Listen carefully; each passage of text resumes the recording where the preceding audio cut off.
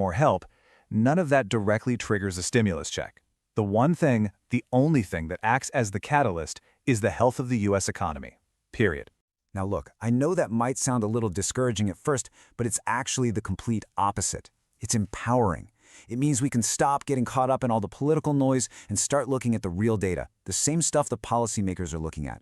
It changes everything from just, hoping for help to actually understanding the conditions that make that help necessary. So, if it's all about the economy, what are those conditions? What should we be looking for? Well, this brings us right to the heart of what we're talking about today, the economic trigger. Let's break down exactly how this thing works. The key idea here is something called an inverse correlation. Now, don't let the fancy term fool you. It's actually super simple. Just think of a seesaw, right? When one side goes up, the other side has to go down. It's the same here. When the health of the economy goes down, the chances of the government sending out stimulus checks goes up. They move in opposite directions. Simple as that. Think about it. When the economy is just humming along, jobs are everywhere, businesses are growing, there's basically zero chance of stimulus. And why would there be? You don't need to stimulate an economy that's already running hot. But when things start to slow down, when the economy looks like it's heading for a recession, that's when the whole conversation in Washington completely changes. So what exactly should you be watching for? Well, here are the big 4 signals. First, rising unemployment claims. That's a big one. When more people are losing their jobs, it's a clear sign of trouble. Then you've got slowing growth and contracting business activity, which just means companies are making less and selling less. But honestly, the real flashing red light to watch for is the Federal Reserve. When they start cutting interest rates, you need to pay attention. They only do that when they see big trouble on the horizon and want to make it cheaper to borrow money to get things going again. These are the headlines that truly matter. And look, this isn't just some theory somebody came up with. The data shows a crystal clear, repeating pattern throughout recent American history. It's kind of undeniable once you see it. Let that sink in for a second. Every single major recession in the modern era has led to stimulus checks. That tells us that these payments aren't random acts of kindness. They're a standard, almost predictable response to a specific crisis, a major economic downturn. The playbook is there, and they've used it again and again. Let's just walk through it. Back in 2001, the dot-com bubble burst, and we had a recession. The response? $300 checks. Okay. 7 years later, 2008, the housing market completely collapses, triggering a massive global crisis. The response? $600 checks. Then, of course, 2020, the pandemic shuts down the entire world. The response? $1,200 checks. Are you seeing the pattern here? A major recession hits, and boom, payments go out. It has happened every single time. But hold on, because if we look just a little bit closer at those numbers, something even more interesting and kind of wild starts to pop out. It's not just that they sent checks, it's the amount of money that tells a whole other story. Okay, so the first time, in 2001, the baseline was set, $300. Then in 2008, when the next big crisis hit, what happened? The amount exactly doubled to $600. And in 2020? You already know where this is going. It doubled again to $1,200. I mean, come on, that's not a coincidence. That is a clear mathematical pattern playing out over 2 decades. Each payment was literally double the one that came before it. All right, so now we're armed with the 2 biggest clues. We know about the economic trigger, and we've seen this incredible historical pattern. So what can we reasonably guess about what might be coming next? This is the million-dollar question, isn't it? If we were to face another major recession in the near future, would the people in charge stick to this exact same doubling pattern that's held true for more than 20 years? Well, if you just follow the math to its next logical step, you double $1,200 and you get $2,400. Now, let's be crystal clear about this. This is not a prediction. It's just pointing out a very curious historical trend. But it is a fascinating pattern to think about, isn't it? All of this really leads to one powerful, simple takeaway. If you want to have a real idea of what's coming, you can pretty much ignore the political shouting matches. The real answers are in the jobs reports, the GDP numbers, and what the Federal Reserve is doing. You now know exactly what to look for. The real signs that history shows us come right before these payments. And here's one final crucial warning. When these things happen, they happen fast. I mean, think back to early 2020. In February, everything seemed pretty normal. By March, the entire world had changed. And by April, checks were already on their way. The shift from a stable economy to a crisis can happen in just a few weeks. When the dominoes start to fall, they fall quickly. So, when you put it all together, History seems to show us that a major stimulus payment isn't really a question of if, but a question of when a recession forces the government's hand. The focus shifts away from waiting for politicians to make an announcement and toward watching the economy itself. So the real question I have for you is, now that you know what to look for, what economic signs will you be watching? You know, there's a question that just keeps popping up, and I see it everywhere. Are we going to get a fourth stimulus check? It's a huge topic online, and honestly, for very good reason. So today, we're going to cut through all that noise and really look at what the economy itself is telling us. So let's just get right to it. This is the question on everybody's mind. And listen, while there's tons of speculation out there, the real answer isn't buried in some political headline. Nope. It's found in the economic data. And that's not an exaggeration. We're talking about this today because for millions of people who are really feeling the financial squeeze, this isn't just some abstract idea. It's a very real daily concern. So let's try to get some real clarity. All right, here's how we're going to break this all down. We'll start with what actually triggers these payments. Then we'll look at a pretty surprising pattern from the past. After that, we'll zero in on the one economic number you need to keep an eye on. And finally, we'll talk about why the next stimulus might look totally different from the last one. Okay, first things first. What actually causes a stimulus check to happen in the first place? It's not random, and it's not just politics. It is a direct, calculated response to one specific event, an economy that's gotten sick. And when we say the economy is sick, we're really talking about a recession. That's the official word for it, right? A major, widespread, and kind of prolonged downturn that hits everything and everyone, from big corporations to your local coffee shop. And this right here is the core idea we need to understand. If you just look back at the last couple of decades, the pattern is crystal clear. Every single major recession has been followed by stimulus checks. Every single time. It's basically become a standard move in the modern economic playbook. Here's a great way to think about it. Imagine the economy is a patient. A recession? That's when the patient gets seriously ill. The lawmakers are the doctors, and their go-to prescription is a big old injection of cash. That's the stimulus, to try and get the patient back up and running. And it makes sense, right? The sicker the patient, the bigger the dose of medicine they're going to need. So let's dig into that history a little bit, because when you actually examine the numbers from past recessions, well, a really fascinating and maybe even predictive pattern starts to show up. Okay, check this out. Back in 2001, after the dot-com bubble burst, the check was for $300. Then in 2008, during that massive financial crisis, it doubled to $600. And then in 2020, with the pandemic, it doubled again to $1,200. Are you seeing the pattern here? Now, if you just follow that doubling logic, the next number in that sequence would be around $2,400. But, and I have to be super clear about this is just an observation of a historical trend. It is absolutely not a guarantee. The actual amount of any future check would depend completely on how severe the economic downturn is at the time. So if a sick economy is the trigger, how do we know when it's sick enough for the doctors to step in? Well, there's one key health report that we can all look at. It comes out on the first Friday of every single month, and it's simply called the Jobs Report. And inside this report, there are a few vital signs. You've got the headline number, the unemployment rate. But just as important is jobs created or lost. Are companies hiring, or are they laying people off? The labor participation rate tells us how many people are even trying to find a job, and average hourly earnings shows if our paychecks are keeping pace with inflation. Altogether, they paint a pretty clear picture of our economic health. So when you start to see that businesses, from the giant corporations all the way down to your local pizzeria, are slowing down their hiring, or worse, starting to let people go, that is a massive warning flare for the whole economy. It means people aren't spending as much, companies are getting nervous, and the whole economic engine is starting to sputter. That is the signal that gets lawmakers to scramble and start seriously talking about what they need to do. But, and this is really important, if they do act again, there's a good chance it won't be a carbon copy of last time. The whole strategy could shift to something much more targeted. See, the last few checks were broad. They went out to a massive chunk of the population.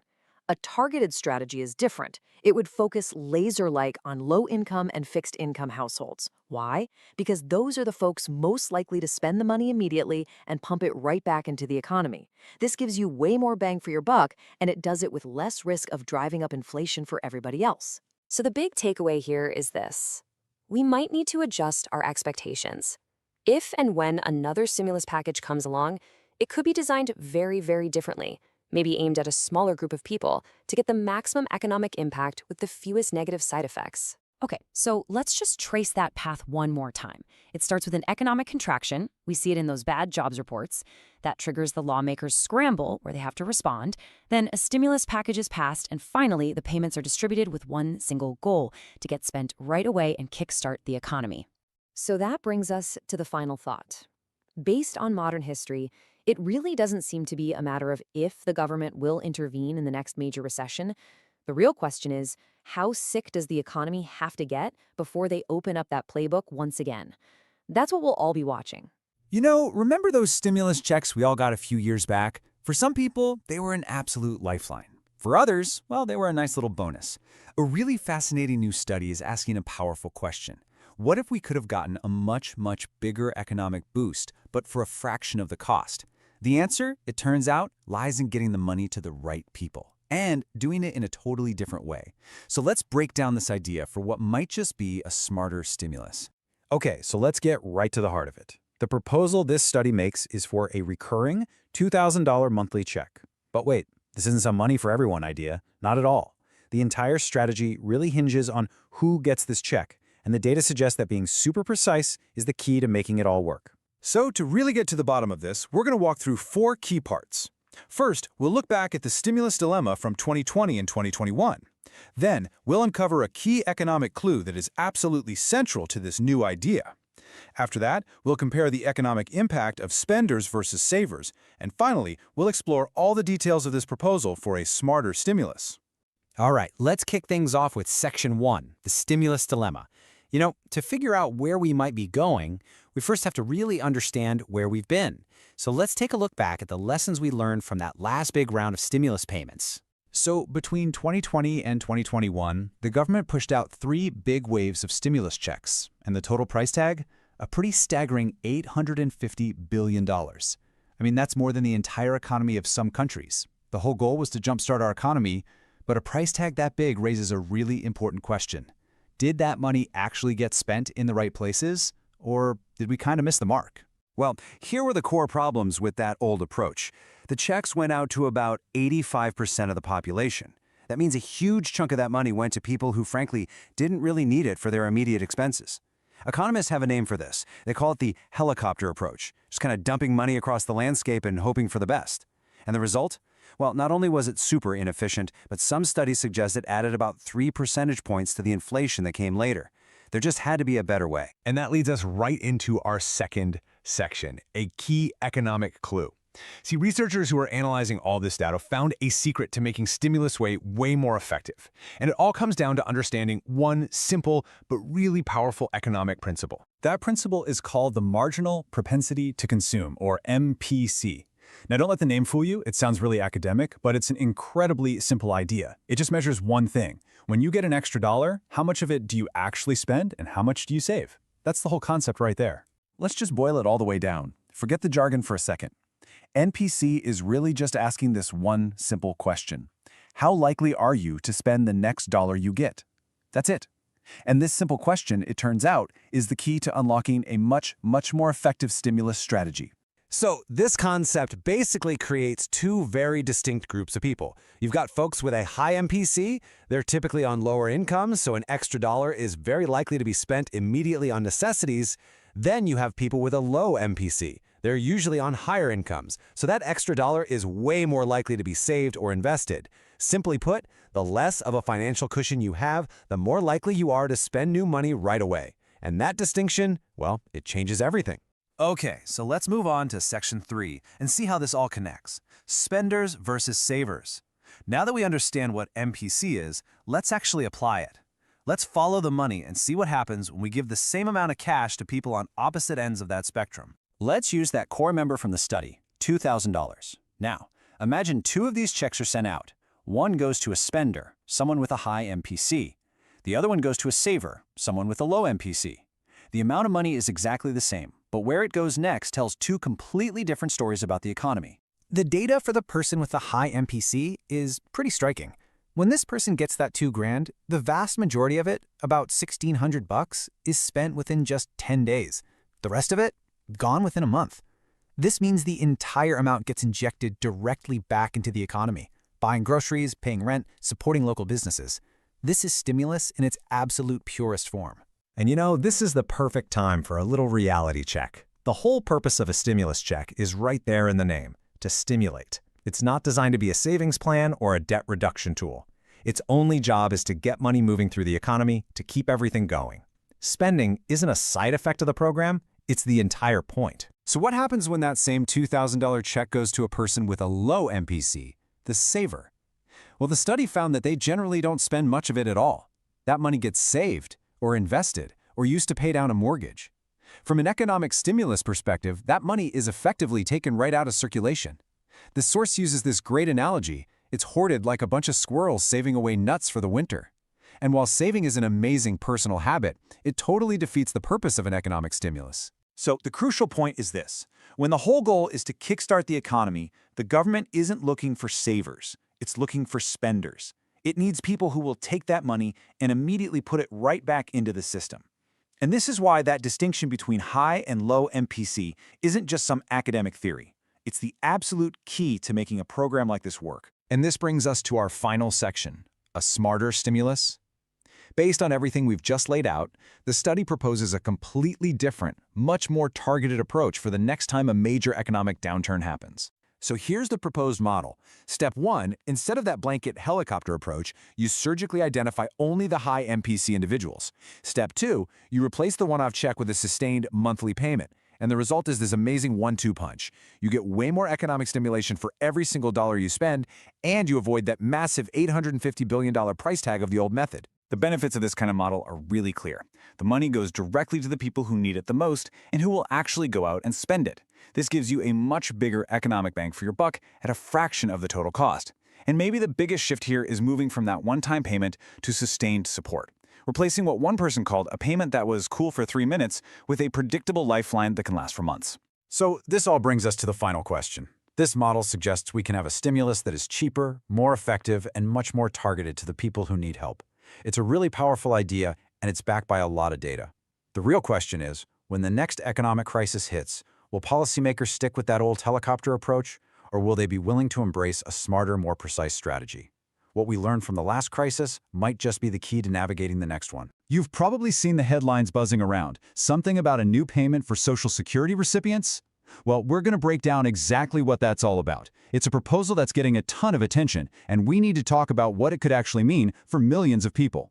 Okay, let's get right into it. Okay, so the number at the absolute center of this whole conversation is this: $1,400. And look, this isn't just some random figure pulled out of a hat. It is the exact amount at the heart of a new proposal aimed squarely at people on Social Security. So what is this really? Well, there's a pretty influential advocacy group called the Senior Citizens League, and they're the ones pushing for what they call a one-time catch-up payment. Now, the key thing to understand right away is that this is not a permanent monthly increase. Nope. It's designed as a special, one-shot payment to give folks some immediate relief. But that leads to the big question, right? Why now? I mean, a proposal for a payment this big, it doesn't just pop up out of nowhere. It's pointing to a much, much deeper problem that advocates say has been brewing for years. So let's dig into the why behind this whole thing. And really, the entire argument. It all comes down to one thing: the cost of living gap. Basically, there's this growing sense that the money seniors are getting just isn't keeping up with what things actually cost day to day. And that gap is getting dangerous. So to really get a handle on this gap, we've got to talk about COLA, the cost of living adjustment. It's that annual raise that Social Security recipients get. And its whole job, its only job, is to make sure your benefits can buy the same amount of stuff this year as they did last year, even when prices go up. On paper, it's supposed to be a perfect system. But in the real world, is it working? Well, according to people like Shannon Benton from the Senior Citizens League, the answer is a big no. She talks about a sharp erosion in what people can actually buy. She's arguing that those yearly COLA raises just aren't keeping up with the soaring costs of essentials. We're talking food, housing, and a big one, healthcare. And listen, this gap is a huge deal because of just how much people depend on these benefits. I mean, look at this. For almost 40% of folks, Social Security isn't just some of their income, it's all of it. It's their entire income. So for that group, when the COLA doesn't cut it, there's literally no other safety net. That's it. Okay, so if we all agree the COLA isn't quite doing its job, the obvious next question is why? What's broken? And that question takes us right into the really technical, nerdy heart of this whole debate. It's all about a disagreement over the formula, the math used to figure out inflation for seniors. Let's break this down, because it can get a little confusing. Right now, the COLA is calculated using something called the CPIW. Now, this index looks at what urban workers are buying. Things like gas for the commute, new clothes for the office. But here's the problem. Advocates say seniors spend their money completely differently. They spend way less on gas and way more on things like healthcare. So they want to switch to a different index, the CPIE, which is specifically designed to track spending for the elderly. It gives a lot more weight to those crucial costs. And you might be thinking, is this just some niche idea? Not even close. When the Senior Citizens League actually surveyed retirees, the support for this change was just overwhelming. I mean, look at that number. A staggering 96% of the people they asked said, yes, the COLA should absolutely be based on how we actually spend our money. And the numbers behind that feeling are pretty grim. You've got 1 in 5 seniors spending over $1,000 a month just on healthcare alone. 4 out of 5 feel like the official inflation numbers are a joke and don't match what they see at the grocery store. And then there's this. 13% of seniors are trying to get by on less than $1,000 a month. That's often below the poverty line. It's a tough reality. So this idea of a one-time payment, it might sound kind of radical, right? But if you look back at our history, it's actually not a completely new concept. This whole conversation is really just the latest chapter in a long story of adjusting benefits when times get tough economically. Yeah, I mean, this idea definitely builds on stuff we've seen before. Remember the Great Recession back in 2009? Social Security recipients got $250 checks then. And just a few years ago, there was a big push for a $200 a month increase. And of course, we all remember the stimulus checks, the economic impact payments during the pandemic. So you see, the idea of sending targeted direct cash, it's been done. So history shows us it's possible, right? The government can step in and send direct help when things get bad. But, and this is a big but, it's really important to remember that just because it happened before doesn't mean it'll happen again. Every single proposal, including this one, has to fight its own battle through the current political and economic climate. Okay, so we've covered the what, the $1,400 payment, we've covered the why, the COLA gap, and we've looked at the history. Now let's pull it all together. Where does this proposal actually stand today? And, let's be honest, what are its chances of happening? You really have to understand how something like this becomes a reality. It's a journey. Right now, we are at the very beginning, steps 1 and 2. You have an advocacy group making a suggestion, and the media is talking about it. That's great. But for this to turn into actual money in someone's bank account, it needs to become a bill. That bill has to pass the House, and it has to pass the Senate. Then it has to be signed by the president. That is a very long and tricky road. All right, so let's boil this whole thing down. What are the most important things to remember? Number 1, and this is the big one, this is just a proposal. It is not a law. Number 2, it's designed for all Social Security recipients. That means retirement, SSI, and SSDI. 3, the whole argument is that the current COLA formula is broken because it doesn't reflect what seniors actually spend money on. And finally, number 4, the fix they're suggesting has 2 parts. Change the formula for the future and give everyone a one-time payment to make up for the past. That's the whole shebang. And all of this really leaves us with a much bigger, more fundamental question to think about. I mean, this whole $1,400 idea, it's just one possible answer to a huge challenge. As our economy keeps changing and the cost of everything keeps changing, how do we make sure our most important safety nets, things like Social Security, are changing right along with it? That's the real conversation, and it's one we're definitely going to be having for a long time. You know, if you try to keep up with the news about Social Security, wow, it's a lot. One minute you hear about benefit cuts, and the next it's all about increases. It can make your head spin, right? So in this explainer, we're going to slice through all that confusion. We'll get right to the facts, separating what's actually happening right now from what's just being proposed for the future. All right, let's just ask the big question right up front. Is Social Security sending you more money? Well, the answer's a little complicated. For some people, yes, and for others, it's still a big debate. There's one major change that's already law and has led to significant payouts for a specific group of people. For everyone else, there are other big ideas on the table. Our goal today is to show you exactly what's what. Okay, so here's our roadmap for today. Now we're looking ahead to what's on the horizon. let's dive into some other big legislative proposals that could mean more money for a lot more people down the road. Right now, there are really two big ideas floating around for a future raise. On one side, you have the Social Security Expansion Act, a proposal from Senator Bernie Sanders. It's pretty straightforward. Give everybody on Social Security an extra $200 a month. And to pay for it, raise taxes on the highest earners. On the other side is a more targeted approach. The idea here is to send those extra checks only to the lowest income beneficiaries. The theory is that they're the most likely to spend that money right away, giving the economy a more immediate jolt. And just to put that first idea into real numbers, an extra $200 a month comes out to $2,400 a year. That would be a serious increase for every single person receiving benefits. But, and it's so important to remember this is still just a proposal. It has not been passed into law.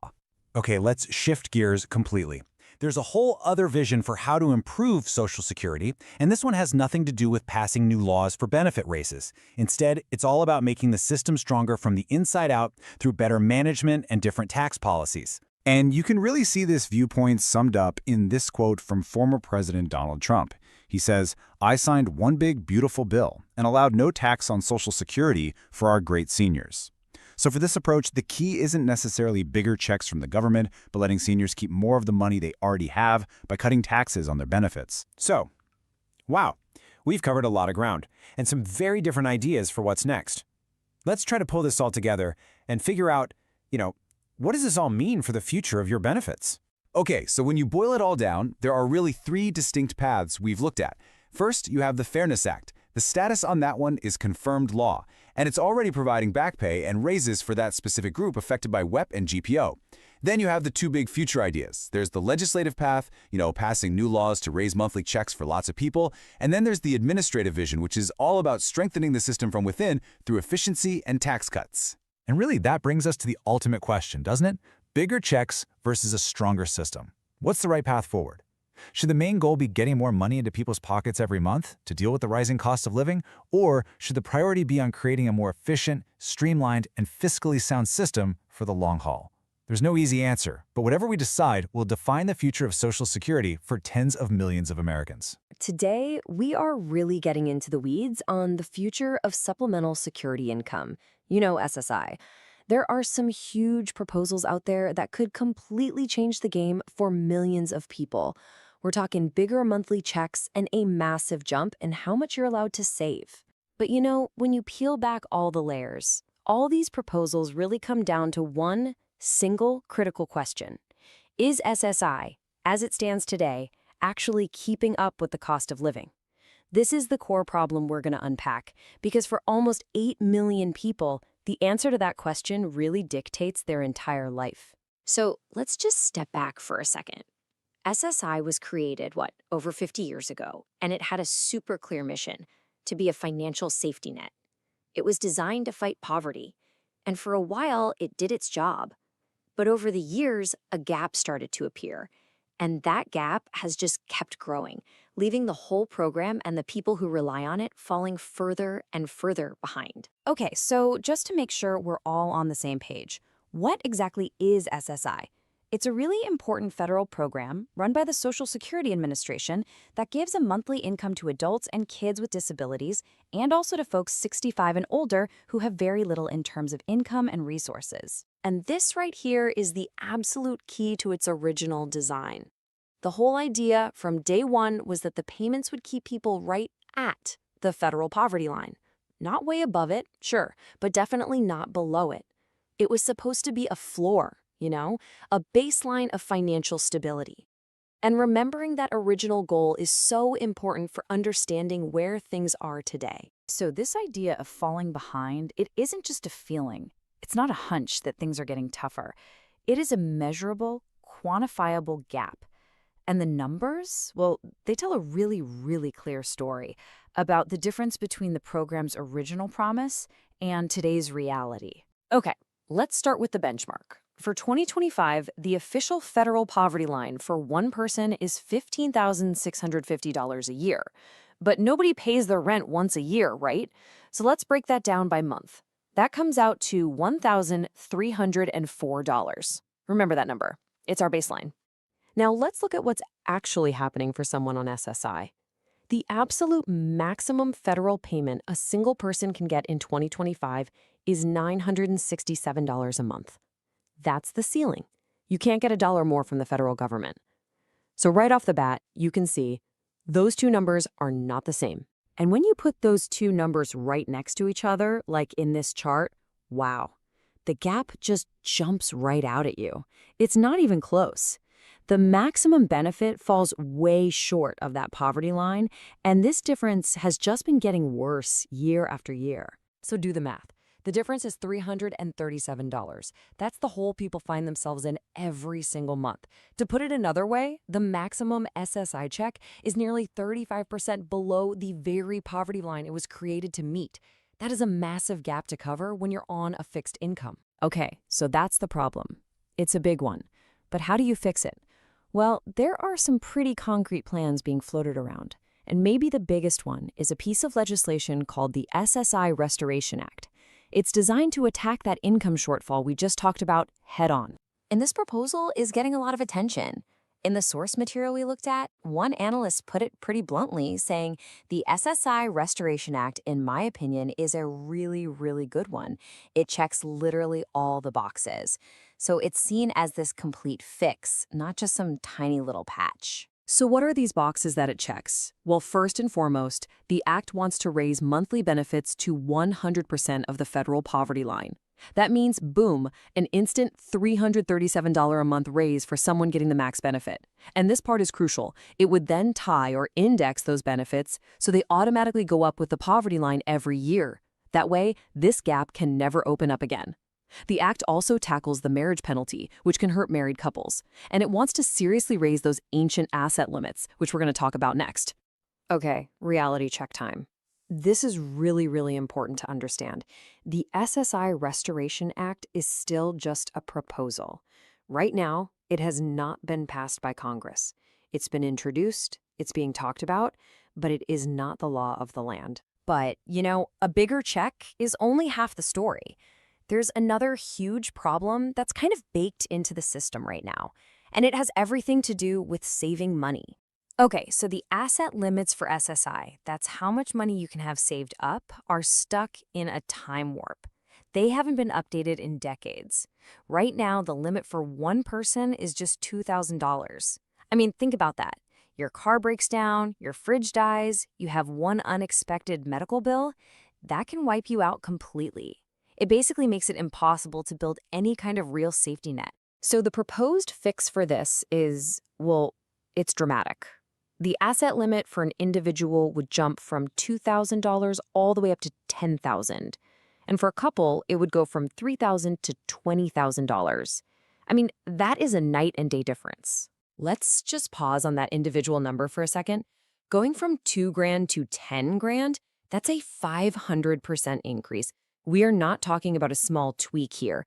This is a massive shift in policy, basically admitting that the financial world of today is nothing like it was when these old limits were set. And what does that really mean for someone's life? It's not just about the numbers. It's about security. It's about having that peace of mind that comes from knowing you have a rainy day fund. It means you could actually save for an emergency without that constant fear of losing the very benefits you need to survive. Okay, so we've got these two huge ideas on the table. One to boost monthly income, and one to raise the savings limit. But what does it all mean? You know, how does a plan like this go from being an idea to being a reality? Well, it all comes down to the process in Washington. First, lawmakers have to introduce the bills, which, yep, they've already done. After that, the bills have to get debated in committees and then eventually get voted on by both the House and the Senate. If, and that's a big if, a bill passes, then it goes to the Social Security Administration to actually put the changes into effect. But it's key to remember where we are right now. These are all still just proposals on paper. All right, so let's just do a quick recap of the whole shebang. We're talking about 4 big things. 1, bigger checks, with that $337 monthly boost to get up to the poverty line. 2, higher savings with that 500% jump in the asset limit. 3, fairer rules, getting rid of that penalty for married couples. And 4, future-proofing the system by tying benefits to the poverty line so this whole mess never happens again. When you step back and look at it, these proposals are really a total rethinking of what SSI is and what it does. They're trying to bring it back to its original promise of being a real anti-poverty safety net. But the million-dollar question remains, is there enough political will to make these big plans a new reality for the millions of Americans who rely on it? And that's what we'll all be watching. Okay, let's talk about a pretty wild idea. What if every single person on Social Security got the exact same check every month? I mean, not based on how much you earned during your career, but just one flat amount for everyone.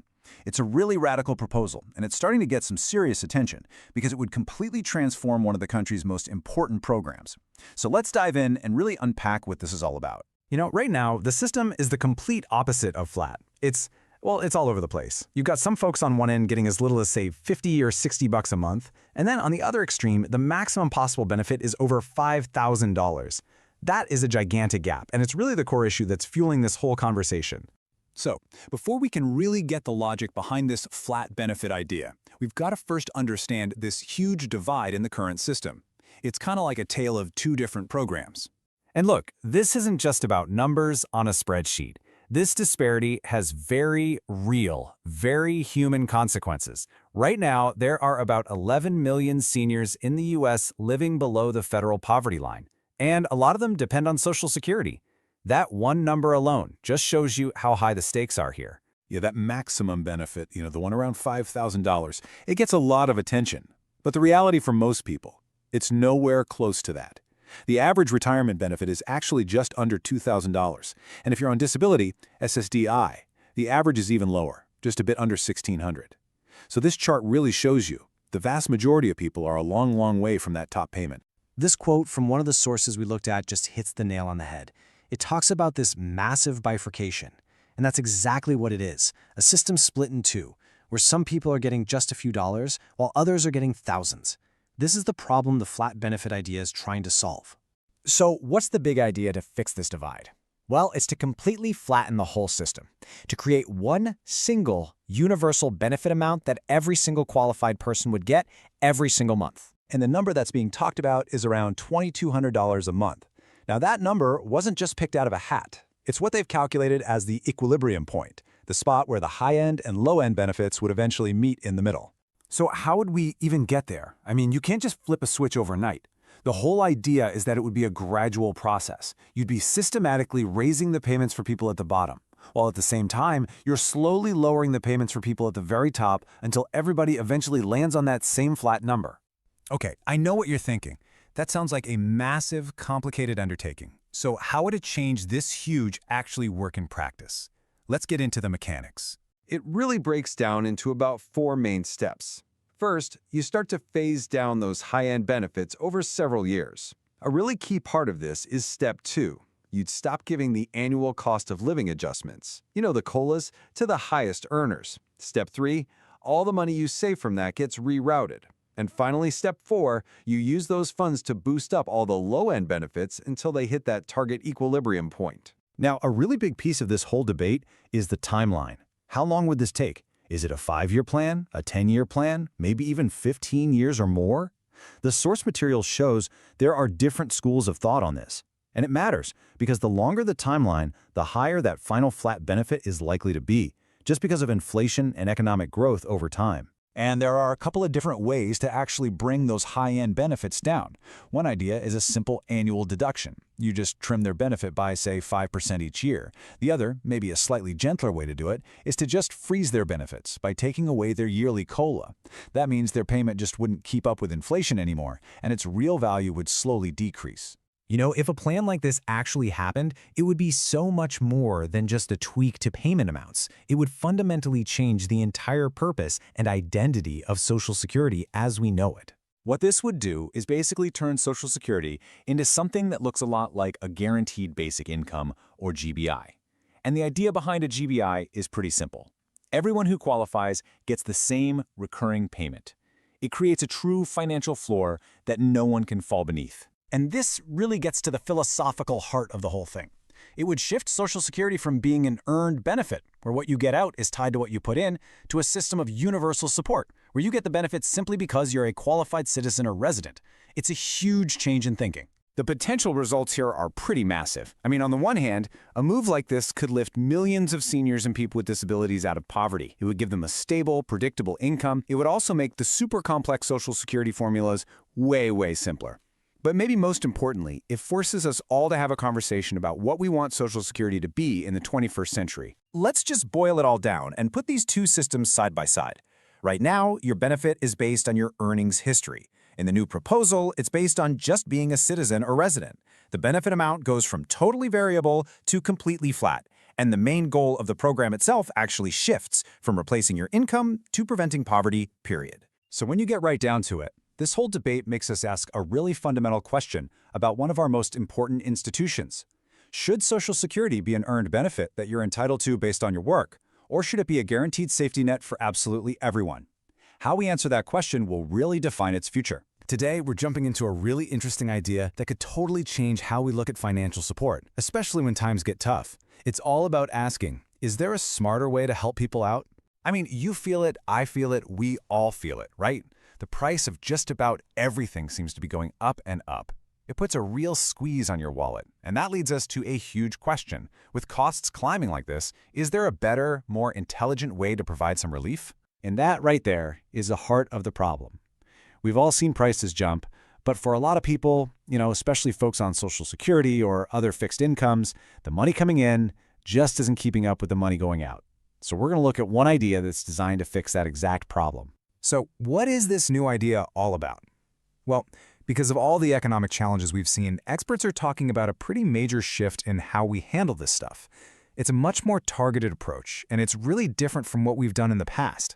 The big number at the center of this whole proposal is $2,000. And no, not just as a one-off payment, but as a regular monthly check.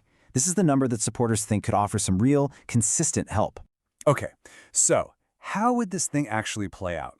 Well, the idea is for these ongoing monthly checks, but, and this is the key difference, they wouldn't go to everybody.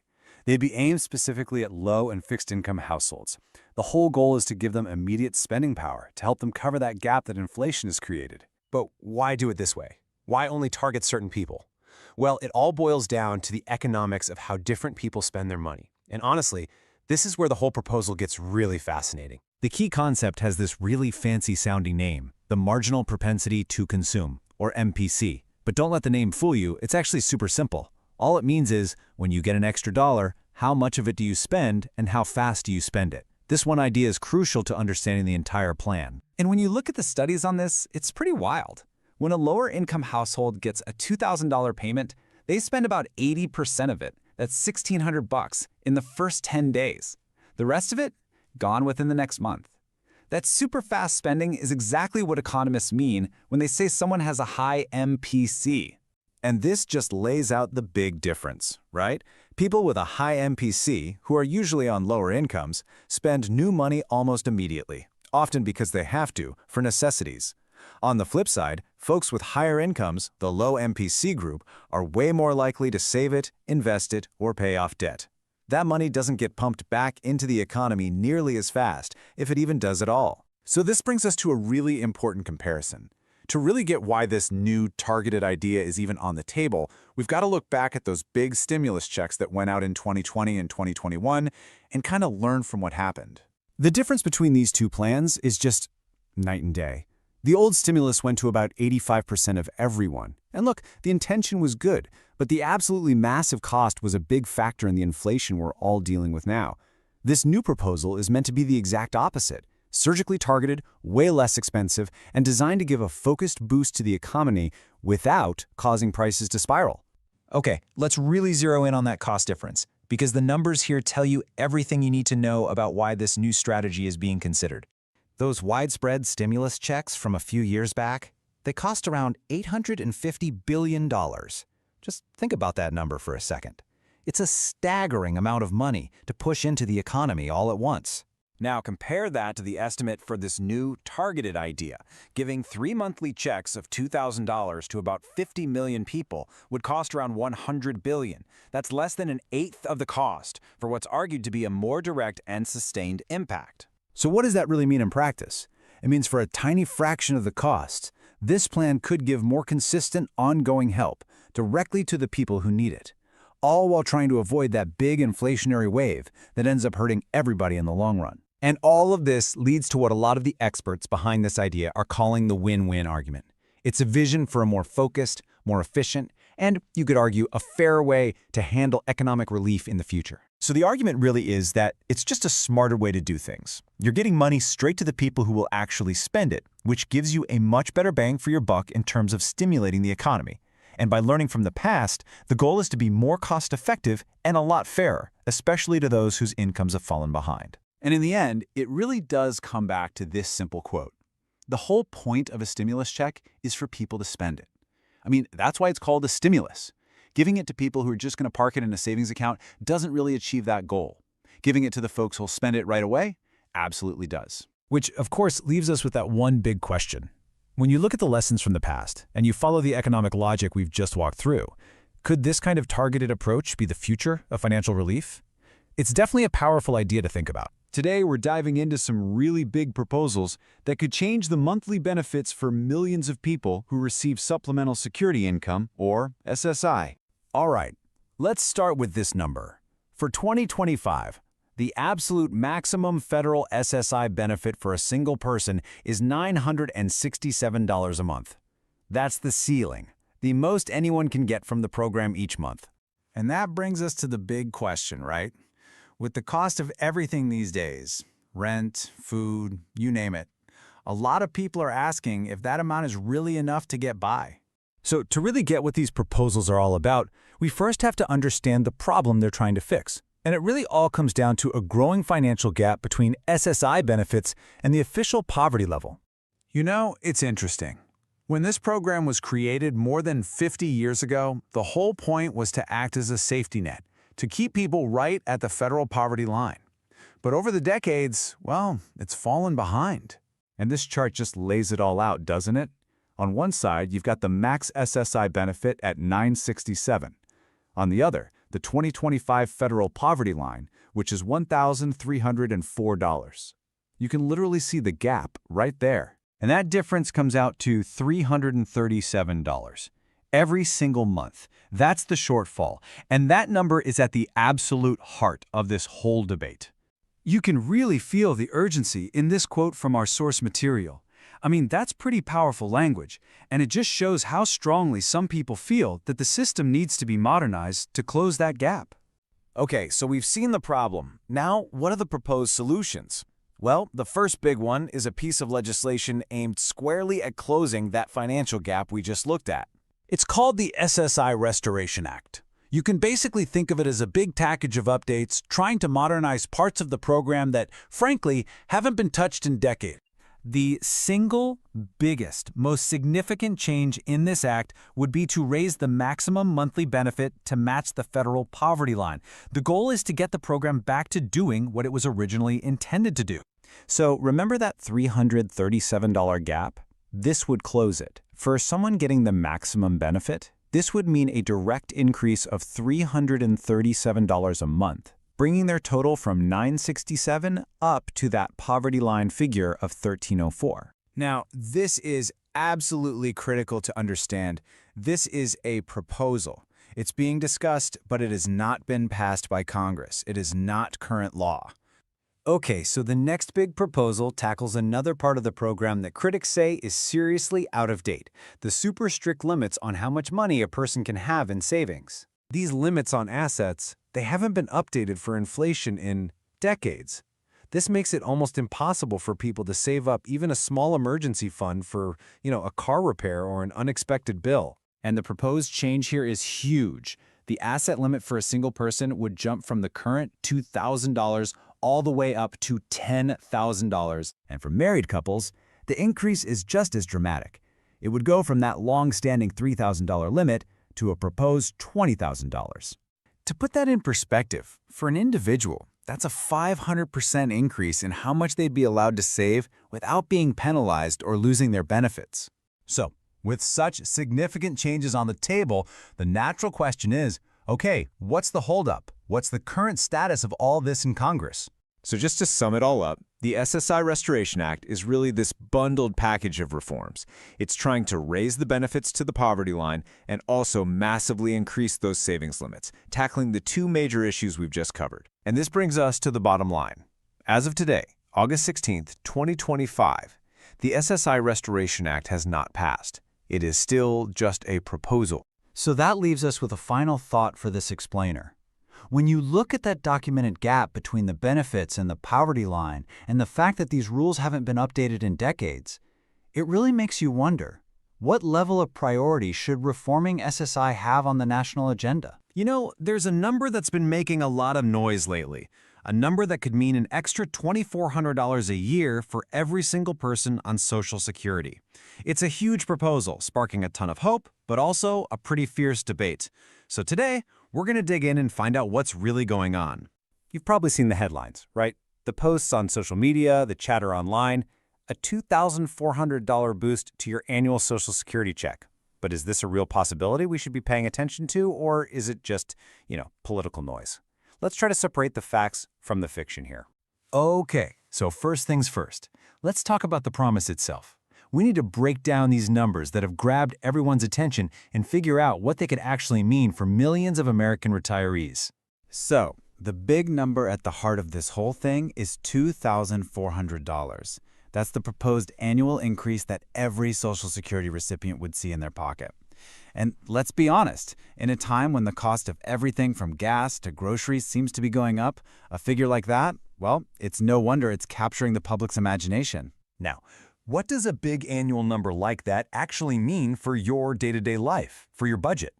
Well, if you break it down, it comes out to an extra $200 every single month. For a lot of folks, that's not just some small bonus. That could be a game changer. That could be the difference needed to cover utility bill, afford prescriptions, or just have a little more breathing room without all that financial stress. It's that monthly figure that makes this proposal feel so real and so appealing. So where did this idea even come from? It's not just a number somebody pulled out of thin air. It's actually rooted in a formal piece of legislation that's making its way through Washington, D.C. right now. The whole proposal comes from a bill called the Social Security Expansion Act. This is the official legislation that's been introduced in Congress, and its main goal is to make this increase a reality. And that's a really key point. This isn't just a talking point, it's a defined proposal with a very clear objective: boost benefits by $200 a month. Of course, this immediately brings up the biggest question you can ask with any new spending. Who's going to pay for it? Well, the proposal's answer is to adjust the Social Security payroll tax cap. Right now, there's a ceiling on how much of a person's income gets taxed for Social Security. This act would raise that cap, or maybe even get rid of it altogether. That means high-income earners would end up contributing on a much, much larger portion of their earnings. As you can probably guess, this is one of the most controversial parts of the whole plan. To really get a feel for the real-world impact, just look at the average person receiving benefits. Right now, their monthly check is around $1,800. With this boost, it would jump up to $2,000. That's about an 11% increase, which is pretty significant. And what this chart doesn't even show is that for people who are on minimum benefits, the impact would be proportionally even bigger. We're talking potentially life-changing. Okay, so now we have to make a big shift from talking about what the proposal is to whether it could ever actually happen. Because while the idea of an extra $2,400 a year sounds fantastic, its path to becoming law is, to put it mildly, filled with some major political and economic roadblocks. Yeah, the road to this becoming a law is incredibly steep. First, politically, it's facing just deep divisions in Congress.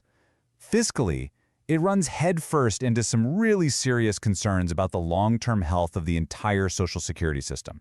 And then you've got the logistical side, potential delays, these really complex questions about fairness between generations, and even unknown ripple effects on other government benefits. It's a lot to tackle. Let's just break down the debate a little. On one hand, supporters argue, pretty passionately, that this boost is absolutely essential to help seniors keep up with the rising cost of living. They also say, hey, putting more money into the hands of 70 million people, that would be a huge stimulus for the economy. But on the other side, you've got critics raising all sorts of alarms. They're saying it's fiscally irresponsible, and they're worried that injecting billions of dollars into the economy could actually fuel inflation. They also bring up that concern that it puts an unfair financial burden on younger generations who have to foot the bill. It's also really important to manage our expectations about timing. Even in the absolute best-case scenario, the journey from a proposal to an actual payment in your bank account is a long one. A bill gets introduced, then it faces this lengthy, often really contentious debate in Congress. It would almost certainly be changed and modified through compromises. Only after all of that, maybe, it gets approved. And even then, implementation would probably be phased in over time. The big takeaway here? No one should expect to see an extra $200 in their check anytime soon. And you know, this quote from the source material really gets to the heart of the matter. This whole conversation we're having about a $2,400 boost is really a symptom of a much larger issue. The Social Security system as a whole is facing a crisis, and it desperately needs reform. The question isn't just about this one proposal, it's about how we're going to ensure the entire system stays solvent for our kids and grandkids. Okay, so with all this uncertainty floating around, what does any of this mean for your own financial planning? Let's step beyond the headlines for a minute and focus on what you can actually control. This is such a fundamental point, and it often gets lost in these kinds of debates. It's really worth remembering that when Social Security was first created, it was designed to be one part of a three-legged stool for retirement, right alongside personal savings and pensions. It was never ever meant to be the only source of income for retirees. And keeping that context in mind is absolutely essential for responsible financial planning. Relying on political promises is a really risky strategy for something as critical as your retirement. Taking proactive control of your own financial security, that is the most reliable path forward no matter what happens in D.C. You go online and it seems like everyone is talking about one thing. Is a fourth stimulus check on the way? Well, the real answer, it turns out, isn't a simple yes or no, and it's definitely not a date on a calendar. Today, we're going to dig in and figure out what actually needs to happen for another check to even be a possibility. Okay, so this is it, right? This is the big one, the question on everyone's mind, and it's especially critical if you're on a fixed income, Social Security, SSDI, VA benefits. That hope for another payment is really, really strong. But to get a real answer, we've got to look beyond the headlines and get a handle on the economic reality of the situation. And honestly, this is the most important idea to grasp. A stimulus check isn't some scheduled payment. It's not a holiday bonus. It's an emergency tool, like a fire extinguisher in a glass case. Lawmakers don't just wake up one day and decide to send out money. Something major has to happen to force their hand. So the question isn't when, it's why. And that why? It's all about the health of the U.S. economy. So what are these big economic triggers? If you look back, every major stimulus payment we've ever gotten has been a reaction to a crisis. It's never proactive. So to figure out what might be coming, we have to learn to watch the same economic vital signs that the folks in Washington are looking at. I love this analogy because it makes it so clear when the economy, our patient, is healthy and doing well, you don't give it medicine, right? Of course not. But when it gets sick, when it slides into a recession, that's when lawmakers reach for the medicine cabinet. And that stimulus is the dose they use to try and get things moving again. The sicker the patient, well, the bigger the dose of medicine. Now, of all the vital signs they check, the job market is, without a doubt, the most critical. It's the big one. See, when people are working, money is flowing, the economy is humming along. But the second you see widespread layoffs and rising unemployment, that is a massive flashing red flag that the entire system is in trouble. That's the one thing that gets everyone's attention. And the way we measure this is with something called the official jobs report. You might hear it on the news as the non-farm payroll report. It comes out on the first Friday of every single month, and it gives us this incredibly detailed picture of what's happening with jobs all across the country. So what's actually in this thing? Well, first, it's got the national unemployment rate. Is it going up, down? That's huge. Then it tells us exactly how many jobs were created, or, and this is the scary part, how many were lost that month. It even looks at average hourly earnings. Are people's wages growing, or are they stuck? And finally, the labor force participation rate. Basically, what percentage of Americans are actually working or trying to find work? If you see all these numbers turn negative and stay negative for a few months in a row, that's the clearest sign that our patient is getting sick. And this isn't just some abstract theory. If we look back at recent history, there's an undeniable pattern. Major economic problems have been followed consistently by stimulus payments. It's like a playbook they've used over and over again. Just look at this timeline. It lays it out perfectly. Back in 2001, after the dot-com bubble burst, the government sent out $300 checks. Then you fast forward to 2008, the huge housing crisis, the Great Recession. That amount doubled to $600. And then, of course, 2020. The pandemic shuts down the entire world economy, and that first check was $1,200. See the trend? Every single time a massive economic crisis was followed by cash payments directly to the people. You see it, right? It's not just that they sent checks. Look at the amounts. From 300 to 600, it doubled. From 600 to 1,200, it doubled again. Now, look, history isn't always a perfect predictor, but that's a pretty interesting trajectory. It suggests that with each new crisis, lawmakers felt the need for a bigger and bigger dose of that economic medicine. So, does this mean the next check would automatically be $2,400? Well, not so fast. This is just us looking at a historical pattern. It's pure speculation. Any future amount would depend entirely on how bad the next crisis is. A mild recession might only call for a small check, but a really deep economic collapse, a number like this could definitely be on the table. The size of the check is always tied to the size of the problem. And that brings us to another really critical idea. It's not just about how much money, it's about how it's sent out. See, the last few rounds of checks went to something like 85% of all Americans. But there's a growing argument that maybe, just maybe, that broad shotgun approach isn't the smartest way to do it. Let's compare these two ideas. Broad relief, that's what we're used to, goes to almost everybody. The problem is, a lot of people who get it don't really need it, so they save it. That doesn't help the economy, and it can actually push inflation higher. The other idea is targeted relief. This would focus the money only on low and fixed income folks, the people who are guaranteed to go out and spend it right away on necessities. This gives you way more bang for your buck with less risk of inflation. It could even mean multiple smaller payments over time instead of just one big one. And that is the absolute fundamental truth of all of this.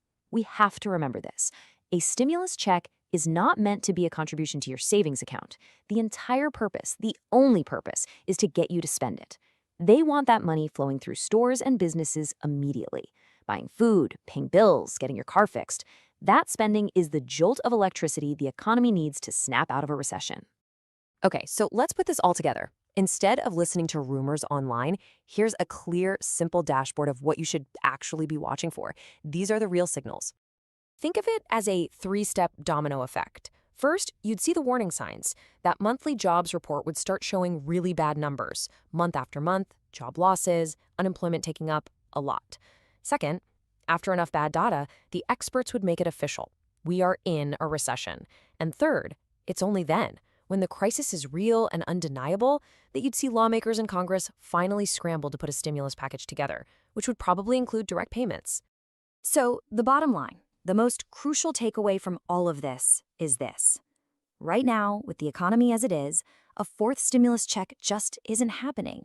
The trigger isn't an online petition, it's not a politician's promise. The only trigger is a real, measurable, and significant economic crisis, one that's bad enough to force Congress to act. Understanding this lets you see past all the noise and know exactly what to look for. And that kind of leaves us with one last big question to think about. We've seen the stimulus playbook change over time, right? The amounts got bigger, and now we're talking about new, more targeted strategies. So as our economy keeps evolving and faces new and different challenges, how will the government's medicine have to adapt to actually keep working? Something to think about. If you're one of the tens of millions of Americans who get Social Security, there's a new proposal making some serious waves that you really need to hear about. An advocacy group is pushing hard for a pretty significant one-time payment for everybody who gets benefits. So in this explainer, we're going to break down exactly what this proposal is, why it's even on the table right now, and what it could all mean for you. So let's just cut right to the chase. The number at the very heart of this whole conversation is $1,400. Now, this isn't some new monthly increase or a tiny adjustment we see every year. Nope, this is a proposal for a single, direct payment. The whole point is to provide some immediate financial relief. It's a pretty big number, and it's meant to tackle a financial strain that, according to proponents, has been building up for years now. So who would actually get this money? Well, the proposal isn't just for one small group. It's designed to cover absolutely everyone who receives Social Security benefits. That means retirees, of course, but it also includes folks on Supplemental Security Income, that's SSI, and Social Security Disability Insurance, or SSDI. The whole idea is to give a big, broad-based boost to all beneficiaries who are trying to make ends meet on these fixed incomes. Okay, so why now? Why this big push for a $1,400 payment all of a sudden? Well, the answer really gets into a long-running debate over something called the COLA, the Cost of Living Adjustment. The people behind this payment argue at the system we're using right now to adjust benefits for inflation, well, they say it's fundamentally broken and that millions of people are falling further and further behind because of it. Every year, Social Security benefits get a little bump, a percentage increase, to help people keep their buying power as the prices for, well, everything go up. That's the COLA. And in theory, it sounds like a perfect system, right? If your rent, your groceries, and your gas all get more expensive, your benefits should go up to match. But, and this is a big but, the core argument of this new proposal is that in the real world, it's just not working that way at all. The main voice you're hearing behind this push is a nonpartisan group called the Senior Citizens League, or TSCL for short. For years, they've been making this case that the annual COLA increases are, to put it simply, just not enough. They argue there's this growing gap between the benefit increases people get in their checks and the actual real-world inflation they're facing, especially for the big things like housing, food, and of course, healthcare. And this right here gets to the technical, kind of nerdy heart of the problem. See, the current COLA is calculated using something called the CPIW. It basically tracks the spending habits of younger, working-age people in cities. But critics, like the TSCL, say that's a huge flaw. Why? Because the spending habits of a 40-year-old office worker are completely different from a 75-year-old retiree. For example, seniors spend a much bigger chunk of their income on healthcare, a cost that the CPIW barely registers. So the TSCL wants to switch to the CPIE, which is based on the spending of the elderly. They say this would finally give a true picture of the inflation seniors are up against and lead to much fairer benefit increases. In this quote from Shannon Benton, the executive director at TSCL, it really frames the whole issue perfectly. For years and years, beneficiaries have been saying, hey, my costs are going up way faster than my benefits. This quote flips the whole script. It says, instead of doubting the lived daily experience of millions of people on fixed incomes, maybe, just maybe, it's time to admit that the tool we're using to measure their costs is the thing that's actually broken. So moving beyond all the technical arguments about inflation and indexes, what's the real-world evidence for this payment?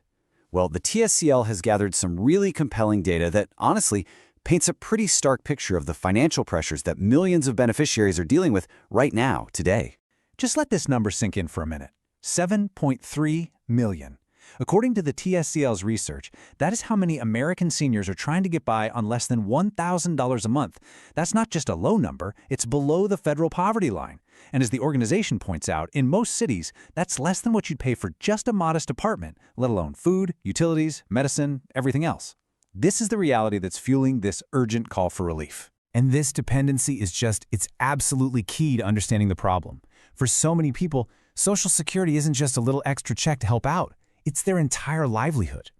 This research shows that for nearly 4 out of every 10 beneficiaries, Social Security isn't just part of their income, it is 100% of their income. So when that's your only source of money, even a small gap between your benefit increases and the rising cost of living can be completely devastating. And when you look at the opinions of the beneficiaries themselves, the message is crystal clear. A survey by the TSCL found just overwhelming support for changing how the COLA is calculated. We're talking 96% in favor of using an index like the CPIE that actually reflects their spending. The survey also found that 1/5 of seniors are spending over $1,000 a month just on healthcare. And maybe the most telling part, 4 out of 5 felt that inflation was way higher than the official numbers the government was reporting.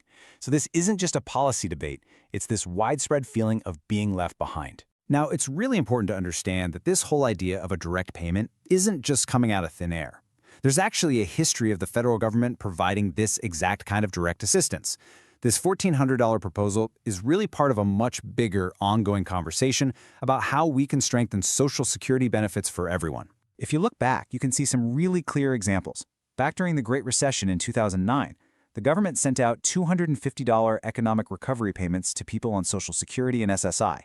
And of course, much more recently, during the pandemic, millions of us got those economic impact payments, the stimulus checks. The TSCL points to these examples as proof that when things get economically uncertain, the government can and has stepped in with direct financial help. This new proposal fits right into that pattern. And this proposal for a one-time payment, it's not the only idea out there for boosting benefits. Not by a long shot. There have been several other pretty big plans discussed recently. For example, Senators Bernie Sanders and Elizabeth Warren brought back the Social Security Expansion Act. That's a bill that would increase benefits by $2,400 a year, so $200 every month. And similarly, during his 2020 campaign, Joe Biden also proposed a $200 per month increase. This all just goes to show that the push for a $1,400 check is part of a much wider call from a lot of different people to provide more substantial support.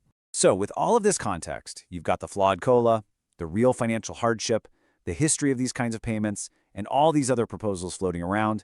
We finally get to the big question. We have this compelling proposal on the table. So what happens next? Where does this whole idea go from here? Okay, this right here is the most important thing to clarify right now. The $1,400 catch-up payment is a proposal from the Senior Citizens League. It is not a bill sitting in Congress, and it is definitely not a law. It's an idea that's being pushed by a very influential advocacy group to spark a conversation and, frankly, to put some pressure on lawmakers. The goal is to get this concept onto the legislative agenda, but as of today, that's what it is, a proposal. So let's do a quick recap of the key takeaways from all this. First, a major advocacy group, the TSCL, is pushing for a one-time $1,400 payment. Second, this is a direct response to the cost of living adjustments that they say just haven't kept up with real-world inflation for seniors. Third, their case is backed up by some pretty stark data on financial hardship. And finally, this kind of direct payment isn't new. It has been used before during tough economic times. And that leaves us with this final really crucial question. This $1,400 proposal, it's a potential short-term fix for a very long-term problem. And whether this specific plan ever moves forward or not, the underlying issues, how do we accurately measure inflation for seniors? How do we make sure benefits provide a dignified standard of living? Those questions aren't going away. It really forces all of us to think bigger. As our economy keeps changing, how does this fundamental pillar of our social safety net need to evolve right along with it? This whole debate has proven one thing for sure. Millions of seniors are struggling financially. But is another benefit increase the real long-term answer?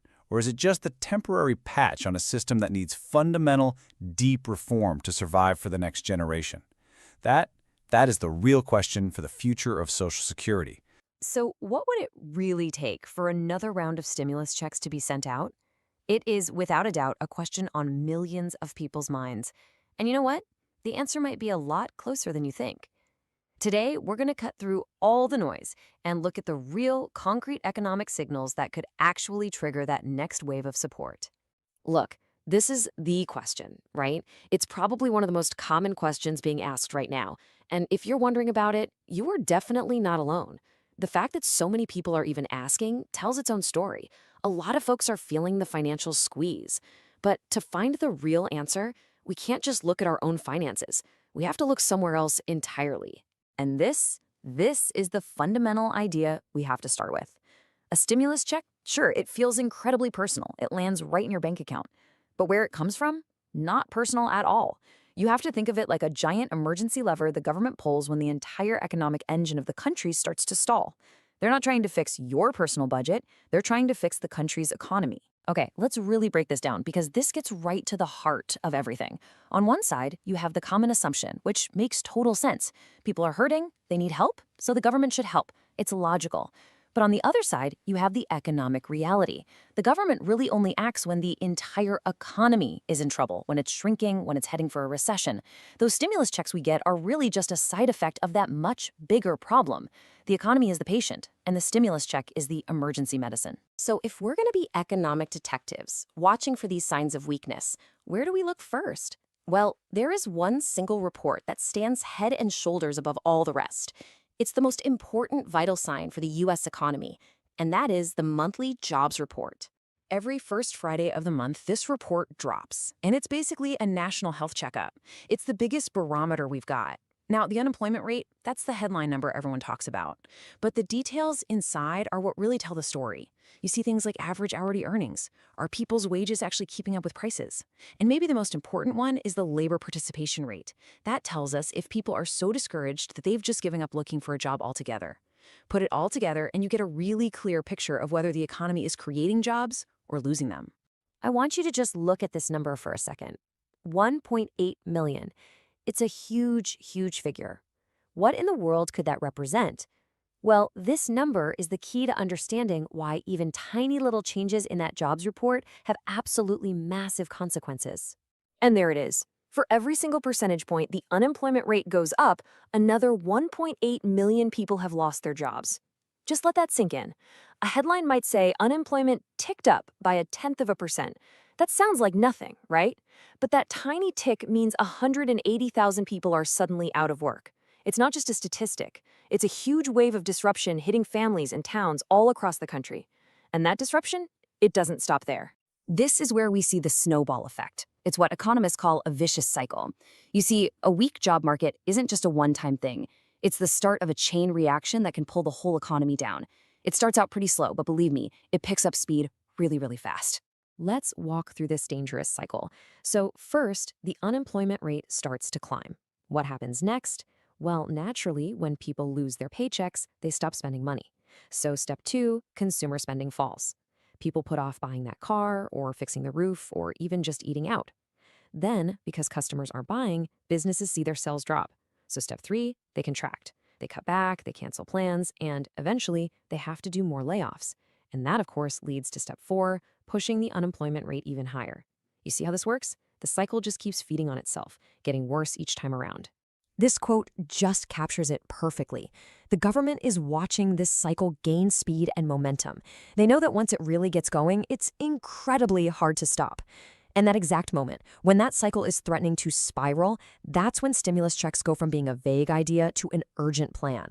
The whole point of a stimulus check is to jump right into step 2, to boost consumer spending and try to break that cycle before it gets any worse. So the jobs report is signal number 1 for sure. But there's another really crucial indicator that tells the same story: what the Federal Reserve is doing with interest rates.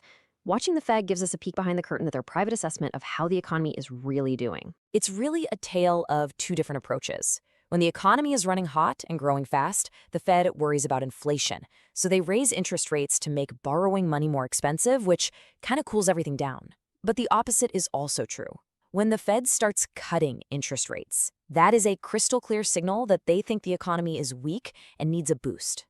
They're making it cheaper to borrow money to try and get businesses and people spending again. And this brings us to a super important rule of thumb. When you see the Federal Reserve start aggressively cutting interest rates, even if officials are on TV saying the economy is strong, you need to pay attention to what they do, not what they say. Those rate cuts are a hidden signal. They're a quiet admission that behind the scenes, the data they're looking at is worrying enough to step in. They're trying to get ahead of a bigger problem. And this isn't just some abstract theory. This link between a weak economy and a big government response is a very well-established pattern. In fact, if you look back at every major recession we've had in recent memory, the playbook is remarkably consistent. I mean, the historical record here is undeniable. In 2001, after the tech bubble popped, boom, we got stimulus checks. In 2008, during the Great Financial Crisis, boom, stimulus checks. And in 2020, when the pandemic started, boom, we got multiple rounds of stimulus checks. Every single major economic downturn in the last 25 years has been met with the exact same response. It's just become a standard tool in the economic toolkit. This quote from one of the sources just says it all, doesn't it? The response is predictable. When the economy hits a major wall, rising unemployment, shrinking growth, the government and the Fed act. They cut interest rates and they send out money. History shows us this isn't really an if question anymore. It's a when question. Now, a lot of us think the government is just too slow to react. But when a real crisis hits, they can move with incredible speed. Let's just look at the example from late 2020. A stimulus bill was signed into law on December 28th. The very next day, December 29th, direct deposits were already starting to hit people's bank accounts. Within a week, almost everyone had their money. The point is, the system is already built. When they decide to turn on the faucet, the money can flow almost immediately. So, this really brings us to the ultimate takeaway. We need to shift how we think about this. The real question isn't if the government will do this again. History tells us they will. The real question is, what's the pain threshold? How bad does the economy have to get? How high does unemployment have to climb before they're finally forced to pull that lever one more time? By understanding these signals, the jobs report, what the Fed is doing, the historical pattern, you're now equipped to watch the economy for yourself. So the next time you see a headline about the unemployment rate ticking up, you'll know it isn't just a number, it's a signal. And the real question is, how many more of those signals will we need to see before action becomes inevitable? Today, we are diving deep into a really critical conversation that's happening right now about the financial health of millions of American seniors. With costs going through the roof and benefits just not keeping up, there are two major ideas on the table. One is a one-time stimulus-style payment for some quick relief. The other, a permanent change to how Social Security benefits are calculated for long-term stability. Let's get into it. I want to start with just one number. Look at this, 5 million. It's a massive figure, and honestly, it represents a very real and growing crisis that we just can't ignore. So, what does 5 million mean? Well, that's the estimated number of seniors whose Social Security checks will fall below the poverty line by next year. This isn't some far-off problem, it's right around the corner. And it's a financial reality that is sparking a huge conversation all across the country about how we can provide some real, meaningful support. All right, so here's our roadmap for this explainer. First, we're going to break down the financial squeeze that so many seniors are feeling. Then, we'll dig into why the system that's supposed to help, that annual cost of living adjustment, or COLA, is actually falling short. From there, we'll look at the two big solutions being proposed, a one-time payment versus a permanent fix. And finally, we'll see where this whole debate is headed. Okay, let's get to the heart of the problem, this day-to-day financial squeeze. For millions of retirees, that Social Security check was supposed to be a rock of stability. But now it feels like it's shrinking every month, even if the number on the check is the same. It's creating this intense, constant financial pressure. You know, this quote from the Senior Citizens League really hits the nail on the head. A sharp erosion in their purchasing power. What does that actually mean? It means the money you have just doesn't go as far. The same $100 bill that used to cover a week of groceries now barely covers a few days. That gap between income and the actual cost of living is just getting wider and wider. And look, this isn't some abstract economic theory. It has real-world consequences. We're talking about seniors having to choose between paying their rent and buying medicine. We're talking about falling behind on home payments or stressing about the utility bill. And a huge piece of this puzzle, as the source material points out, is the sky-high cost of healthcare. Some seniors are shelling out over $1,000 a month out of pocket, even with Medicare. So, you might be thinking, wait a minute, isn't there a system for this? Don't they adjust benefits for inflation every year? And the answer is yes, they do. But a huge part of the problem is how they calculate that adjustment. It's called the cost of living adjustment, or COLA. On paper, it's a fantastic idea. Every year, benefits get a bump to help people keep pace with rising prices. Sounds perfect, right? Well, in practice, there's a fundamental flaw in the machine. And this, right here, this is the core of the issue. The current COLA is based on something called the CPIW. It tracks the spending habits of younger, working-age people. But think about it. The budget of a 35-year-old is completely different from a 75-year-old's, right? The current formula barely accounts for seniors' biggest expenses, especially healthcare. The proposed fix is to switch to the CPI-E, an index designed specifically for the elderly. It would actually track what seniors spend their money on, which could lead to much more realistic benefit increases. And here's what that flawed calculation looks like in the real world. This year's 2.5% COLI increase? For a lot of people, it was completely eaten up by the jump in Medicare Part B premiums.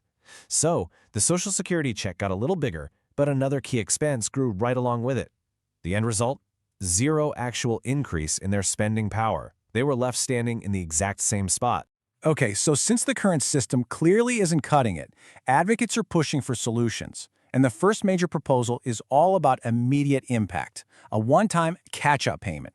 Think of it like a targeted stimulus check just for Social Security recipients. The number that keeps coming up, the one recommended most often by analysts and experts, is $1,400. This is seen as a big enough payment to provide some real, immediate breathing room for folks who've fallen behind on bills or need to cover a major expense. Now, while the idea of a one-time check is gaining a lot of steam, the exact amount is still being debated. Some point back to a $250 payment made in 2009, but with today's costs, many experts are saying that's just not enough. They're pushing for a much more significant figure, like that $1,400 we just saw, or even as high as $2,000 to really make a meaningful difference. The Senior Citizens League is a major voice behind this idea. They call it a make-up payment, and that framing is really important. They're basically saying, listen, for years the COLA has shortchanged seniors. This payment isn't a handout. It's about making up for that lost ground. It's all about providing a financial lifeline right now.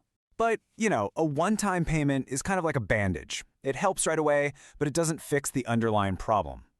And that brings us to the second major proposal, a permanent, structural fix to the COLA formula itself. And the support for this idea among the people it would actually affect is, well, it's absolutely overwhelming.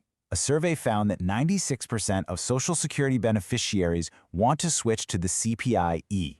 That's not just a majority, that's a nearly unanimous call for a real systemic change. So, how would this actually work? Well, first, Congress would have to pass a law to officially adopt the CPI-E. Right away, that new formula would start tracking the costs that seniors really face, like housing and out-of-pocket medical expenses.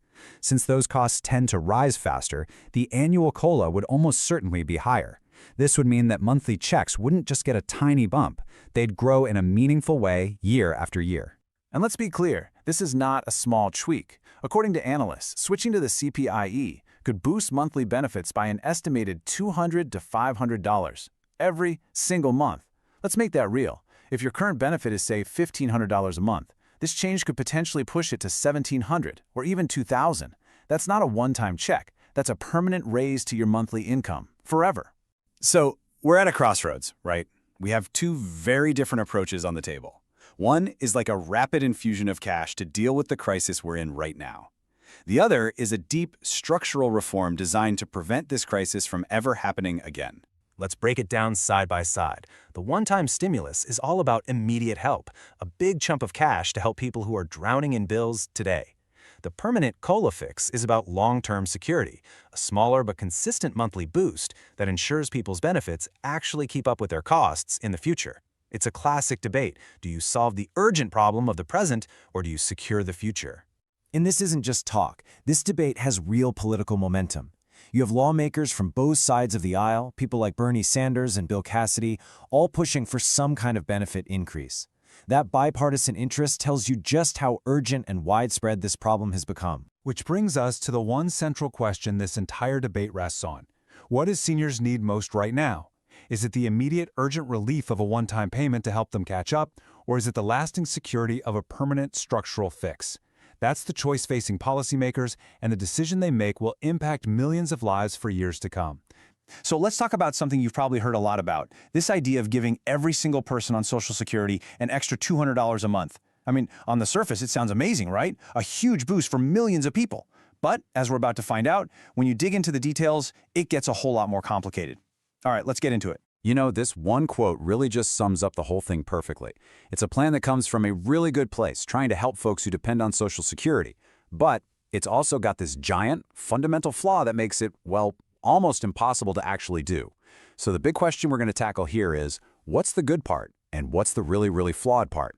And maybe, just maybe, is there a better way to do it? So, first things first, where did this idea even come from? Because it's not just some rumor bouncing around online. Nope, it actually comes from real legislative proposals that have been kicked around for years. Let's break down what this plan is really all about. Okay, so this whole idea is a huge piece of something called the Social Security Expansion Act. Now, this act has a lot in it, but the part that gets all the headlines, the part everyone talks about, is that permanent $200 a month raise in benefits. And it's important to note this isn't some brand new idea. A temporary version was talked about back in 2020, but this proposal, this one wants to make that raise a permanent part of Social Security. Now let's be super clear about what this means for an individual. That $200 every month adds up to an extra $2,400 over a year. I mean, for anyone on a fixed income, that is a life-changing amount of money. Seriously, that could be the difference between just scraping by and actually having some breathing room. And the big promise here is that everyone, every single person getting a Social Security check gets this money. An extra $2,400 a year. Sounds great, doesn't it? But this right here is where we bump into the other half of that quote we started with, the massively flawed part. And it all boils down to one thing, the absolutely staggering cost of making that promise to everybody. When you start running the numbers, you see the real problem. First, you have to wrap your head around just how massive the Social Security program is. We are talking about roughly 72.5 million people getting a check every month. And that's not just retirees. This includes people on disability, it includes survivors, it includes spouses. It's a huge, diverse group of Americans who count on that money. Okay, so what happens when you multiply those 72.5 million people by an extra $200? The math is simple, but the answer is, well, it's pretty stunning. It would cost an extra $14.5 billion.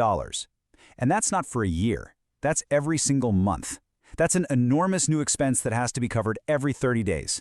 And when you stretch that out over a full year, the true size of the price tag just hits you, $174 billion. Just to put that into perspective, the government's already paying out over $1.3 trillion a year in benefits. This would add another $174 billion on top of that, every single year. For a lot of lawmakers, that number stops the conversation cold, especially since the Social Security Trust Fund is already being used to cover current payments. And this gets us to the real, logical heart of the issue. The cost is so huge because the plan is for everyone, no exceptions, which forces us to ask a really important question. Is this the smartest way to spend that money? Does the person getting the absolute maximum benefit need this raised just as badly as the person getting the absolute minimum? And here it is. This is the big flaw, laid out for everyone to see. Under this plan, someone who is already getting, say, $4,000 a month from Social Security gets the exact same $200 raise as someone who is really struggling on less than $1,000 a month. Now, don't get me wrong, an extra $200 is nice for anybody, but it's not really needed by people at the top end of the scale, and that untargeted approach is what makes the plan so expensive, and frankly, what makes a lot of people say it just doesn't make sense. So, if the Give It to Everyone plan is way too expensive and not very efficient, what's the alternative? Well, this is where the idea of targeting comes in. Instead of a blanket raise for all, what if we focus that money on the people who need it the most? Let's check out a couple of much more realistic options. We can really break this down into two simple, logical ideas. The first one, let's call it the half plan, would give that $200 raise only to people whose monthly check is at or below the national average.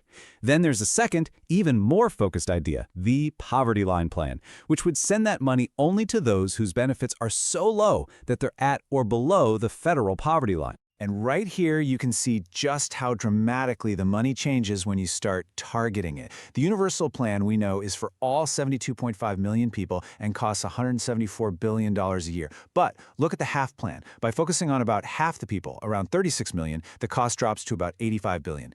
And then, with the poverty line plan, targeting the 12 million lowest income folks, the cost plummets to just $36 billion a year. So this is the key takeaway. Just by being a little smarter about who gets the money, you can slash the cost of the whole thing. Moving to the half plan cuts the price tag by more than half. And going to the super targeted poverty line plan, that reduces the cost by almost 80%. All of a sudden, you're talking about numbers that are way, way more manageable, both financially and politically. So all this brings us to the final, and let's be honest, probably the most important question. Could any of this actually happen? I mean, a plan is just a plan until it becomes a law. How would politicians in Washington actually look at these different proposals? Well, it really all comes down to the simple math of cost versus impact. Look, if you walk into a lawmaker's office with a plan that costs $174 billion extra a year for a system that's already under strain, that conversation is probably going to be pretty short. They'll just say it's not going to happen.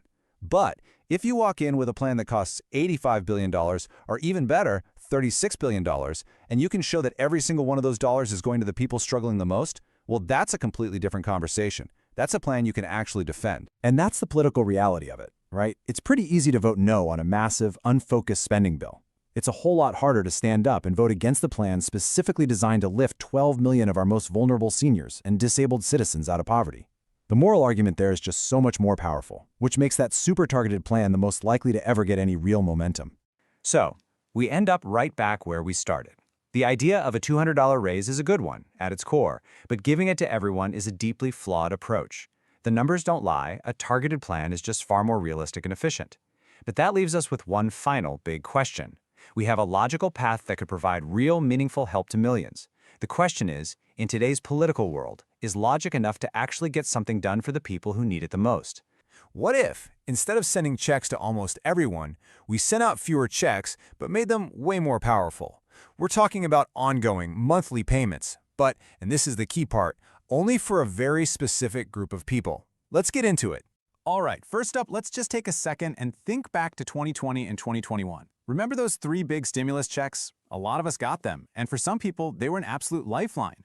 But the big question this new report is asking is, was that really the best way to do it? Could we have gotten a bigger economic bang for our buck, with fewer negative side effects? So the approach back then was, well, it was broad. I mean, incredibly broad.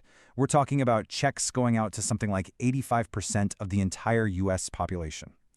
The idea was pretty simple. right? Just get money into as many hands as possible, as fast as possible. But, as this report points out, that kind of blanket approach, it came with a massive kind of hidden cost. And what was that cost? Well, in a word, inflation. According to this study, printing and just sending out trillions of dollars to almost everyone is a huge reason we saw that crazy inflation and all the supply chain chaos. The report uses a great analogy. It was like flooding an engine. Just too much, too fast, all at once. So if that didn't work perfectly, what's the alternative? Okay, so to really get what this new proposal is all about, we got to wrap our heads around one core economic idea. And it's actually pretty simple. It's this: not every dollar is spent the same way. The way different people use a new dollar they get, well, that's the whole secret to making a stimulus plan actually work. All right, so here's the fancy economic term for it: marginal propensity to consume, or MPC for short. Now I know, that sounds super complicated, but I promise it's not. It really just boils down to one simple question. If I handed you an extra dollar right now, what would you do with it? Would you spend it right away on groceries, gas, bills, or would you stick it in your savings account? That one little concept, that's the foundation for this whole new way of thinking about stimulus. So this study kind of breaks people down into three main groups based on this MPC idea. First up, you've got your high MPC folks. These are generally lower income people who, look, when they get an extra buck, it's got to go right back out the door for necessities. Then you've got the medium MPC group. This is often your middle income crowd. They'll spend some of it, for sure, but they're probably going to save a good chunk of it too. And finally, you have the low MPC group. These are your high income individuals. An extra dollar for them, it's much, much more likely to get saved or invested instead of spent. So you see the pattern, right? The more money you make, the less likely you are to immediately spend the next dollar you get. And this right here, this is really the heart of the matter. A stimulus check, it isn't supposed to be a gift. The whole point is right there in the name, to stimulate the economy. And for that to happen, what needs to happen? The money has to be spent. It has to move. And as you can see, giving a dollar to someone in that high MPC group, well, you get the most bang for your buck immediately. Over 80 cents of that dollar goes right back into the economy. That effect gets smaller and smaller with the other groups. So the bottom line is pretty clear. If you want maximum stimulus, you got to give the money to the people who are going to spend it. Okay, so now that we've got this MPC thing down, we can look at the actual plan this report is proposing for the next time the economy takes a nosedive. And it is a radically different approach. It's laser-focused, super efficient, and, they argue, way more powerful. And the big number at the center of this whole thing?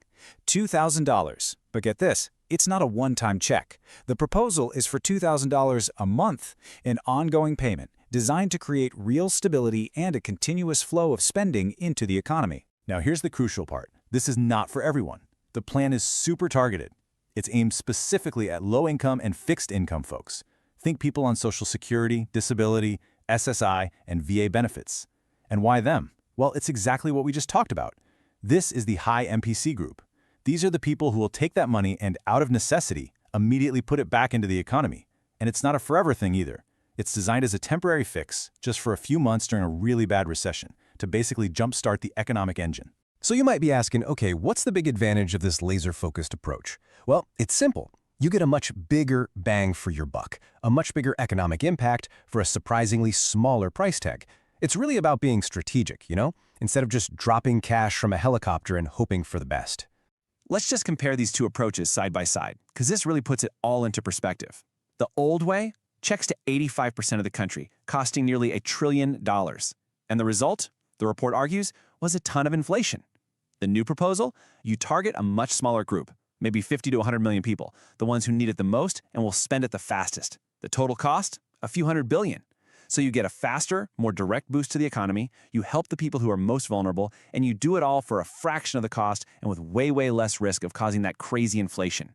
Okay, now I have to be super clear about this next part. This is really important. As fascinating as this idea is, right now it is just that, an idea, a proposal. This is not a current government policy.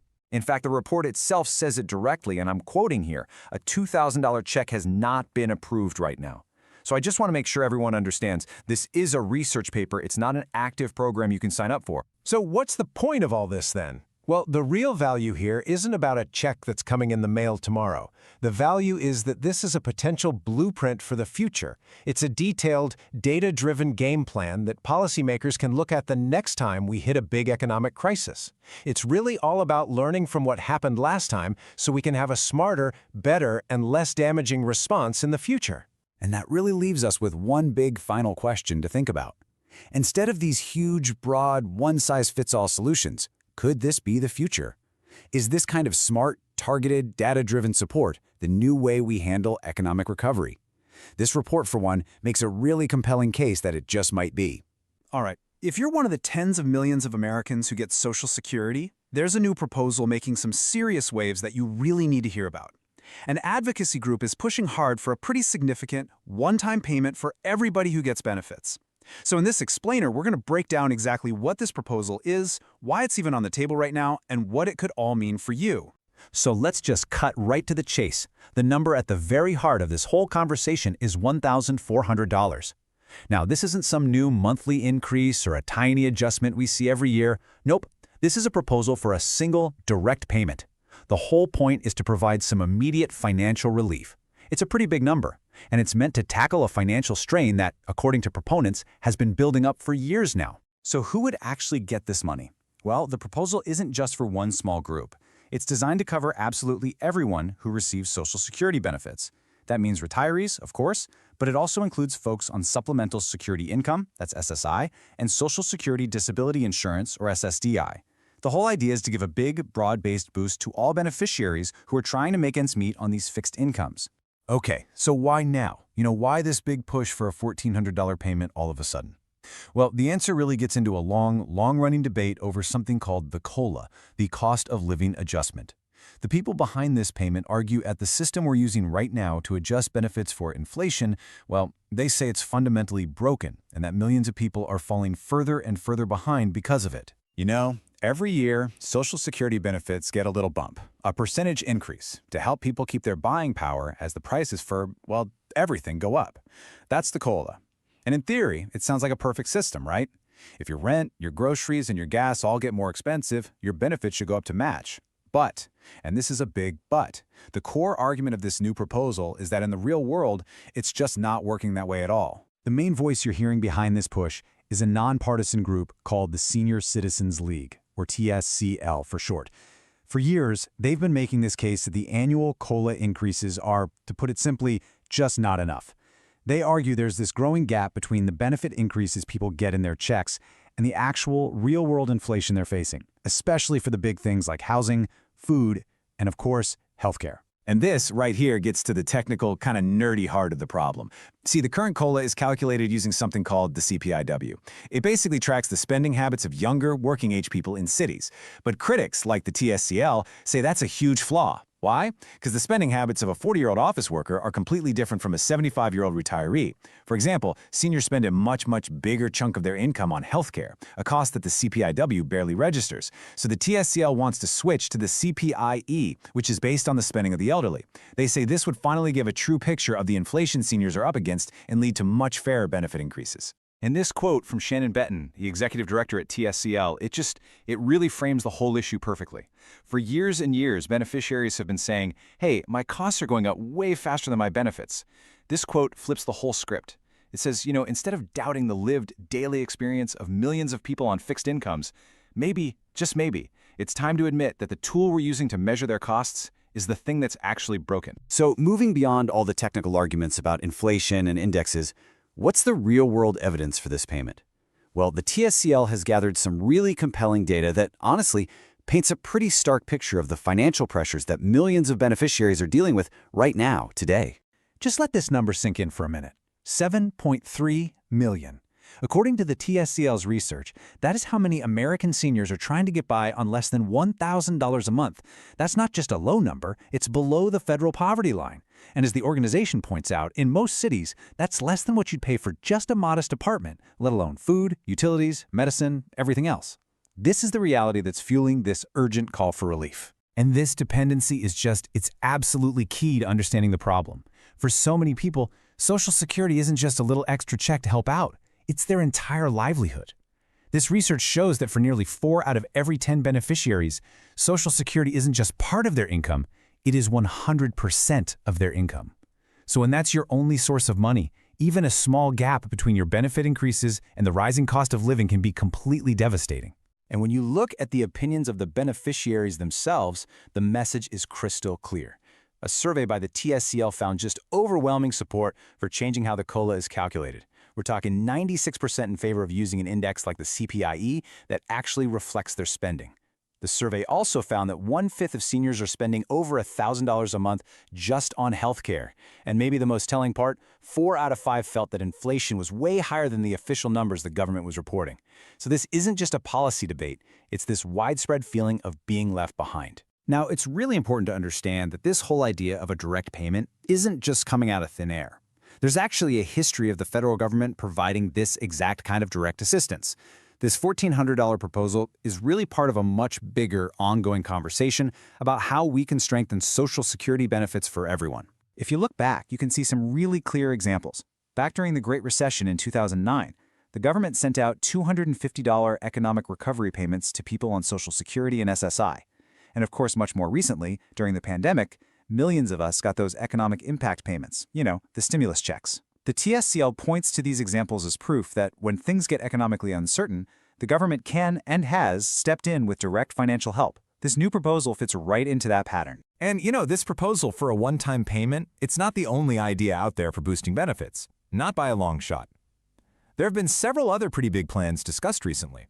For example, Senators Bernie Sanders and Elizabeth Warren brought back the Social Security Expansion Act. That's a bill that would increase benefits by $2,400 a year, so $200 every month.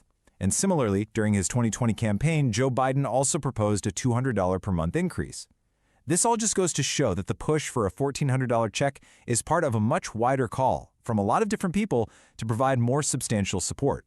So with all of this context, you've got the flawed COLA, the real financial hardship, the history of these kinds of payments, and all these other proposals floating around, we finally get to the big question. We have this compelling proposal on the table, so what happens next? Where does this whole idea go from here? Okay, this right here is the most important thing to clarify right now. The $1,400 catch-up payment is a proposal from the Senior Citizens League. It is not a bill sitting in Congress, and it is definitely not a law. It's an idea that's being pushed by a very influential advocacy group to spark a conversation and, frankly, to put some pressure on lawmakers. The goal is to get this concept onto the legislative agenda, but as of today, that's what it is, a proposal. So let's do a quick recap of the key takeaways from all this. First, a major advocacy group, the TSCL, is pushing for a one-time $1,400 payment.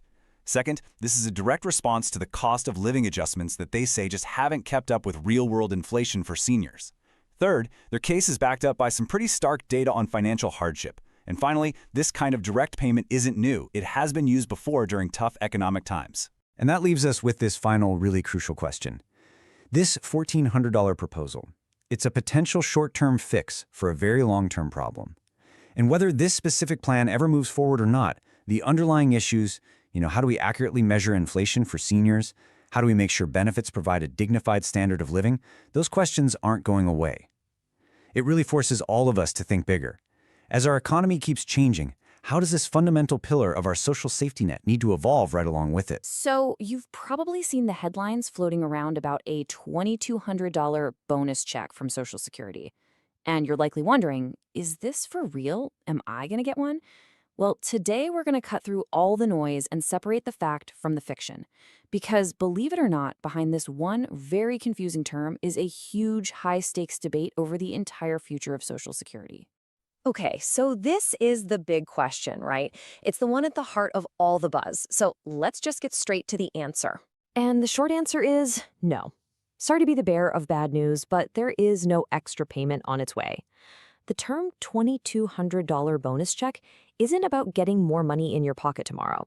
Nope, it's actually a catchy and kind of misleading label for a really controversial idea that could completely change Social Security as we know it.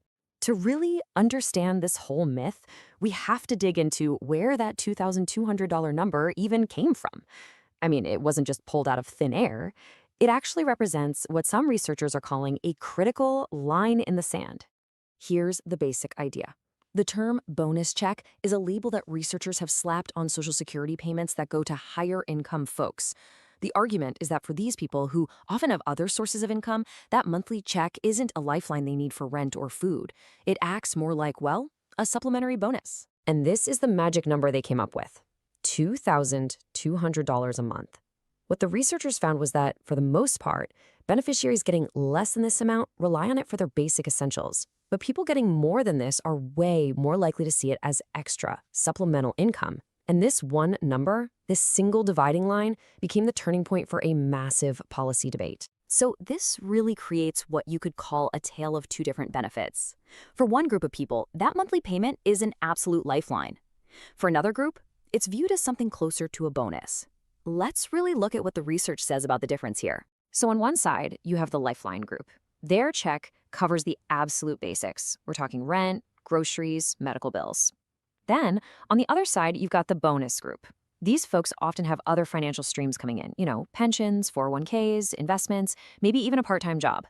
For them, the Social Security check is definitely nice to have, but it's not what's keeping the lights on. And this fundamental difference in need is the entire foundation for this whole reform proposal. You see, it really just boils down to perception and necessity. The bigger the benefit check gets, the more it starts to feel like a bonus instead of a monthly stipend you absolutely need to survive. This psychological shift is the key that unlocks the logic behind this entire, pretty radical reform idea. Okay, so using this lifeline versus bonus idea, a very specific plan has been floated to basically rebalance the entire system. So let's break down exactly how it would work. The plan really has three main parts. First, you'd gradually reduce the benefits for the top-tier earners.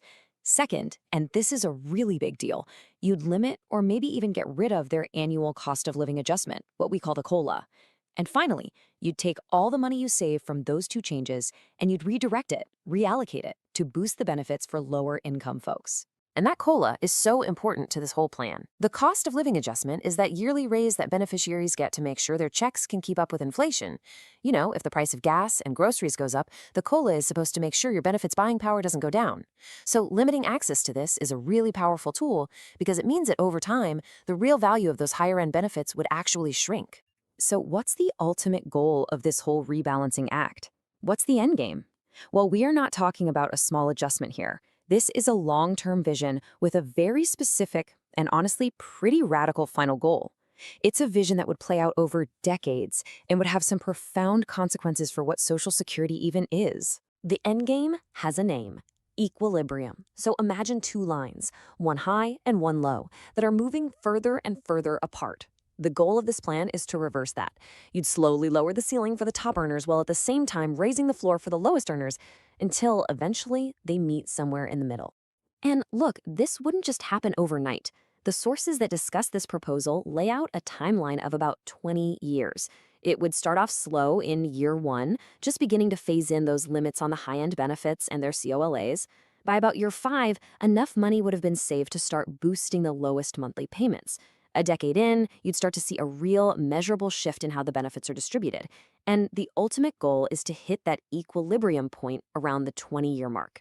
But a plan this transformative was bound to get some major criticism. And the main critique isn't really about the math or the numbers. It's about philosophy. Critics argue this plan doesn't just tweak Social Security, it fundamentally rewrites its entire purpose. This gets to what you could call the program's identity crisis. Historically, Social Security has always been seen as an earned benefit. It's kind of like an insurance program where the payout you get is tied to what you paid in over your working life. This new proposal, it shifts the focus away from earnings and puts it on to need. And in doing that, it transforms the program into something that looks a whole lot more like a guaranteed basic income, where the goal is just to give a standard amount to everybody. So the crucial point is that this whole debate over bonus checks and equilibrium, it really forces us to face a core question about the program's identity. This isn't just a technical argument about policy. It's a deep philosophical one about what we believe Social Security should be in the 21st century. And this quote just crystallizes the fundamental conflict here. Critics say this isn't a small tweak. It's a total change of focus. It would turn a program that was designed to reflect a person's career into a poverty prevention tool. In other words, a guaranteed basic income, which is just flat out not how Social Security was ever designed to work in the first place. And that leaves us all with a really essential question: what should the soul of Social Security be? Is it a reward for a lifetime of work and contributions, or is it a universal safety net designed to prevent poverty for everyone?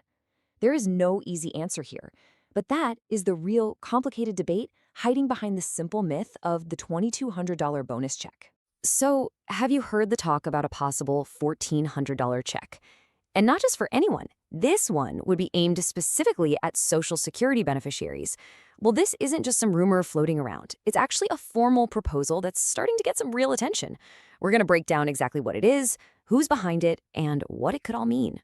Right, so what's the big idea here? It's pretty straightforward, but also pretty powerful.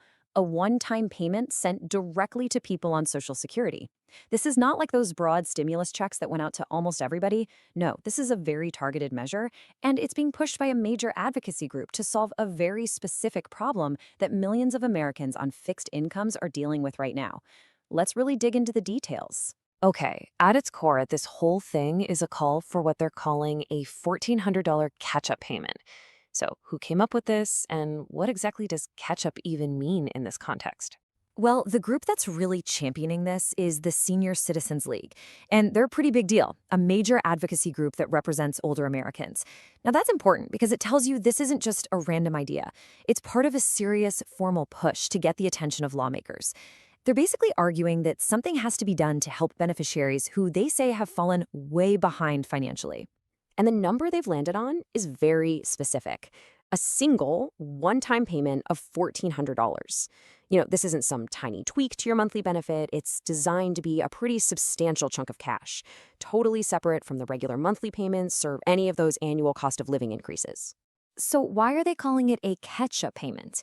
Well, it's because the whole idea is retroactive. See, it's not about stimulating the economy going forward. It's about looking back and trying to compensate people for the buying power they've already lost over the last couple of years. It's a period where advocates argue that the annual benefit increases just did not in any way match the real-world explosion in prices for everything. But to really get why they're asking for this, you have to understand the problem they're trying to fix. And the whole argument really comes down to something we can call the COLA gap. Okay, so the central point here is that there's a huge disconnect. The official cost of living adjustment, the COLA, that's the whole system that's supposed to make sure benefits keep up with inflation. But the source material we're looking at claims these adjustments have been, frankly, lackluster and even pathetic, totally failing to show how much more expensive life has actually gotten for folks on a fixed income.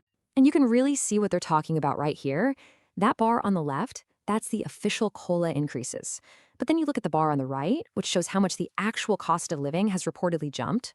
That massive difference between the two, well, that's the gap. That represents a real, tangible loss of spending power for beneficiaries, month in and month out. And just when you think it can't get more complicated, there's another layer to this that makes that gap even wider. See, any COLA increase that beneficiaries get, that's not what they actually get to keep. A big slice of it is often immediately eaten up by rising Medicare Part B premiums, which, as you know, get deducted right from their checks. The source points out that just back in 2022, those premiums shot up by 14.5%. That just wipes out a huge chunk of any raise before it even has a chance to hit a bank account. This quote from the source material, man, it just says it all, doesn't it? It really captures that feeling of frustration and pressure behind this whole proposal. It's a blunt, honest take on the financial squeeze so many beneficiaries feel.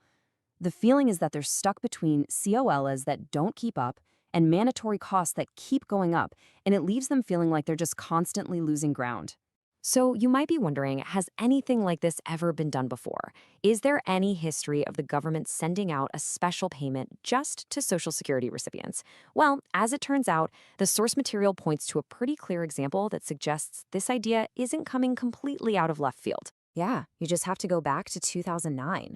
Right in the aftermath of a major recession, the government did exactly that. They send out a one-time $250 payment directly and only to Social Security beneficiaries as a form of economic help. And so the people pushing for this $1,400 proposal today see that as a clear precedent.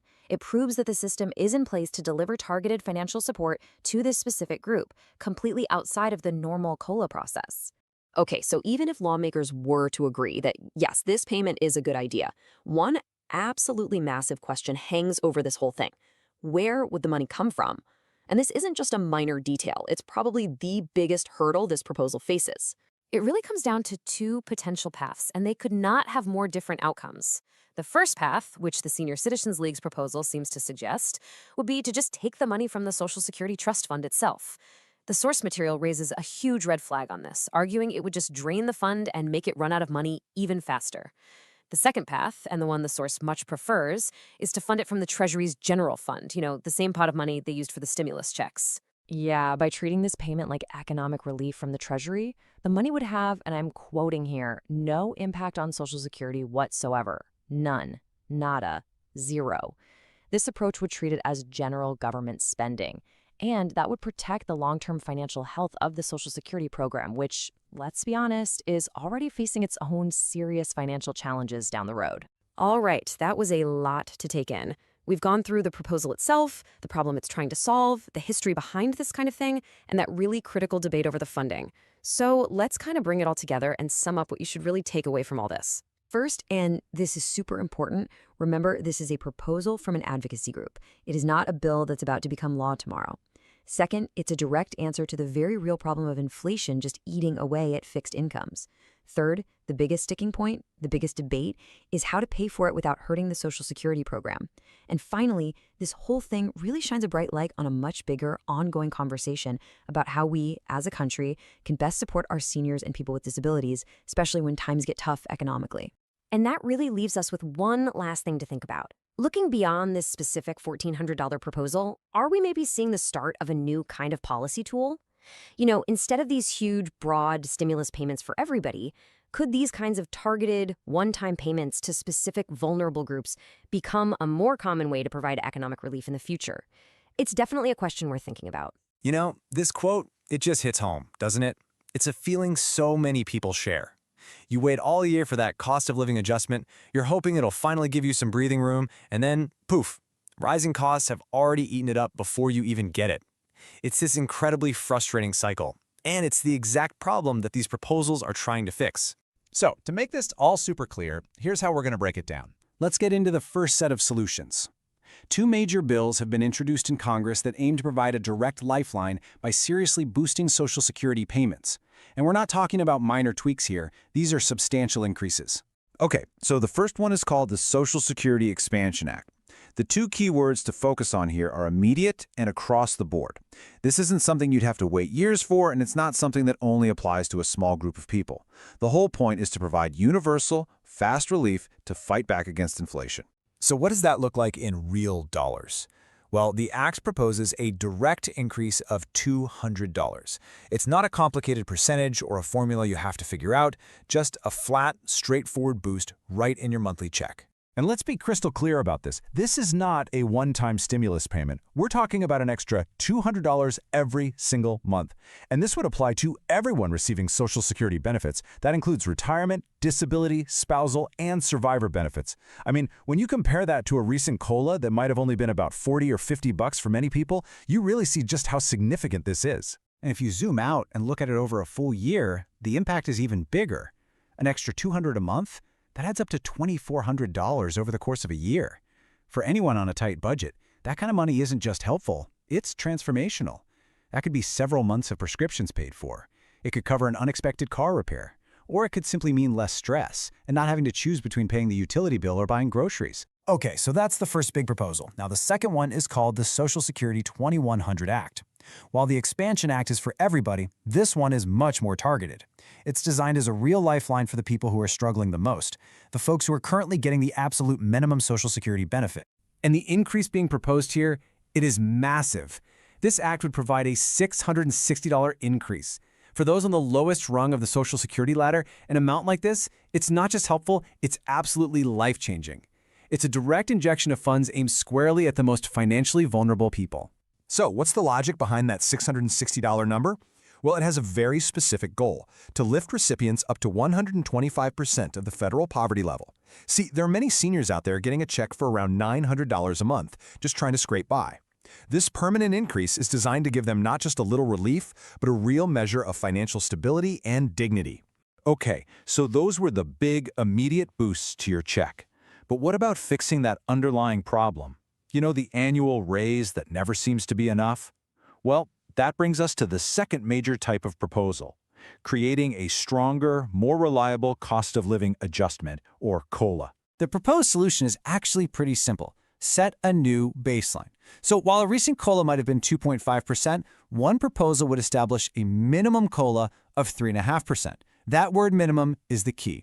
It means your annual adjustment could never, ever fall below that number. It would create a protective floor, a safety net, to make sure your benefits have a much better chance of actually keeping up with real-world inflation.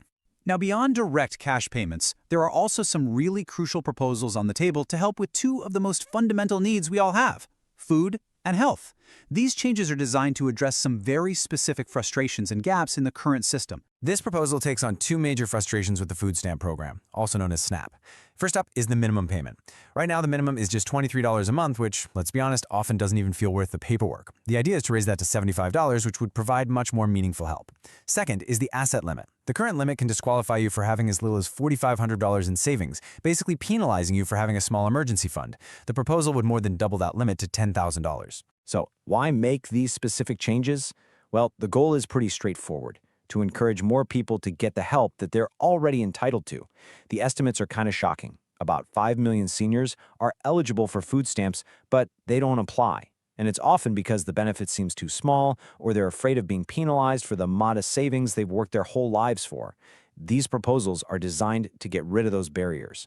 Okay, we have covered a lot of ground and a lot of different numbers, so let's pull it all together right now and just summarize what this collection of proposals could tangibly mean for you and for your finances. So let's just recap the biggest proposals on the table. We've got a potential $200 per month universal boost to Social Security, a massive $660 monthly increase for those on the minimum benefit, a guaranteed floor of 3.5% for your annual raise, and a more substantial minimum food stamp benefit of $75. Put it all together, and you see a multifaceted approach to providing real, tangible financial relief. You know, at the end of the day, these proposals go way beyond just dollars and cents. They're about providing security and dignity and peace of mind. All of these bills are currently being debated, and they represent a potential future with a lot more financial breathing room. Which really just leaves us with one final thought to consider for yourself. Today, we're diving into a really huge idea that's being debated for the future of Social Security. We're talking about a proposal that could completely reshape the monthly checks for millions of people. And believe it or not, it all comes down to just one number: $1,304. Now, that is not some random figure pulled out of a hat. This is the heart of a major proposal for a new monthly minimum benefit for every single person on Social Security. So what would that actually mean? Who would it help? And the big one, could it even work? Come on, let's break it all down. All right, so here's our game plan. We're going to start with the problem, why this idea is even on the table. Then we'll get into the weeds of the 1304 proposal itself. We'll look at two very different ways it could work, tackle that giant funding question, and then wrap up with a reality check on where things really stand today. Okay, so let's jump right in. To really get why a number like $1,304 is such a big deal, we have to first understand the pretty stark reality that a lot of people in Social Security are facing every single day. Yeah, just look at that number, 10.8 million. That's how many people receiving Social Security benefits are living below the poverty line. And get this, that's often after you count any other income they might have. So this right here, this is the core problem that is people scrambling for a really big solution. So this federal poverty line isn't just some abstract idea. It's a hard number. For 2025, it's pegged at $15,650 a year for a single person. And if you pull out your calculator and divide that by 12 months, yep, you get $1,304 a month. That figure is the absolute rock bottom minimum the government says you need for necessities, and it's at the very center of this whole debate. And that leads us right to the proposal itself. I mean, the logic is pretty straightforward, right? If we know millions of people are living below this very specific income level, the idea being floated is simple. Why not just use Social Security to fix it directly? So the heart of the idea is to create a brand new, hard floor for benefits. It's pretty simple. No matter your work history, no matter how much you paid in, your monthly Social Security check would never be less than the poverty line. It would basically be a guarantee. Now, to see just how massive a change this would be, you gotta see what the current minimum looks like. No, that is not a typo. Believe it or not, the current special minimum benefit can be as low as $50 a month. 50. I mean, that barely gets you a full tank of gas, let alone a week's worth of groceries. It provides almost no real security, and that's the basement level we're starting from. So the idea is to go from a minimum of maybe $50 to a minimum of over $1,300. That isn't just a small tweak, that's a seismic shift. For anyone at the lowest end of the benefit scale, this would be absolutely life-altering. But, and you knew there was a but coming, this is where it all gets a little more complicated. Agreeing that $1,304 sounds good is one thing. Figuring out how to actually do it is way harder. And right now, there are two really different visions for how it could be done. Okay, so on one side, you have the minimum benefit approach. Think of it like a safety net. If your current benefit is, say, $900 a month, this plan would boost it up to $1,304. Simple. But if you're already getting $1,800, nothing changes for you. It just helps the lowest earners. Now, on the other side is the much more radical flat benefit idea.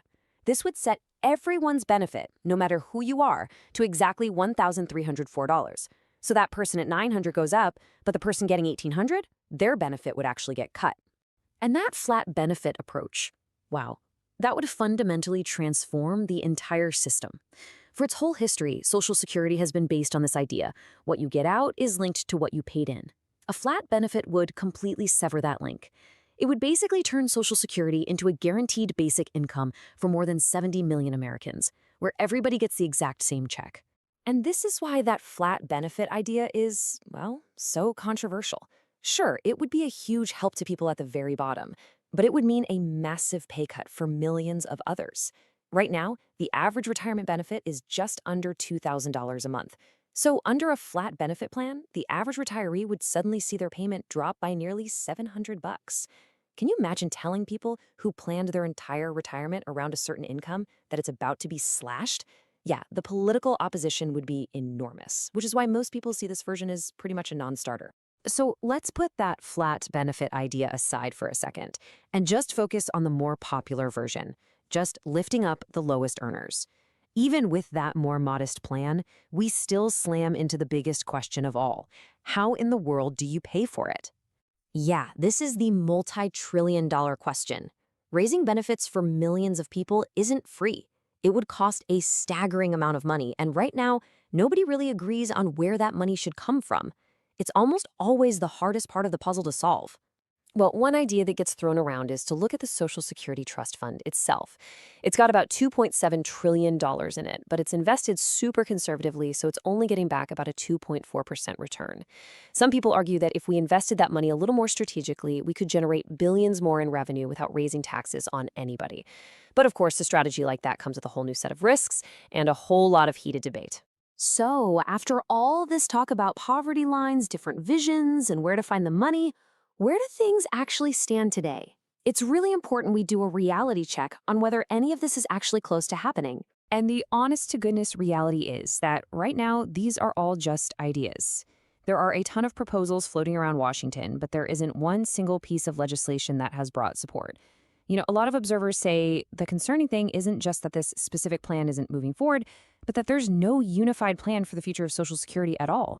So what's the most important thing to take away from all this? Well, even if the $1,304 plan doesn't become law tomorrow, the fact that we're even having this conversation is huge. It tells us that the debate around Social Security is changing. The focus is starting to shift from seeing it as just a retirement program to seeing it as a powerful tool we could use to fight poverty head-on and provide a real financial safety net. And that really leaves us with this one fundamental question. For decades, we've thought of Social Security as an earned benefit. You work, you pay in, and you get it back. But should its main purpose evolve? Should its number one job be to make sure no senior, no person with a disability has to live in poverty, no matter what they earned in the past? The answer to that question is going to define the future of Social Security for generations to come. Okay, so you've probably seen this number making the rounds online. A massive 20.3% raise for Social Security beneficiaries. I mean, it's the kind of number that sounds incredible, almost too good to be true, right? It could be absolutely life-changing for millions, but where did it even come from? Is it a real proposal? Is it some kind of back payment plan? Or is it just a big misunderstanding? Today, we are going to get to the bottom of it. We're going to decode that number and figure out what it really means. And that brings us to the big question, the one that's on everybody's mind. Is a 20.3% raise for Social Security actually on the table for 2025? It's a really powerful idea, especially with how expensive everything has gotten for folks on a fixed income. Before we break it all down, just take a second and think, what would a raise that big mean for you? For your monthly budget, your peace of mind, your ability to just handle things? It's a powerful thought. So let's dig in and find out what's really going on here. So let's turn that percentage into actual dollars, because that's what really matters. For the average SSI beneficiary, we're talking about an extra $200 per month. Think about that for a second. That's not just a number. That's a full tank of gas and groceries, or a utility bill paid off with less stress. Now, for SSDI beneficiaries, that number jumps even higher to an extra $300 a month. I mean, that's a really significant boost that could help cover things like medical copays or just give you a little bit of breathing room in your budget. And for the average retired worker, the increase would be even bigger, about $380 more every single month. If you stretch that out over a year, that's nearly $4,600. So yeah, it is no wonder a number like 20.3% got everyone's attention. It's huge. With figures like these, you have to ask, is this for real? Is it a real possibility? Well, to find out, we have to understand where that 20.3% number actually came from in the first place. Okay, this is the key to the whole story. That 20.3% didn't just appear out of thin air. It's actually rooted in real data from the Social Security Administration. But, and this is a big but, it's the interpretation of that data that's caused all this excitement and confusion. So let's peel back the layers and actually look at the math behind the headline. All right, let's dive in and really deconstruct this number. In this section, we're going to trace that 20.3% right back to its source. And, spoiler alert, it is not a proposed bill for a new raise, and it's not a retroactive payment plan that's being debated in Congress. The truth is actually a lot simpler, and it has everything to do with the cost of living adjustments. You know, the COLAs that have already been paid out. So here's where it comes from. It's actually simple math. If we look at the official cost of living adjustments over the last few years, in 2022, we got a 5.9% raise. Then in 2023, that huge 8.7% increase. For 2024, it was 3.2%. And if we add a projected 2.5% for 2025, what do you get when you add all that up? You got it, exactly 20.3%. And that's the big aha moment right there. The 20.3% figure is not a new proposal for a one-time check. It is the cumulative total of the annual COLA increases from 2022 all the way through the projection for 2025. It's a way of measuring how much benefits have already gone up during a period of really high inflation. So it's not a future promise, it's more like a look in the rearview mirror. But that raises a really important question. If 20.3% is just the sum of old raises, why is everyone talking about back pay? Well, the answer is in the gap between those official COLA numbers and the reality of what things actually cost. And this right here, this is the heart of the issue. While benefits have gone up by that 20.3% over 4 years, just look at what's happened to prices. The cost of groceries has jumped somewhere between 22 and 25% in that same time. And utilities like electricity and gas, whoa, that increase is staggering, anywhere from 28 to as high as 40%. It's plain to see the official raises just haven't kept up. And you know, the financial pressure doesn't just stop with food and utilities. The cost of shelter, whether it's rent or a mortgage, has just skyrocketed. And medical expenses have seen a huge jump too. We're talking higher copays every time you see a doctor and rising premiums for insurance. When you put it all together, it's pretty clear that even with that 20.3% cumulative raise, the actual purchasing power of your benefit has gone down. So, this all leads to the next logical question. If there's such a clear gap between the COLAs and the actual cost of living, why not just pass a law to give everyone a retroactive payment to make up for it? That's the whole idea behind this back pay concept. But, as good as it might sound, there are some pretty big political and financial hurdles that make a plan like that extremely unlikely to ever happen. Let's just walk through the reality here. First, any kind of payment like this would need a brand new law passed by both the House and the Senate. That's a huge challenge right there. The president can't just sign an executive order and make it happen. Plus, and this is a really big one for lawmakers, pumping that much cash into the system would make Social Security's financial problems happen a lot sooner. And finally, it's just important to know that while there's a lot of talk, there is no actual bill in Congress for this 20.3% back pay idea. You know, even though this whole 20.3% conversation is based on a misunderstanding, it serves a really important purpose. It's shining a bright light on a much bigger, much more urgent debate. Is the current Social Security system, especially the way it calculates raises, still adequate for the financial realities that we're all facing today? This quote really gets to the heart of why this matters so much. For most people, getting these benefits, this isn't just some extra spending money. This is their income. It's what they depend on for most, if not all, of their budget each month. That's why these discussions are so critical. We're talking about the primary financial lifeline for tens of millions of Americans. So ultimately, that's what this all boils down to. The 20.3% figure that went viral, it isn't a real proposal, but it has become a powerful symbol. It represents the very real frustration and the financial squeeze felt by millions of people whose official cost of living adjustments are falling further and further behind their actual cost of living. It's a symptom of a much larger debate we need to have. And this brings us to our final and maybe the most important question. This whole 20.3% debate has made one thing crystal clear. There's a major disconnect between the formula and reality.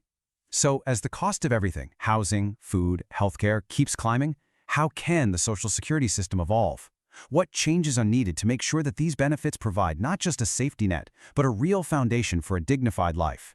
That is the real conversation this viral number has forced all of us to have. So today we're going to unpack the really complex economic signals that could trigger future government relief. What actually has to happen in the economy for stimulus to even be on the table?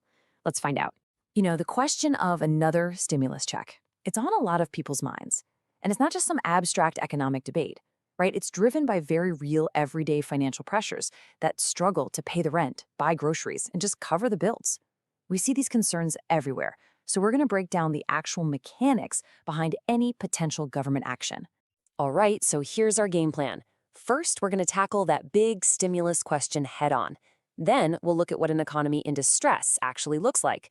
We'll explore a pretty innovative idea for automatic relief. We'll pinpoint why unemployment is the main trigger. And then finally, we'll give you the key signs that you can watch for yourself. Okay, so first things first. Before we dive into the how and the why, let's just set the record straight on where things actually stand right now. Let's just cut right to the chase. The single most important thing to know is this. As of this moment, no new stimulus check has been passed into law. Now, while there's a ton of conversation and speculation out there, nothing has been officially approved by lawmakers. And, you know, that leads to a really crucial point. Stimulus payments are not random acts of government generosity. They are a very specific tool. Think of it like an emergency brake that only gets pulled when the economy is in real, serious trouble.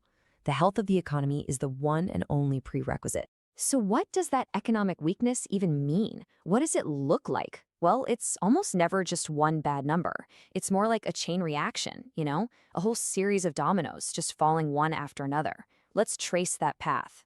And this slide right here shows that chain reaction perfectly. It all kicks off when people like you and me spend less money. That, of course, means less revenue for businesses, which forces them to cut costs. And often that means layoffs. This rising joblessness is the most visible sign of distress, and it's that final domino that really pressures lawmakers to step in. You know, there's this quote that just perfectly captures the speed of a downturn. Building an economy is often the slow, methodical climb up the stairs. But a recession? Oh, that's the express elevator straight down. Fear and contraction, they just spread so much faster than confidence and growth. Now, I know the word recession can sound pretty scary, right? But from a purely economic view, it's actually a natural part of the business cycle. It's not necessarily a flaw, but more of a big old reset. It can be a painful process for sure, but sometimes it's what clears out the old stuff and sets the stage for the next period of growth. So when the economy takes that elevator ride down, how does the government actually respond? Well, the typical way is slow and very political. But let's explore a fascinating, much more streamlined idea that was proposed a few years back. Okay, so on the left, you've got the usual way things work. A crisis hits, and bam, lawmakers are scrambling. They debate, they argue, and eventually they try to pass these massive, complex bills like the CARES Act. It can be a really slow, politically charged process. But on the right is a totally different idea. What if the response was just built in? What if it was automatic? And this is the whole idea behind what economists call automatic stabilizers. Just think of it like a pre-programmed system with a simple if-then rule. If the unemployment rate goes up and hits a specific predetermined level, then a payment is automatically triggered and sent out to people. No debate, no scramble, just an immediate response based on real-time data. But here's the reality check. As cool and efficient as this whole if-then system sounds, it's important to remember it was only ever a proposal. The legislation was introduced, but it never actually passed into law. So our current system is still the reactive manual one, not the automatic one. So if relief isn't triggered automatically, what is the one signal that lawmakers and economists are all watching? Let's zoom in on that main trigger. It really boils down to one number more than any other, the unemployment rate. And why is that? Well, because it gives us the clearest, broadest snapshot of the entire economy's health. It's like the 30,000-foot view, you know? It tells us directly how many people are out of work, which tells us how businesses are doing on a massive scale. And that one number, it tells two completely different stories about the country. In a strong economy, low unemployment means businesses are confident, they're hiring, people feel secure enough to spend. But in a weak economy, rising unemployment signals that businesses are cutting jobs to survive, and consumers, feeling that uncertainty, start to pull back on their spending. And here's the reason why layoffs happen so darn fast during a downturn. For the vast majority of businesses out there, their single biggest bill is payroll. It's paying their people. So when their revenues drop, like we saw in that domino effect, they have to make some really tough choices to stay afloat. And cutting headcount is often the first and most significant lever they can pull. That's the direct link between shrinking consumer spending and rising unemployment. So let's bring it all together and build our own economic dashboard. If you want to know which way the winds are blowing for yourself, these are the key numbers you gotta follow. First up, of course, is that unemployment rate we've been talking so much about. But you also want to watch weekly jobless claims. Think of this as a real-time alarm bell for new layoffs. Third, the labor force participation rate. This basically asks how many people have just given up looking for a job entirely. A falling number there is about sign.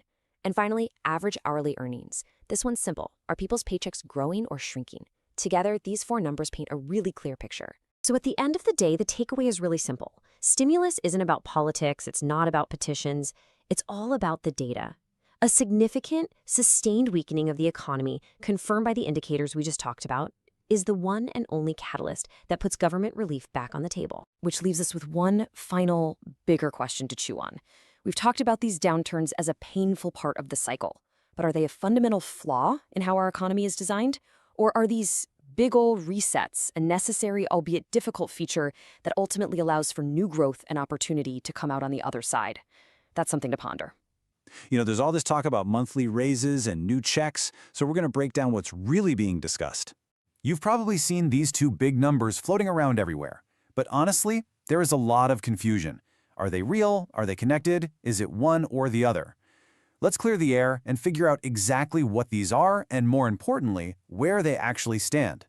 Okay, so our goal here is to cut through the noise and separate what's just speculation from the actual reality. We're going to look at each of these ideas one by one, where it came from, what its purpose is, and of course, what's its current status. First up, let's talk about that proposal for a permanent monthly increase to Social Security benefits. And I want to stress that this isn't a one-time payment, but a recurring every single month addition to your check. The magic number being tossed around here is $200.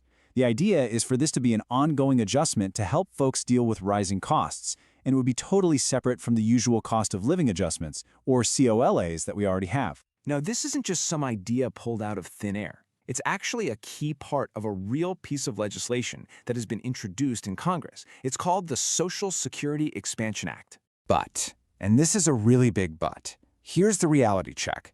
While the bill is out there, it has not been passed by Congress. It hasn't been signed into law. It is still very, very much just a proposal with a long road ahead before it could ever become a reality. So why hasn't it passed? Well, it seems there's a pretty big hurdle holding this whole thing back. Even though the idea of more money sounds great to a lot of people, the way the proposal is structured right now is creating a bit of a political challenge. Let's take a look at what that is. And here's the crux of the problem. Targeting. See, the bill as it's written now gives this raise to pretty much everybody. And the critics are saying, hang on, do higher income recipients really need this extra cash? The suggestion floating around is to refine it, to focus that raise specifically on lower income beneficiaries, to make it a tool to lift people above the federal poverty line. That, they argue, would be a much more compelling pitch, and maybe an easier sell to lawmakers. All right, let's shift gears and talk about the other big number you've probably heard about. And it's important to know this is a totally different beast. We are not talking about a permanent benefit increase here. This is an economic intervention. Yep, This one is all about a one-time payment of $2,000. So think of it less like a raise and more like a single shot of cash, a one-and-done deal. And that is a really key distinction to make.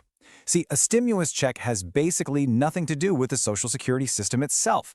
It's a broad economic tool the government pulls out of its toolbox when the whole economy is in trouble, think recession or high unemployment, to try and get people to start spending again. So just like that $200 raise, let's be super clear on this one too. No new stimulus check has been approved. Right now, it is completely hypothetical. It's an idea that would only even get on the table if the economy really started to take a significant downturn. So let's just imagine for a second that a stimulus check did get approved. Who would get it? Well, we can look at past stimulus rounds for some pretty good clues. The biggest hurdle, as always, would likely be income. Your income would need to be below a certain threshold to qualify, on top of other requirements like having a Social Security number and not being claimed as a dependent on someone else's taxes. Okay, this next part is where things seem to get really confusing for a lot of people. It's the big question. Are we talking about one or the other? If, by some wild turn of events, both of these things were to pass, would you have to choose between them? Let's clear this up right now. In other words, are these two ideas mutually exclusive? Let's say the stars align, the Social Security Expansion Act passes, and the economy gets bad enough for a stimulus. Could a person theoretically get both the permanent raise and the one-time check? Let's break down just how different they really are. I mean, just look at this breakdown. They are fundamentally different concepts. The raise is a permanent change to your Social Security benefits. The trigger for it is a new law passing. The stimulus check, that's a one-time payment to jolt the economy. And the trigger for that is bad economic data. And look at where the money comes from. One is from the Social Security program, the other from general treasury funds. Two totally separate buckets of money. So the simple answer is yes. You could, in theory, receive both. They're totally separate proposals that don't conflict with each other at all. They have different goals, different triggers, and they come from different pots of money. Getting one wouldn't automatically disqualify you from the other as long as you met the specific eligibility rules for each one. Okay, so we've broken down both of these big ideas that are getting so much attention. So what's the bottom line? What's the reality on the ground as of today? And folks, if you take away only one single thing from this entire explainer, please let it be this. As of right now, neither the $200 raise nor a new stimulus check has been approved. Despite all the headlines, all the videos, all the discussion, both of these ideas are still just that. Ideas and proposals. They are not a reality. So if you want to keep an eye on these things yourself, here's what to watch for. For that $200 raise, you need to track the progress of the Social Security Expansion Act in Congress. Is it moving through committees? Is it being debated? For a potential stimulus check, you'll need to watch the major economic reports, things like inflation, unemployment, and GDP. That's the kind of data that would even start that conversation in the first place. And you know, all of this leaves us with one final, maybe bigger thought to chew on. The fact that we're even having these conversations so often, the fact that these ideas get so much attention online, what does that tell us? It suggests there's a real deep-seated issue with financial security and the struggle that so many people face with rising costs. And that's a conversation worth paying attention to, regardless of what happens with these specific proposals. You know, we're going to tackle a huge question that I know is on a lot of people's minds. Is a fourth stimulus check coming in 2025? We're going to cut right through all the noise and really explain what's myth, what's reality, and what economic triggers would actually have to be pulled for another payment to even be a possibility. Okay, let's just get right to it. The big one, that $2,000 fourth stimulus check. This question comes up all the time, and it's not just from folks on fixed incomes like Social Security or VA benefits. The financial squeeze is being felt everywhere. I mean, we're seeing data that shows even people earning six figures are struggling like never before. It really has everyone asking the exact same thing. Could this be the year? So what really makes these payments happen? You know, there's this common idea that it's all about public pressure, that if enough of us call or email or sign petitions, lawmakers will act. But the reality? Well, the reality is that how often we ask has almost nothing to do with the decision. Yeah, the decision isn't based on requests or petitions at all. It is 100% an economic one. Think of a stimulus check as a very specific tool in a toolbox, and it only gets used in one situation, a really severe economic crisis. In fact, the official name kind of gives the whole game away. It's not really a stimulus check, it's an economic impact payment, or EIP. The name tells you its true purpose. The goal isn't just to help people out, it's to have people immediately spend that money to jolt the economy. Seriously, saving it or paying off debt actually works against what they're trying to do. The government needs to see this massive, immediate surge in spending to pull the whole economy out of a nosedive. And the condition that triggers this kind of action is a major economic contraction, which we all know as a recession. Now, that word sounds terrifying, and honestly for good reason. But here's another way to look at it. A recession is like hitting an economic reset button. Kind of like when you're playing a video game and you just start over. A recession, as painful as it is, can be the very thing that forces those inflated prices and super high interest rates to finally come back down to earth. A short, sharp recession could be the nasty medicine the economy needs to get better. Okay, so that's the theory. But let's talk about the real world. Where is our economy right now? To figure out if a stimulus payment is on the horizon, we have to know if the stage is even being set for that kind of big downturn. Officially, you're always going to hear the same message. The economy is strong, keep spending, everything's fine.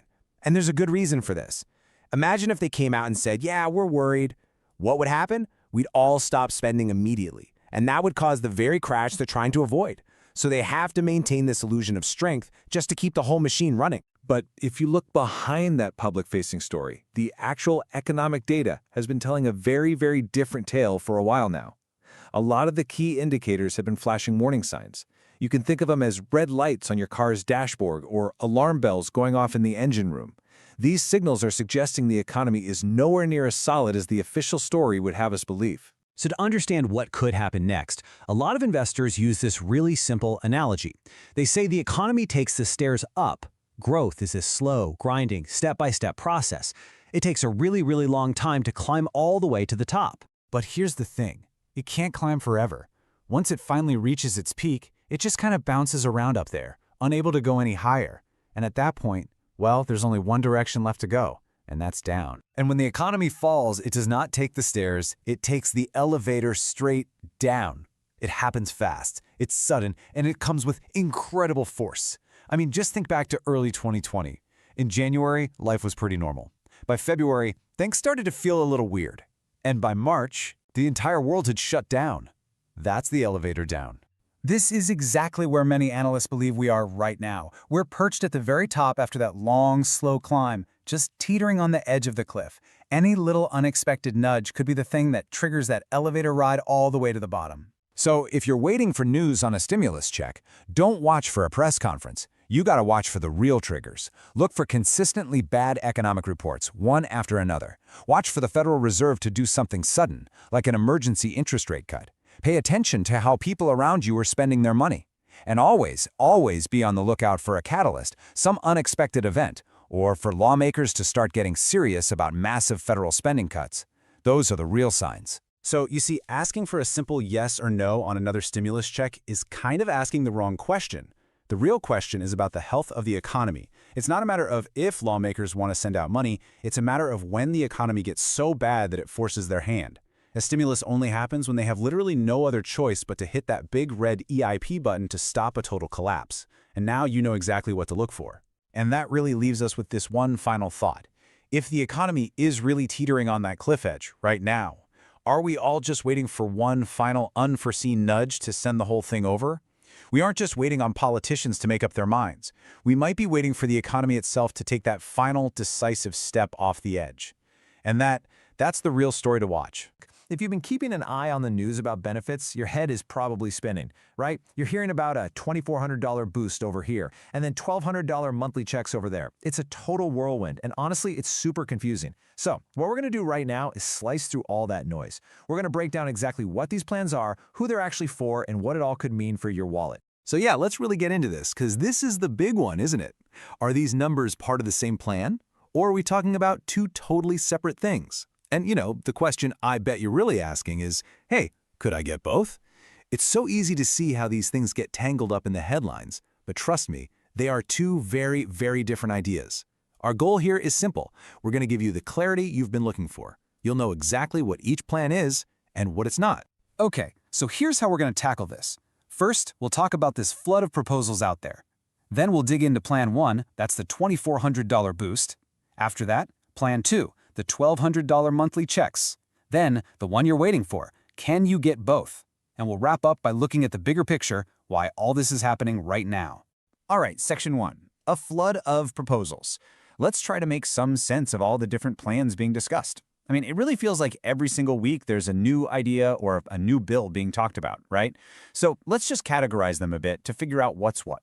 You know, it's so easy to get lost in all the headlines. And you might have even seen some of these ideas pop up in your local news. There are all kinds of city and state-level programs being tested out. But for today, to keep things simple and focused, we are zeroing in on the two big ones, the major national proposals. Because, let's face it, those are the ones that would affect everybody. Okay, before we get any deeper, we've got to clear something up. There's some key jargon here, GBI and UBI, guaranteed basic income versus universal basic income. They sound similar, but they are not the same thing. Think of it like this. UBI, the U stands for universal, means everybody gets it. Rich, poor, everyone, no questions asked. GBI, on the other hand, that G is for guaranteed, but only for a specific group of people, usually based on their income. The big national plans we're talking about today, they're GBI. All right, on to Section 2. Let's talk about Plan 1, the $2,400 boost. This is all about the Social Security Expansion Act. And the first thing to know is, this isn't some brand new payment program. Nope. This is all about boosting an existing one. We're talking about a direct increase to Social Security benefits. So, the magic number everyone's talking about is this, an extra $2,400 a year. Now, what does that really mean? It means an extra $200 every single month. And look, for anyone on a fixed income, you know that $200 isn't just pocket change. That's a huge deal. That could cover groceries for the week, a utility bill, or those annoying copays. It's a real, tangible difference, and it's the heart of this proposal. So how would this thing actually work? Well, the official name is the Social Security Expansion Act. You've probably heard lawmakers like Senator Bernie Sanders talking about it, and here's who it's for. As the bill's written right now, it's for all Social Security beneficiaries. That means retirement, disability, survivors, the whole shebang. And the other critical piece of the puzzle is the funding. Where does the money come from? It would come from the Social Security system itself, funded by payroll taxes through the Social Security Trust Fund. Okay, now let's switch gears completely for Section 3. We're looking at Plan 2, those $1,200 monthly checks. And this is a whole different ballgame. We're no longer talking about tweaking an existing program. This is about creating something brand new from the ground up, a national guaranteed basic income. And the numbers here are even bigger. We're talking $1,200 every single month for each eligible adult, plus another $600 for each dependent. I mean, let's do the math. That's over $14,000 a year for one person. For a couple, you're looking at almost $29,000 before you even add in dependents. A key piece of legislation here is called the Support Act, and the whole idea is to create a recurring payment like a national income floor for people. So let's get into the nitty-gritty. How would this GBI plan work? Well, a major difference right off the bat, eligibility has nothing to do with being in a specific program like Social Security. Nope, it's all about your income. The Support Act, for instance, sets the cutoff at around $75,000 for an individual. The funding is also totally separate. This money isn't coming from the Social Security Trust Fund, it would come from general federal funds. Think of it like the stimulus checks we saw a few years back. Same kind of idea. Okay, let's put these two plans side by side. This is where the light bulb really goes on. You've got the Social Security boost, that's an increase to a benefit you already have, for Social Security beneficiaries only, and paid for by the Social Security Fund. Then you've got the National GBI, that's a brand new program for people based on their income and paid for with general federal money. See? They're like two different trains running on two separate tracks. Getting this difference is absolutely crucial for what comes next. Which, of course, brings us to Section 4, and the question that I know is on your mind. Could you get both payments? If both of these proposals actually became law, could one person get money from both? Let's find out. So let's really spell it out. Could a fixed income beneficiary get payments from both of these proposals at the same time? Imagine you're on Social Security. The first plan passes, boom, you get an extra $200 a month. Then the second plan passes, and your income qualifies you. Could you also get that $1,200 check on top of it? That's the million-dollar question, right? And the answer is yes. Simple as that. Based on how these proposals are written right now, you absolutely could. I know, it might sound a little too good to be true, but when you see how they're designed, the logic is actually rock solid. So why isn't this double dipping? It really boils down to two super simple reasons. First, they are separate programs. They just are. One is a tweak to your Social Security, and the other is a totally new income program. They don't overlap. And second, and this is huge, they have separate funding. Remember, one is paid from the Social Security Trust Fund, the other from general federal funds. It's like getting your paycheck from your job and also winning a lottery prize. Two different pots of money. So that leads us to our last section, the future of benefits. You have to wonder, right? Why are these huge conversations happening right now? The answer is pretty interesting. It's because a lot of folks in Washington aren't just looking at today, they're looking down the road, 5, 10 years from now. See, the argument is that lawmakers are looking ahead, and they believe a national income floor is needed before it's too late. The idea is that our economy is about to go through a massive, massive change because of technology. And the people pushing for these plans are saying, look, we need to build this safety net now, before things get crazy. It's about being proactive instead of just reacting to a crisis after it's already here. And you can hear that urgency when they talk about what's coming. They say things like, we're going to be completely overrun by AI, sophisticated technology, robotics, automation. And that's really the heart of it. The fear is that all this new tech is going to eliminate a ton of jobs, and soon. The thinking is that this isn't science fiction anymore. This is a real economic shift that's just around the corner, and something like a GBI might be the only thing that provides some stability. And really, that leaves us with the biggest question of all. As technology reshapes the entire workforce, how must our economic safety nets evolve? Because at the end of the day, this whole debate isn't just about a specific dollar amount. It's not just about $2,400 or $1,200. The real conversation is about what our safety nets are even for. As technology changes the very definition of a job, how do we make sure everyone has some level of economic security? That's the question that's really pushing all of this forward. Are you getting another stimulus check? Have some people already gotten thousands in back pay? You see these headlines everywhere, and honestly, it can be really confusing. So right now, we're going to separate what's real from what's just talk and give you the actual facts behind all this Social Security and stimulus buzz. Here's how we're going to break it all down for you. First, we'll look at the money that has already been sent out. Then, we'll dive into the major push to close the poverty gap for beneficiaries. After that, we'll cover the new checks that are actually being proposed right now. And finally, we'll get to the bottom line. What does this all mean for you? So that's the big question, right? You hear about billions of dollars, permanent raises, new stimulus, but what's actually happening and what's just a headline? To get a clear answer, we have to start with the money that's already confirmed and in the bank for some folks. Let's get right into it. All right, first up, the confirmed payments. It is so important to understand who already got paid and exactly why, because that context makes sense of all the other proposals we're hearing about. You're seeing that right. The Social Security Administration has confirmed that a staggering $17 billion in retroactive payments went out this year. Now, this wasn't a stimulus. It was a major correction. Who actually got a piece of this multi-billion-dollar pie? Mostly public sector workers like teachers, police officers, and firefighters. And listen, we're not talking about small checks here. These were big, one-time payments, averaging between $6,000 and $6,700 for each person. The whole point was to make things right, to pay people back for years and years of benefits that were unfairly kept from them. Naturally, this brings up a huge question for millions of other people. What about those on SSDI and SSI? Were they included in this?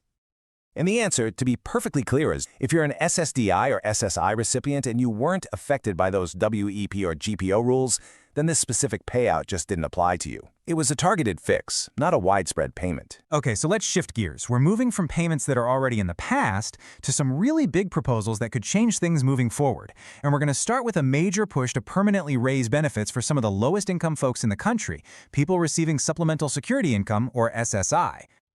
This chart, this really gets to the heart of the issue. The absolute maximum federal SSI benefit someone can get is $967 a month. But the federal poverty line is $1,304 a month. That means the very program that was created to keep people out of poverty is paying benefits that are more than $300 below that line every single month. You know, to put that gap into perspective, SSI benefits would need to go up by 34.85% right now, today, just to hit the poverty line. I mean, think about that for a second. A nearly 35% raise is needed just to get this program back to doing what it was originally supposed to do. But, you know, this isn't only an SSI problem. This is a system-wide issue that hits all beneficiaries. Just look at the last 25 years. Sure, benefits have gone up by about 83% thanks to the cost of living adjustments, but the actual cost of living, it's exploded by over 145%. That huge gap right there is exactly why your money just doesn't go as far as it used to. So, what's being done about it? Well, there's a really important piece of legislation being debated called the SSI Restoration Act, and it's designed to fix these problems head-on. It would raise SSI benefits up to 100% of the federal poverty line. It would finally get rid of that unfair marriage penalty, and it would raise the ancient asset limits to $10,000 for an individual. Let's just put it all on the table. Those retroactive payments for the WEP and GPO beneficiaries, that's done, delivered. The permanent raise for SSI and that new $600 rebate check, both are active proposals, but they're still waiting for Congress to act on them. When it all comes down to it, here's the deal. One very specific group of people has already received their corrective payments, but for any new, widespread financial help, well, that's not a guarantee. It all depends on what lawmakers in Washington decide to do and, frankly, which way the economy goes. And that really leaves us with one final thought. The numbers we looked at today show a very clear and growing gap between what benefits pay and what things actually cost in the real world. That financial pressure is real, it's undeniable, and it suggests that more changes aren't just a possibility, they're pretty much inevitable. The only real question is, what will they look like, and when will they finally get here? You know, it feels like we're always talking about Social Security benefits, right? And for a very good reason. Millions of us depend on those monthly checks. And for a whole lot of people, they're just not stretching far enough anymore. So today, we're going to cut through all that noise. We're going to decode the different proposals that are actually out there to increase those benefits. We're talking everything from one-time checks to a complete overhaul of the entire system. Let's break down what's really on the table. You know, this quote, wow, it just hits you, doesn't it? This is a real comment from a real person in a discussion about this exact topic. And it just perfectly captures how millions of people are feeling. This isn't some abstract economic theory. This is the day-to-day reality for so many people living on a fixed income. It's that constant knot in your stomach when you're at the grocery store or when the rent is due. It's that feeling of budgeting down to the last penny and still feeling like you're falling further and further behind. The call for some real, actual relief is getting impossible to ignore. So that's the big question, isn't it? With all this pressure, with all these voices calling for help, is any real financial relief actually coming down the pipeline? You hear a lot of chatter out of Washington, a lot of different ideas being thrown around. Each one has its own logic, its own pros and cons. So let's really dive in and explore what these ideas are, how they might work, and frankly, what the odds are that any of them will ever become reality. Okay, so here's how we're going to tackle this. We'll start with the idea of a one-time stimulus-style check. After that, we'll dig into the proposals for a permanent monthly increase. Then, we're going to look at the most dramatic idea out there, completely rebuilding the system from the ground up. And finally, we'll pull it all together and figure out what it all means for the bottom line. First up, the one that always seems to grab the headlines, another stimulus check. Now, we've all been through this before, but the proposals being kicked around now are pretty different from those big, broad payments that went out to almost everyone a few years back. The whole focus has really shifted. Okay, so a stimulus check. The name kind of gives it away, right? It's all about stimulating the economy, giving it a jolt when things slow down. The idea is to get money into people's hands fast, because people who need it will spend it fast. And believe it or not, if you look back at our history with these things, you can see some fascinating clues about what could happen next. Now, this is where it gets really interesting. If you look back at the major economic downturns of just the last couple of decades, a pretty clear pattern starts to emerge. Back in 2001, the checks were for $300. Then in 2008, during the big financial crisis, they were $600. And in 2020, that first check was for $1,200. See the pattern? Every single time, the amount has doubled. So, if you just follow that pattern, where does it lead? Double it again, and you land on $2,400. It's just simple math, and that's why you see that number floating around online so much. It's led to a ton of speculation. But, and this is a huge but, the conversation happening among policymakers today has taken a very different turn. Instead of just sending a check to almost everybody, the current proposals are much more focused. The idea now is to target the money, to send it only to the people who are struggling the most and would get the biggest benefit from it. We're talking low-income and fixed-income folks. Advocacy groups like the Senior Citizens League, for example, have been pushing for what they call catch-up payments of around $1,400. Other proposals have talked about a $2,000 check, but again, only for this smaller, more targeted group. Okay, so that's the one-time check idea. But what if the problem isn't something a single check can fix? A lot of people argue that while a single payment is nice, it's just a temporary band-aid on a much deeper problem, the monthly shortfall. And that brings us to our second category of proposals, which focus on boosting those regular benefit payments, month in and out. And to really get why people are pushing for this, you have to look at this gap. It's massive. Over the last quarter century or so, the actual price of things you buy, food, gas, housing, has shot up by 145%. But the cost of living adjustments, the COLAs that are supposed to help benefits keep up, have only raised them by about 83%. That is a huge, huge disconnect between the official inflation measure and real-world costs. And what does that gap actually mean for people? Well, it means this: a staggering 61.7% loss in purchasing power. I mean, think about that. What it really means is that $1 from your Social Security check today buys way, way less than it did 25 years ago, even after all those yearly COLA increases. Your benefits just haven't kept up with the real world. So, in response to that, some lawmakers have put a specific idea on the table called the Social Security Emergency Inflation Relief Act. The idea is pretty straightforward. It's designed to be a temporary fix to help people get through this period of high inflation. It calls for an extra $200 a month for every single beneficiary, lasting through the end of the year. Now, there's another idea that's a bit more complex, but also more permanent. It's called the SSA Savings Supplement. This one isn't a flat raise for everyone. It's a tiered system. So the people receiving the lowest benefits, less than $1,000 a month, would get the biggest boost, an extra $300. And as you go up, that boost phases down. It's all about targeting the relief where it's needed the most. All right, so we've talked about one-time checks and monthly boosts. Now let's get into the third idea. And this one is a total game changer. We're not talking about tweaking this system anymore. We're talking about a complete teardown and rebuild. This is by far the most ambitious idea on the table.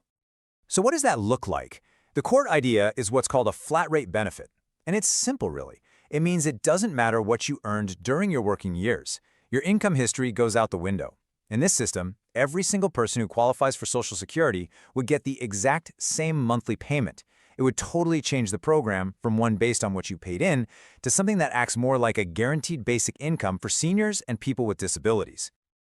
Okay, so the big question is, what would that flat rate actually be? How much money are we talking about? Well, a few different numbers have been floated. Some proposals want to tie it to the federal poverty line, which would put the benefit at about $1,300 a month. The Congressional Budget Office has modeled a version that's around $1,660 a month. And then you have other, even more ambitious plans that have suggested a flat benefit as high as $2,200 a month, with the main goal of making sure that no beneficiary has to live in poverty. The most important thing to remember is that while we have all these ideas floating around, from the targeted checks to the permanent raises to the total reform, they are all still just proposals. None of this has been signed into law. What they really represent is a growing admission in Washington that the financial squeeze on fixed-income Americans is real and it is severe. But the road from a good idea to an actual law is a very long and winding one. And that really brings us to the big unanswered question. We have these three very different paths forward: a little temporary relief, a more permanent boost to the current system, or a complete rebuild from the ground up. The debate over which of these paths to take, or whether to take any path at all, is happening right now, and whatever decision is made is going to shape the financial security of millions upon millions of Americans for years to come. Okay, some really big news is coming out of the Social Security Administration right now. As we speak, they are in the middle of distributing billions of dollars in new payments. And this isn't just some proposal. The money is literally on its way to millions of Americans. So let's dive in and break down exactly what's happening and who's getting a check. First, let's just talk about the sheer scale of this. We're talking about a confirmed $15.3 billion that has already been sent out in large lump sum back payments. And according to the acting commissioner, that's not even all of it. Billions more are still on the way. It's a massive amount of money. So what does a number that big actually mean for individuals? Well, the average lump sum payment each person is getting is a pretty staggering $6,710. For a lot of folks, that is a life-changing amount of money to suddenly see arrive in a single deposit. And it's not just about the back pay. This part is huge. On top of that big one-time check, the average monthly check will permanently go up by about $360. That's more than $4,300 extra per year, every year, for good. And this new higher amount, that becomes the new baseline for all future cost of living adjustments. All right, this is the big question, right? Who actually qualifies for this money? This is a very targeted payout, so let's get right into who is eligible. Okay, so you need to know, this payout is going to a very specific group of about 3.2 million people. Now, to put that into perspective, that's only about 4% of all Social Security beneficiaries. So for the vast majority of people, the other 96%, this isn't going to apply. It's really aimed at correcting a very specific, long-standing issue. The two rules had some pretty confusing names. the Windfall Elimination Provision, or WEP for short, and the Government Pension Offset, or GPO. For years, these provisions just meant that public servants were getting smaller Social Security checks than they should have. And just look how long this has been going on. The GPO was put in place way back in 1977, and the WEP followed in 1983. So for over 40 years, these rules have been reducing benefits for millions of public servants, and you can imagine many of them felt they were being unfairly penalized. This fix has been a long, long time coming. And listen, this wasn't just talk. This wasn't some proposal that fizzled out. The Social Security Fairness Act moved fast. I mean, really fast. It passed the House late last year, it cleared the Senate in December, and it was signed into law on January 5th. That signature is the direct trigger for all the payments that are going out right now. This is probably the most important detail of the whole thing. Even though the law was signed in January of this year, they made it retroactive all the way back to the beginning of last year, January 2024. People aren't just getting their benefits corrected going forward, they are being paid back for the entire period their benefits were unfairly reduced since the start of last year. So here's how that rollout looks. That retroactive period covers all of 2024.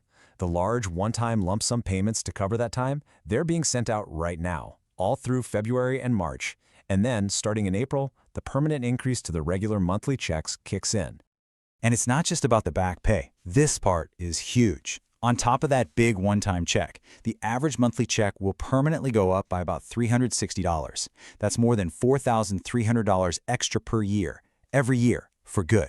And this new higher amount, that becomes the new baseline for all future cost of living adjustments. Now, what do you have to do to get this money? Here's the best part. Absolutely nothing. If you are one of the 3.2 million people who are eligible, you don't need to lift a finger. The Social Security Administration has confirmed it's all being distributed automatically. There is no application to fill out. The money will just arrive the same way you always get your benefits, which for most people means direct deposit right into your bank account. It's all designed to be completely seamless. Billions of dollars in retroactive back pay and permanent monthly benefit hikes are being sent out. Who is getting it? About 3.2 million people who were affected by the WEP and GPO. Why is it happening? Because those two rules were seen as unfair and have finally been repealed. And how did this all happen? It's all thanks to the Social Security Fairness Act, a new law that is now in effect. You know, the Social Security Fairness Act really shows that it is possible to make major changes to the system to correct specific problems. This successful, targeted reform fixed a decades-old issue for millions of people. But it also opens up a much larger conversation, doesn't it? If this one area needed fixing, what other parts of the Social Security system might need updating to ensure it stays fair and stable for generations to come? It's a huge question, and one we'll all be exploring in the years ahead. You go online and it seems like everyone is talking about one thing. Is a fourth stimulus check on the way? Well, the real answer, it turns out, isn't a simple yes or no, and it's definitely not a date on a calendar.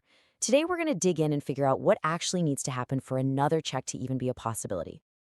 Okay, so this is it, right? This is the big one, the question on everyone's mind, and it's especially critical if you're on a fixed income, Social Security, SSDI, VA benefits. That hope for another payment is really, really strong. But to get a real answer, we've got to look beyond the headlines and get a handle on the economic reality of the situation. And honestly, this is the most important idea to grasp. A stimulus check isn't some scheduled payment. It's not a holiday bonus. It's an emergency tool, like a fire extinguisher in a glass case. Lawmakers don't just wake up one day and decide to send out money. Something major has to happen to force their hand. So the question isn't when, it's why. And that why? It's all about the health of the U.S. economy. So what are these big economic triggers? If you look back, every major stimulus payment we've ever gotten has been a reaction to a crisis. It's never proactive. So to figure out what might be coming, we have to learn to watch the same economic vital signs that the folks in Washington are looking at. I love this analogy because it makes it so clear when the economy, our patient, is healthy and doing well, you don't give it medicine, right? Of course not. But when it gets sick, when it slides into a recession, that's when lawmakers reach for the medicine cabinet. And that stimulus is the dose they use to try and get things moving again. The sicker the patient, well, the bigger the dose of medicine. Now, of all the vital signs they check, the job market is, without a doubt, the most critical. It's the big one. See, when people are working, money is flowing, the economy is humming along. But the second you see widespread layoffs and rising unemployment, that is a massive flashing red flag that the entire system is in trouble. That's the one thing that gets everyone's attention. And the way we measure this is with something called the official jobs report. You might hear it on the news as the non-farm payroll report. It comes out on the first Friday of every single month, and it gives us this incredibly detailed picture of what's happening with jobs all across the country. So what's actually in this thing? Well, first, it's got the national unemployment rate. Is it going up, down? That's huge. Then it tells us exactly how many jobs were created or, and this is the scary part, how many were lost that month. It even looks at average hourly earnings. Are people's wages growing or are they stuck? And finally, the labor force participation rate. Basically, what percentage of Americans are actually working or trying to find work? If you see all these numbers turn negative and stay negative for a few months in a row, that's the clearest sign that our patient is getting sick. And you know, this isn't just some abstract theory. If we look back at recent history, there's an undeniable pattern. Major economic problems have been followed consistently by stimulus payments. It's like a playbook they've used over and over again. Just look at this timeline. It lays it out perfectly. Back in 2001, after the dot-com bubble burst, the government sent out $300 checks. Then you fast forward to 2008, the huge housing crisis, the Great Recession. That amount doubled to $600. And then, of course, 2020. The pandemic shuts down the entire world economy, and that first check was $1,200. See the trend? Every single time a massive economic crisis was followed by cash payments directly to the people. You see it, right? It's not just that they sent checks. Look at the amounts. From $300 to $600, it doubled. From $600 to $1,200, it doubled again. Now, look, history isn't always a perfect predictor, but that's a pretty interesting trajectory. It suggests that with each new crisis, lawmakers felt the need for a bigger and bigger dose of that economic medicine. So, does this mean the next check would automatically be $2,400? Well, not so fast. This is just us looking at a historical pattern. It's pure speculation. Any future amount would depend entirely on how bad the next crisis is. A mild recession might only call for a small check, but a really deep economic collapse, a number like this could definitely be on the table. The size of the check is always tied to the size of the problem. And that brings us to another really critical idea. It's not just about how much money, it's about how it's sent out. See, the last few rounds of checks went to something like 85% of all Americans. But there's a growing argument that maybe, just maybe, that broad shotgun approach isn't the smartest way to do it. Let's compare these two ideas. Broad relief, that's what we're used to, goes to almost everybody. The problem is, a lot of people who get it don't really need it, so they save it. That doesn't help the economy, and it can actually push inflation higher. The other idea is targeted relief. This would focus the money only on low and fixed income folks, the people who are guaranteed to go out and spend it right away on necessities.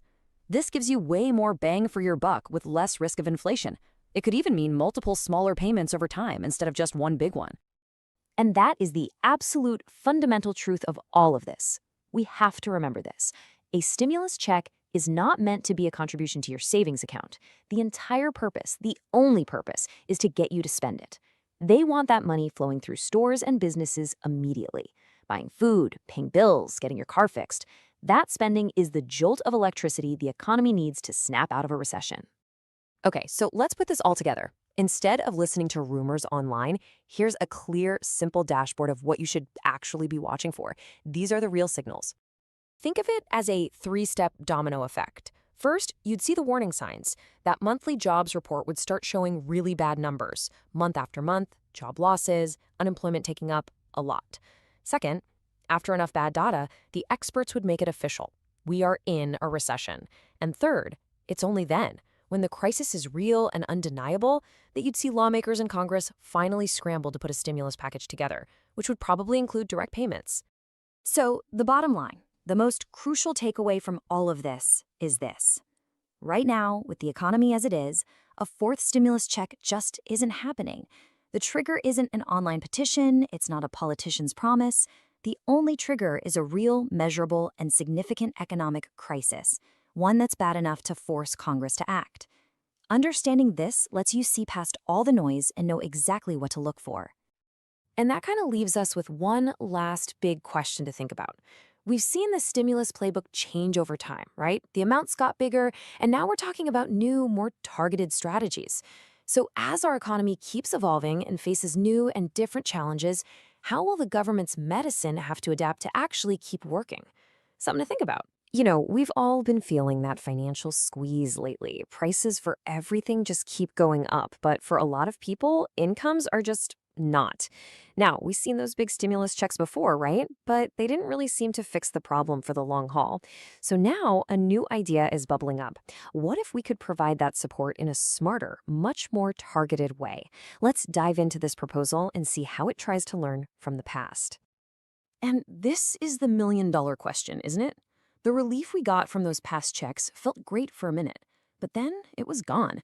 And soon after, it felt like prices were even higher than before. So why didn't those huge payments create any lasting stability? Well, it turns out that's the exact problem this new, more targeted idea is designed to fix.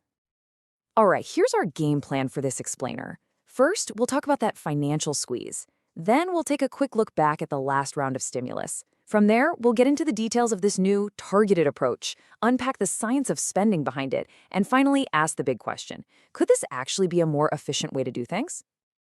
So let's start with the reality that millions of people are facing every single day. For a huge part of the population, especially folks on a fixed income like Social Security, the last few years have been, well, they've been incredibly tough. Here's the core of the problem, right here. We all see the prices for gas, for groceries, for rent just going up and up. But if you're on a fixed income, your support payments often lag way behind. Those cost of living adjustments, they just don't always keep pace with how much things actually cost now. And that creates this painful gap, a gap this new proposal is specifically designed to fill. Okay, so to really understand why experts are even proposing a new way, we have to look back at what we did before and what the results were. The stimulus efforts during the pandemic were just massive. I mean, huge in both scale and reach. You probably remember this. Over about a year, there were 3 separate payments sent out. All told, it was $3,200 for each eligible person. And these checks were incredibly broad. I mean, they went out to something like 85% of the entire population. The goal was simple: get money into the economy fast during a really uncertain time. And the total price tag for all of that? Just staggering. We're talking about $850 billion. Now, when you pump that much new money into the economy that quickly, well, you're going to get some side effects. And boy, did we ever. And here it is. This is the crucial lesson learned. All that new money chasing a limited amount of goods and services caused prices to spike. That's inflation.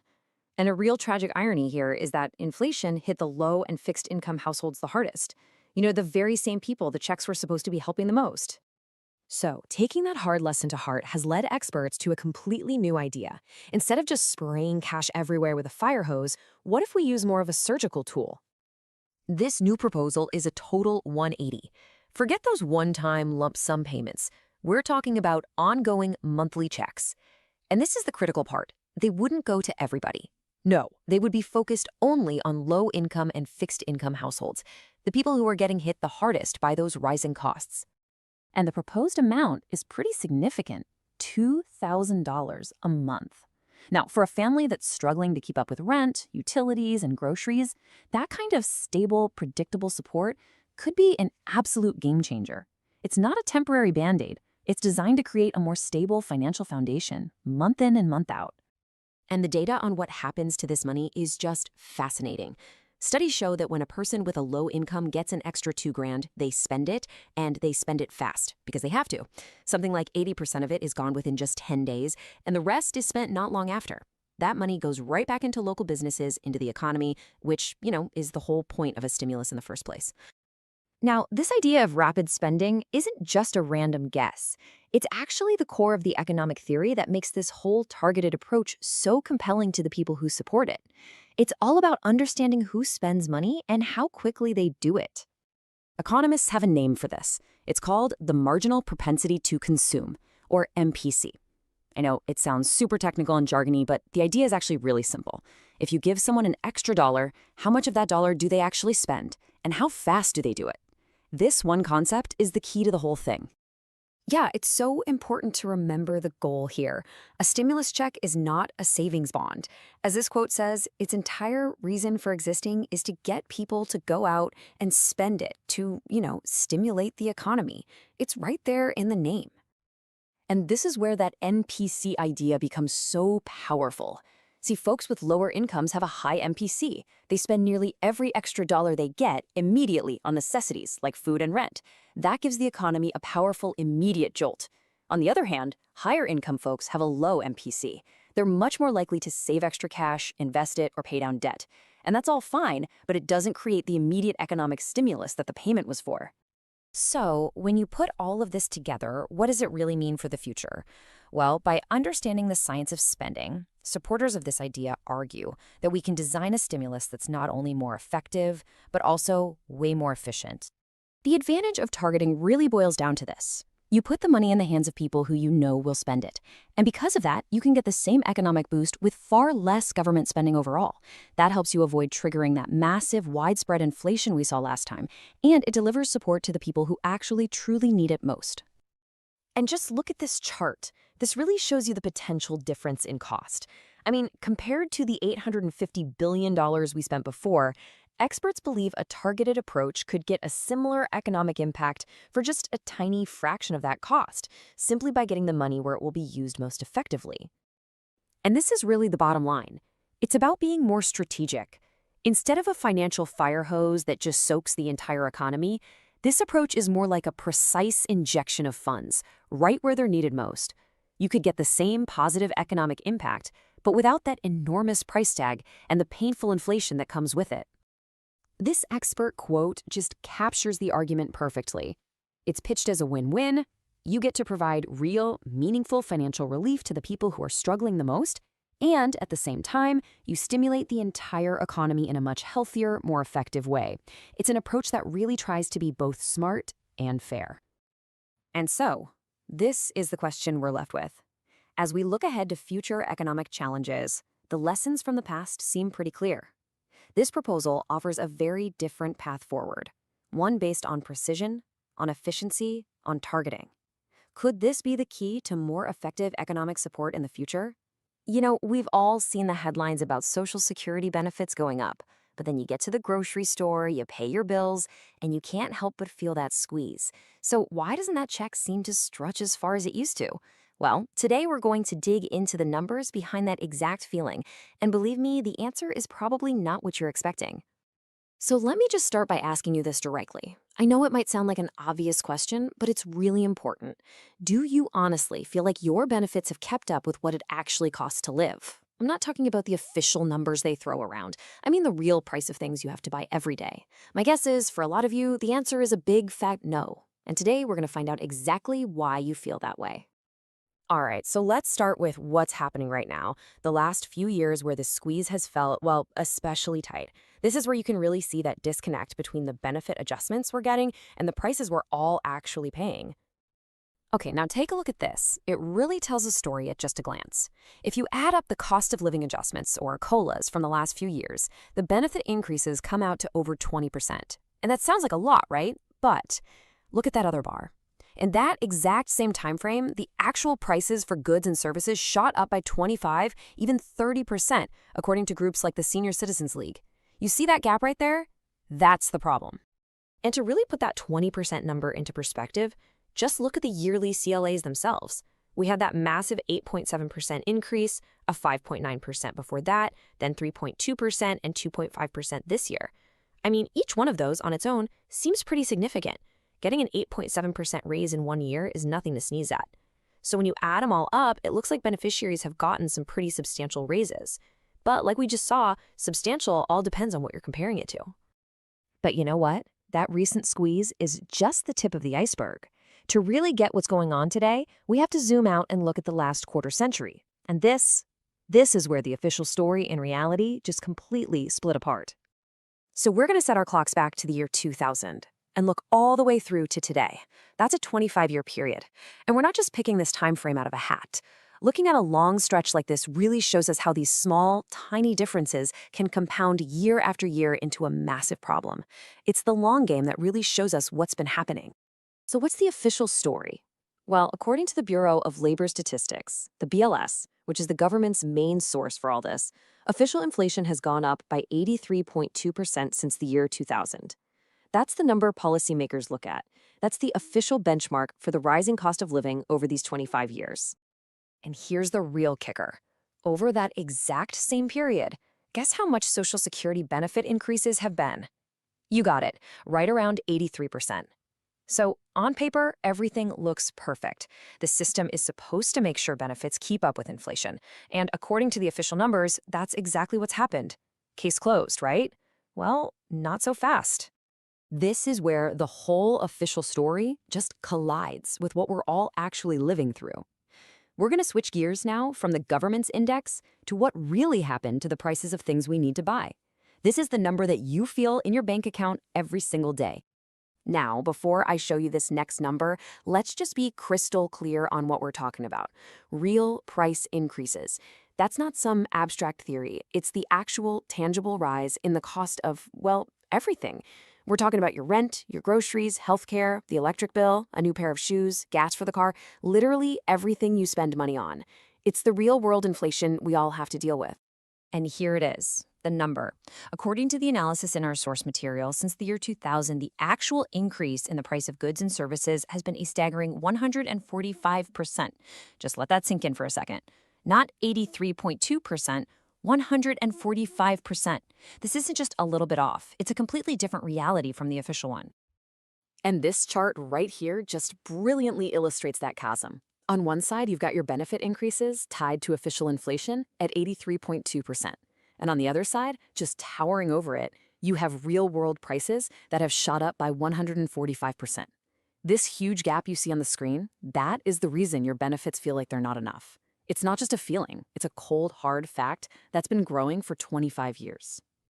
So, what does this gap actually mean for you? For your ability to buy things and pay your bills? Well, this brings us to what we call purchasing power. And we can now put a very precise number on just how much of it has vanished into thin air. The result is a 61.7% purchasing power gap. So what on earth does that mean? It means that the average beneficiary today would need a 61.7% raise. I mean, right now, today, just to be able to buy the same amount of stuff they could have if benefits had actually tracked real prices since the year 2000. It's a massive, massive shortfall. So how did we get to such a mind-boggling number? It's all about the power of compounding. Usually, compounding is your friend. Your raises build on top of old raises. But in this case, it worked in reverse. Every single year that the COLA was just a little bit short of real inflation, maybe 0.5% here, a full percent there, that little gap got baked in, and the next year's raise started from that slightly lower base. Over 25 years, all those tiny little annual shortfalls have snowballed into the enormous 61.7% gap we're looking at today. When you see all this data laid out, it kind of leads you to a very difficult and, frankly, a pretty provocative question. We know the what, a huge loss of purchasing power. But now we have to at least wonder about the why. I mean, how could such a massive discrepancy happen over such a long period of time? Now, the source material for this explainer brings up a really speculative but fascinating idea. It asks us to think about the possibility that maybe this wasn't an accident. The theory goes something like this. What if you knew Social Security was facing long-term money problems? If you could just tame the numbers a tiny bit each year, shave off a fraction of a percent from the COLA, could you, over time, stretch out how long the program stays solvent? Well, over 25 years, the answer is a definite yes. And so, that's the final question we're left with. Is this 61.7% gap, this enormous loss in your ability to keep up, is it just the result of a flawed way of measuring inflation, an unfortunate long-running oversight? Or is it possible that it represents a quiet, subtle, long-term strategy to manage the program's finances, right on the backs of its beneficiaries? The data doesn't give us the final answer, but it sure does demand that we ask the question. The $2,200 bonus check. So here's our game plan. First up, we're going to unpack what this $2,200 bonus check thing is all about. Then we'll dig into the two very different types of retirees that actually inspired this whole idea. From there, we'll look at how the plan would actually shift benefits around, what the long-term goal of equilibrium even means, and finally, we'll tackle a pretty major critique that questions the very purpose of Social Security itself. Before we even get to the nuts and bolts, let's just start with the one question that's really at the heart of this entire debate. When you think about a Social Security check, is it a nice little bonus on top of everything else, or is it an absolute necessity, the money you need to survive? It turns out the answer to that question might have everything to do with the actual dollar amount on the check. Okay, let's dive right into this first part and get to the core of the proposal. It really all comes down to this one number that basically acts as a dividing line. And here it is. The key number in this whole plan is $2,200 a month. You can think of it as a conceptual line in the sand. This is the threshold that, according to the proposal's research, really separates two completely different ways people experience their Social Security benefits. Now you might be thinking, okay, $2,200, is that high, is that low? Well, here's the context that makes it so interesting. The average Social Security benefit for a retiree right now is just a little under $2,000 a month. So this proposed line in the sand isn't some far-off high-income number. It's actually really, really close to what the average American is getting today. So why that number specifically? Where did $2,200 come from? Well, the logic behind it all comes from studies that found beneficiaries tend to fall into two very distinct camps, and it all depends on which side of that line their monthly check falls.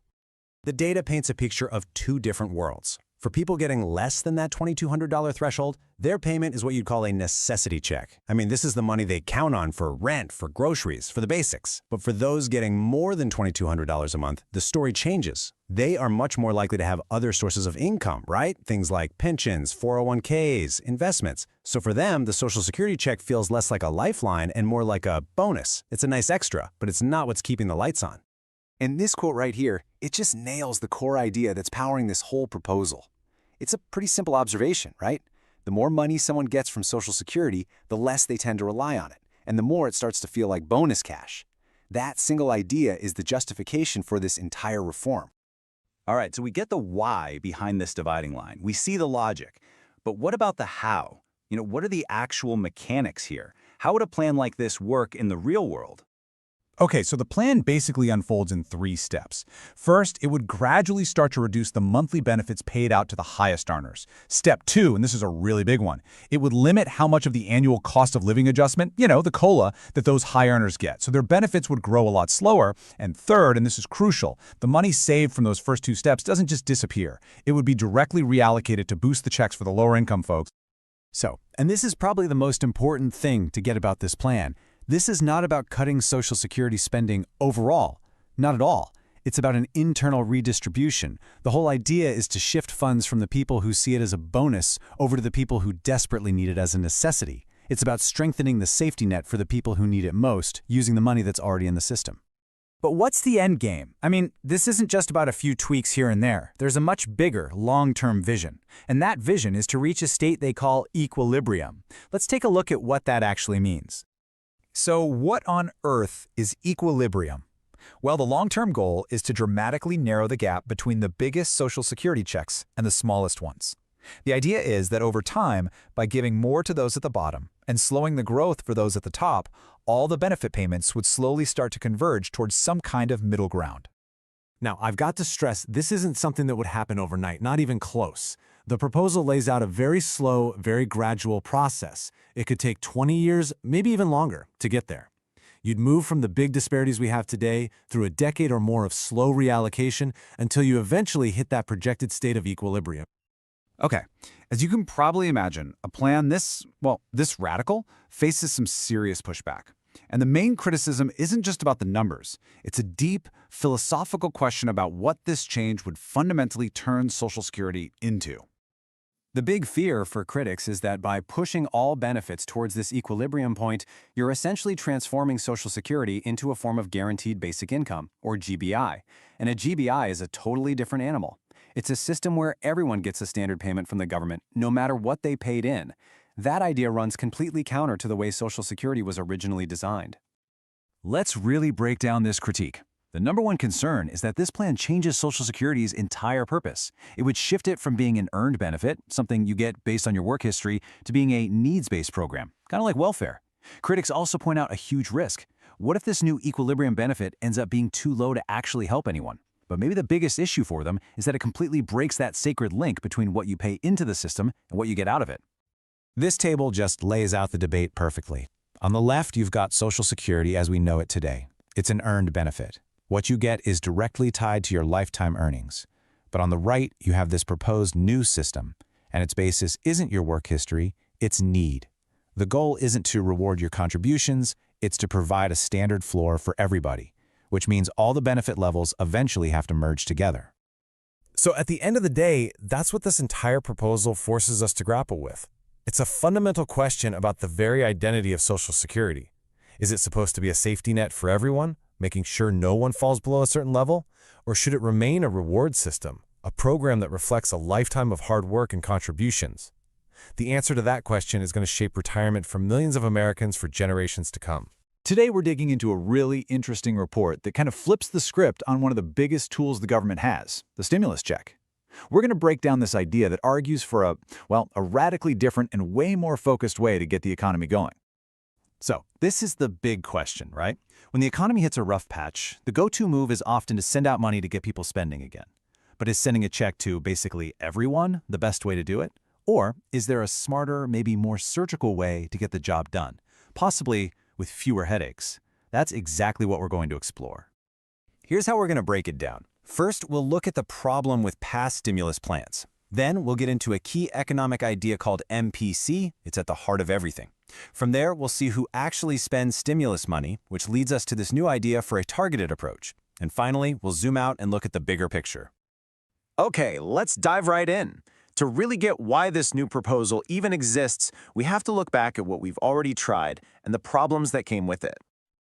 You probably remember this, right? I mean, over about a year, the government rolled out this massive economic plan. 3 different checks went out to the vast majority of Americans.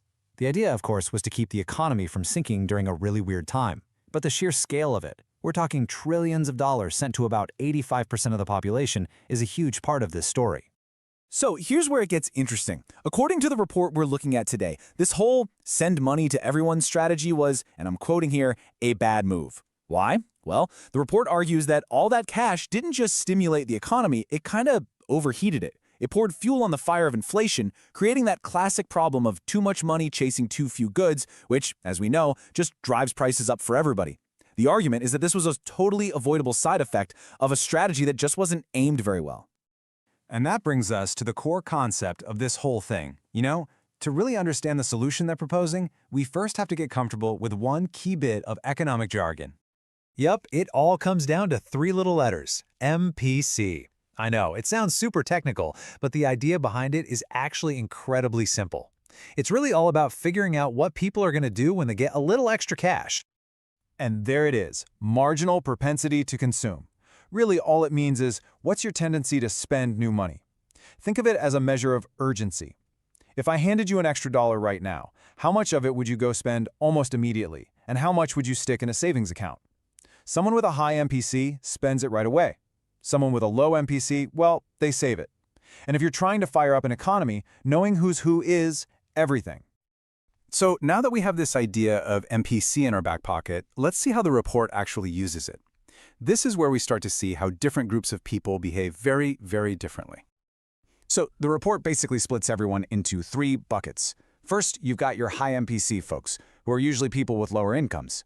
Then you have the medium MPC group, your typical middle-income households. And finally, the low MPC group, who tend to have higher incomes. And you probably noticed the pattern here, right? As income goes up, that urgency to spend any new money tends to go down. Let's make this super clear. Imagine a $2,000 check lands in 3 different bank accounts. According to this research, the person with a high MPC, who's likely living paycheck to paycheck, is going to spend almost all of that money immediately on things they need. The person in the middle, they might spend about half and save the other half. But the person with a low MPC, who's already financially comfortable, they're probably going to save almost all of it. They might spend a tiny bit, but not right away. And that difference in behavior is the entire basis for this report's argument. And check this out, it's not just if they spend it, it's the speed. This is the absolute key. The report found that high MPC folks spend a whopping 80% of that money within just 10 days. Boom, it's instantly back in the economy. Now compare that to the low MPC group who spend less than 20% in that same amount of time. So if your goal is to get the economy moving now, the data here points in a very, very clear direction. Okay, so based on this deep dive into who spends and who saves, the report lays out a totally different game plan for the next time we need stimulus. Think less fire hose and more surgical strike. This quote from the report just cuts right to the heart of the matter. From the government's point of view, stimulus isn't a gift, it's an economic tool. I mean, the official name for them was economic impact payments.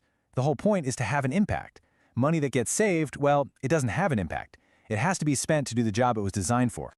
So, what does the report actually propose? It focuses on this number, $2,000. But the real kicker isn't just the amount, it's who gets it and how often. The big idea here is for ongoing monthly payments of $2,000. So here's the plan in 3 simple steps. First, you identify the people who are actually going to spend the money, the low-income, high-MPC group. Step 2, instead of a one-and-done check, you send them a reliable $2,000 payment every month for a few months. And what's the result? Step 3, you get the biggest possible boost to the economy, because pretty much every single dollar sent out gets put to work immediately. It's all about maximum efficiency.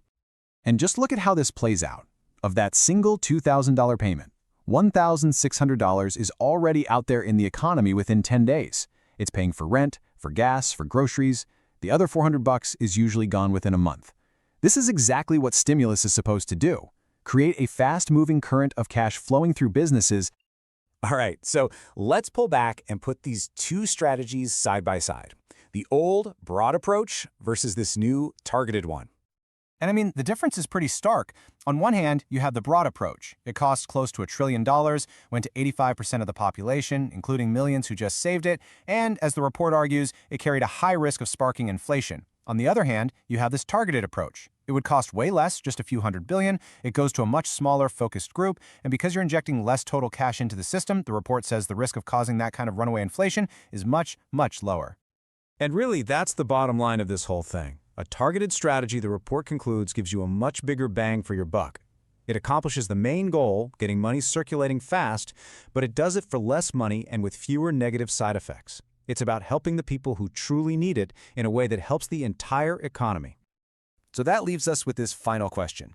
The next time the economy takes a nosedive, and it will, policymakers are going to face this exact choice again. Do they go with the broad approach that hits everyone but risks being inefficient and inflationary, or do they try something more precise, focusing the money where it will have the most immediate punch? It's a huge question, and the answer will shape how we handle recessions for years to come. Today, we are going to tackle a huge question, one that I know is on a lot of people's minds, especially if you're on a fixed income. And that question is all about financial relief. Is more on the way? But to find the answer, we're not going to get bogged down in politics. Nope, we're going to follow the data, we're going to look at the history, and we're going to track the economic signals that tell the real story.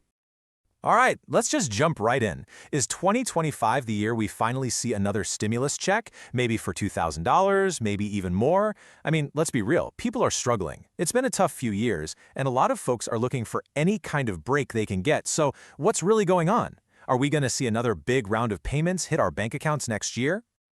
You know, the funny thing is, the answer to that question has nothing to do with petitions or online chatter. Lawmakers don't just act because we ask them to. The real trigger, the thing that actually makes a stimulus payment happen, is 100% tied to the health of the U.S. economy. And once you grasp that connection, honestly, the whole picture gets a lot clearer.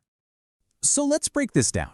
There's a fundamental principle at play here, a kind of simple rule that dictates when the government decides to step in with this kind of major financial help.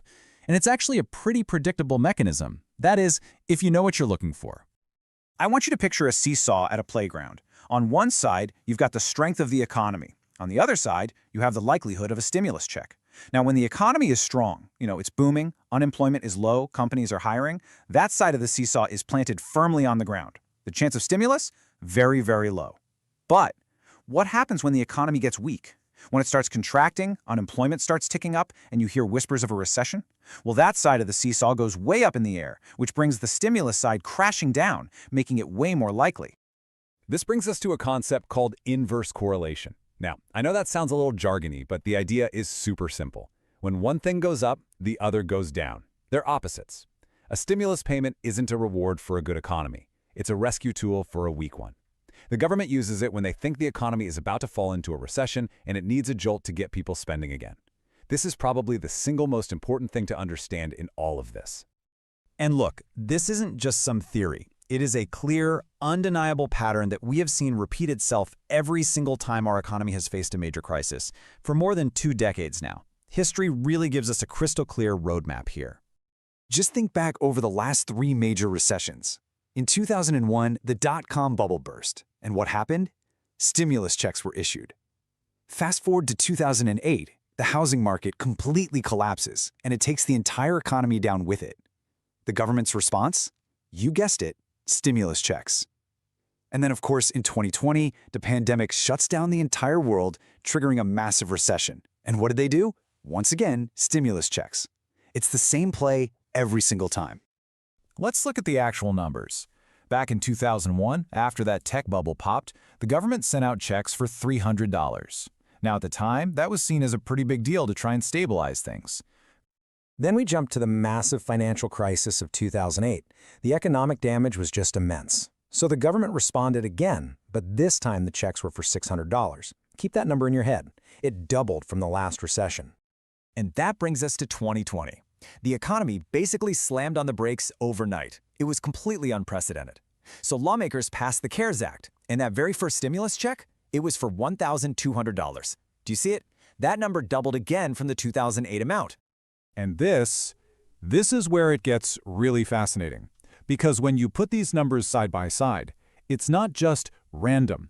A very clear and kind of curious trend emerges. It's a distinct pattern of escalation. I mean, the math here is it's incredibly straightforward. From $300 in 2001, it doubled to $600 in 2008. Then from $600, it doubled again to $1,200 in 2020. Every single time a major recession hits, that initial relief payment has doubled. That can't be a coincidence, right? So naturally, this makes you ask the question, if this historical trend were to continue, what would the math suggest is next? Well, if you double $1,200, you get $2,400. Now, let me be perfectly clear. This is not a prediction. It's not a promise. It's simply an observation based on a very clear historical pattern. But it is a pretty interesting thought, isn't it? Okay, so this all brings us to the most important question of all. If a weak economy is the trigger, what are the specific red flags we should be watching for right now as we head into 2025? Think of this as your personal toolkit for seeing what's coming down the tracks. All right, these are the headlines you need to pay attention to. First, rising unemployment claims. This is the big one. It's a direct signal that businesses are hurting and jobs are being lost. Second, keep an eye on the Federal Reserve. When the Fed starts cutting interest rates like they began to do in September of 2024, it's their way of saying, uh-oh, things are slowing down too much. They're trying to give the economy a shot of adrenaline. And finally, just listen to the language on the financial news. When you hear words like softening, slowing, or contracting over and over again, those aren't just buzzwords. That's the consensus that the seesaw is starting to tilt. And you have to remember, while the economic slowdown can feel kind of gradual, the actual shift into a full-blown crisis and the government's response can happen in the blink of an eye. Seriously. Just think back to early 2020. In February, most of us were living our lives completely normally. By March, everything was shut down. And by early April, stimulus checks were already starting to hit people's accounts. It can go from 0 to 100 in just a matter of weeks. It happens that fast. So, the real takeaway here is this. Your best forecast isn't going to come from listening to politicians' promises or signing online petitions. It's going to come from you paying attention to those key economic signs we just talked about. The economy tells the real story long before any official announcement is ever made. The data, that's the real crystal ball. So, as we wrap this all up, the picture becomes pretty clear, right? We have the seesaw rule. A weak economy triggers stimulus. We have the historical precedent. It has happened in every single major recession for the last 25 years. And we have that wild doubling effect in the amounts. History has basically drawn us a map, and it leaves us with one final provocative thought. The pattern seems to be set in stone. The only real question left isn't if it will repeat, but when. There's some major buzz around a proposal that could put an extra $1,400 directly into the pockets of millions of people on Social Security. In this explainer, we're going to break down exactly what this proposed payment is all about, where the idea even came from, how it might actually work, and what it really signals about the future of retirement benefits in America. Okay, let's get right to the heart of it. A really prominent advocacy group is asking a powerful question. Should Social Security beneficiaries get a special, one-time payment of $1,400? I mean, it's a pretty bold idea, and believe me, it's starting to gain some serious traction. $1,400. That's the number right at the center of this whole conversation, and it's coming from the Senior Citizens League. They're calling it a catch-up payment. It's designed to fix a financial shortfall they say has been building up for years. Now, to really understand why, we first need to talk about this growing gap in the system. To get why there's such a big push for this payment, you've got to understand the problem it's trying to solve, and that's something called the cost of living gap. Put simply, it's this disconnect between the official annual increase that people get in their benefits and the real-world costs they're facing every single day. You see, every year, Social Security benefits get adjusted. It's called the cost of living adjustment, or COLA for short. The whole point of the COLA is to make sure your benefits purchasing power doesn't shrink when the price of everything else goes up. In theory, it's supposed to keep things balanced. But as you'll see, a lot of people are arguing the theory just isn't matching reality anymore. Now look, any increase is helpful, of course, but advocacy groups are really sounding the alarm here. They're arguing a figure like this just isn't cutting it. It's not enough to cover the true financial pressures that seniors are dealing with, especially when it comes to the absolute essentials. And this quote right here from the Senior Citizens League really gets to the core of it. They talk about a sharp erosion in purchasing power. What does that mean in plain English? It means that even with those yearly adjustments, the actual value of a Social Security check is shrinking. The money just doesn't go as far as it used to. And the reason for this? Well, it comes down to how the COLA is calculated. So here's the technical part, but it's really important. The current COLA is based on something called the CPIW. That's an index that tracks the spending habits of urban workers. But advocates are saying, wait a second, retirees have totally different budgets. So they're pushing to switch to the CPIE, which is based on the spending of people 62 and older. And here's the crucial part. The CPIE gives more weight to costs like healthcare and housing, two of the absolute biggest expenses for seniors. The argument is simple. By using a measurement based on workers, the system is consistently underestimating the real inflation that retirees are facing. And this brings us right back to the solution that's been making all the headlines. To fix this gap between the official COLA and people's real-world costs, the Senior Citizens League has put forward a direct, tangible idea, a one-time catch-up payment. Okay, let's lay out the specifics, nice and simple. The who is the Senior Citizens League. The what is a one-time payment of $1,400, and a really key detail here is the for whom. They're suggesting this payment should go to all Social Security beneficiaries. That includes folks getting retirement benefits, supplemental security income, or SSI, and Social Security Disability Insurance, SSDI. And the fundamental why? It's to compensate for all those years where the COLA just didn't fully cover rising costs, essentially giving people a lump sum to help them get back on their feet. So how would this actually happen? Well, first, it would be a single payment, sent out to everyone who's eligible. Second, and this is really important, it's designed as a bonus. It would be in addition to the regular annual COLA, not a replacement for it. And finally, there's a precedent for this kind of thing. The government already has ways to do this, modeled on relief efforts from the past, like the economic recovery payments back in 2009, or even the recent stimulus checks. So the infrastructure to make it happen is already there. Now, while that $1,400 catch-up payment is getting a ton of attention, it's really important to note that it's not the only idea being floated to boost benefits. There are other proposals out there that take a very different approach to solving the exact same problem. An alternative, and you could argue more structural idea, is a permanent, ongoing, monthly increase to benefits. This isn't about a one-time fix, it's about fundamentally raising the baseline of what people receive every single month, year after year. This approach is famously part of a piece of legislation called the Social Security Expansion Act. So let's actually compare the financial impact here. The catch-up proposal, that's a one-time boost of $1,400. A huge help for immediate needs, for sure. The Social Security Expansion Act, on the other hand, proposes a $200 increase every single month. Over a full year, that adds up to a $2,400 increase in benefits. So you see, it's less money right up front, but it provides a sustained, predictable income boost month after month. They're just two very different strategies aiming for the same goal. So whether we're talking about a one-time payment or a permanent monthly raise, both of these proposals really stem from the same conclusion.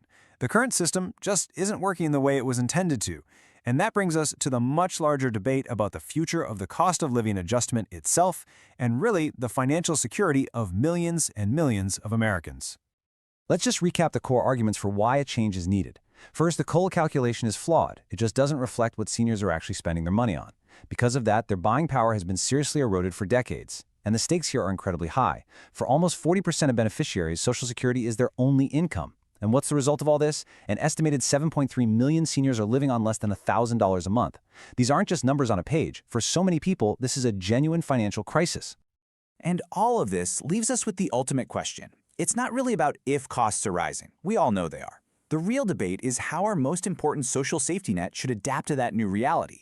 Should it be with one-time targeted relief payments, or should it be through a permanent structural change to how benefits are calculated and paid out every single month? That's the conversation that's going to shape the financial future for millions of people. You know, it's the question that's on pretty much everyone's mind. Are we going to see another stimulus check in 2025? Well, to get to the answer, we're not going to look at the politics of it all. Nope, we're going to look at the data and a really fascinating historical pattern that just might hold the key.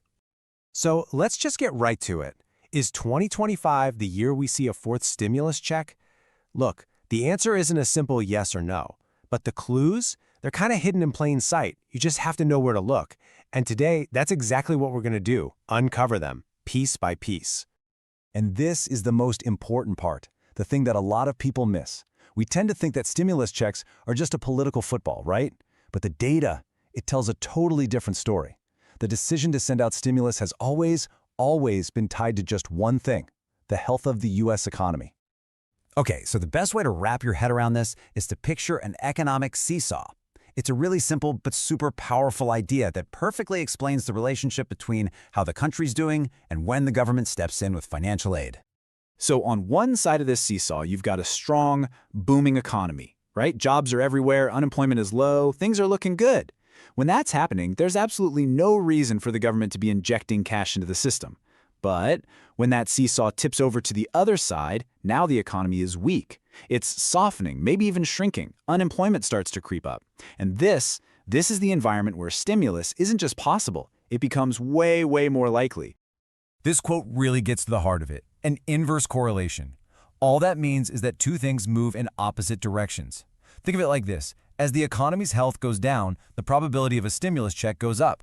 They are perfectly balanced against each other. And honestly, this is the single most important rule for figuring out if any future stimulus is on the table. And listen, this isn't just some theory we're talking about. It's a pattern, a very clear one that we can trace through every single major recession we've had in recent memory. Each time the U.S. economy has hit a major wall, the government has responded in a surprisingly consistent way. Let's just run through the history real quick. Back in 2001, the dot-com bubble burst. And what happened? Stimulus. Then in 2008, the housing market completely collapsed, leading to the Great Recession. The response? Stimulus again. And of course, in 2020, a global pandemic basically shut down the entire world. The result was the biggest stimulus package in history. See the pattern? Major economic crisis is always followed by major financial intervention. Every single time. All right, so let's put some actual numbers on this. After that 2001 recession, the government sent out checks for $300. It was meant to be a shot in the arm for the economy, to get people out there spending again. Now remember that number, $300. Okay, now fast forward 7 years to the 2008 crisis. The government sends out checks again, but this time they were for $600, exactly double the last amount. Is that just a coincidence? Maybe. But let's see what happened next. And then came 2020. The economy was in an absolute freefall, and boom, the first round of stimulus checks went out for $1,200. Are you seeing it now? It was $300 in 2001, which doubled to $600 in 2008, which then doubled again to $1,200 in 2020. This isn't just a coincidence, it's a fascinating and frankly undeniable historical trend. Okay, so that's the history lesson. The pattern seems crystal clear. But what does any of that mean for us, right here, right now? Well, to answer that, we have to look for the exact same warning signs that showed up before those past recessions. Is our economic seesaw starting to tip? You'll hear economists use this term a lot, economic softening. Sounds kind of gentle, doesn't it? But you should really think of it as the first rumble you feel before the train comes roaring down the tracks. It means the powerful engine of the economy is starting to lose steam. We're not in a full-blown recession yet, but this is that critical phase right before one. And for a while now, we've been seeing the signs. So, what are these current warning signs? Well, first off, rising unemployment. We're seeing more and more people filing for jobless claims, and that is a classic red flag. Second, the Federal Reserve has started cutting interest rates. They only do that when they see economic weakness on the horizon. And third, borrowing money is just plain expensive right now. These high costs are putting a huge pinch on everyone, from small businesses to families. These three things together are classic signs of economic softening. And here's something that is so important to remember. This stuff can happen incredibly fast. We like to think we'll see a recession coming from a mile away, but that's not how it works. I mean, think about it. In January of 2020, the economy looked fine. By March, a $2.3 trillion stimulus package was being passed. We went from totally normal to a historic bailout in about 30 days. That's how quickly the seesaw can tip. So all of this, it brings us to our final point. We've talked about the economic seesaw, we've seen the clear historical pattern, we've looked at the warning signs flashing right now, and when you put all of that together, you get what some people have started calling the 2400 theory. I mean, just look at it laid out right here. It's so simple. A $300 check after the 2001 recession, then a $600 check after 2008, a perfect double. Then a $1,200 check after 2020, another perfect double. If this three-part pattern holds true just one more time, well, the math is pretty simple, isn't it? Which leads us to the final provocative question. Does history suggest that the next stimulus check could be for $2,400? Now, let's be very clear, this is not a prediction, it's not a promise. It's just an observation based on a remarkably consistent historical pattern. If the economy does tip into a recession, and if the government responds the same way it has for the last 3 downturns, then doubling the last amount isn't just a wild guess, it's a projection based on the data. The only way we'll know for sure is to keep watching those signs, because as history shows us, time and time again, the economy always tells the real story. Okay, let's talk about two numbers that are, well, everywhere right now. A $200 monthly raise and a $2,000 stimulus check. You've probably heard about them, right? But what's the real story? Today, we're going to cut through all the noise and get you the straight facts on where these ideas actually stand. So, what's really going on here? Are these actual legitimate proposals? Could you potentially get one or maybe even both? Look, with costs going up, it's no surprise that any kind of financial relief is a huge topic of conversation. So let's dive in and separate what's real from what's just wishful thinking. All right, first up, let's tackle that $200 monthly raise. This is the one that's gotten a ton of attention, so we're going to break down exactly where it comes from, what it's supposed to do, and, what's holding it up. So where did this $200 number even come from? Well, it's not just pulled out of thin air. It comes from a real piece of legislation called the Social Security Expansion Act. Now, this bill aims to do a few things, but the part that has everyone talking is a straightforward $200 boost to monthly payments. That's an extra $2,400 a year, which for millions of people would be a massive deal. Okay, this right here is the single most important thing you need to know. As of right now, this is still just a proposal. It has not been passed into law.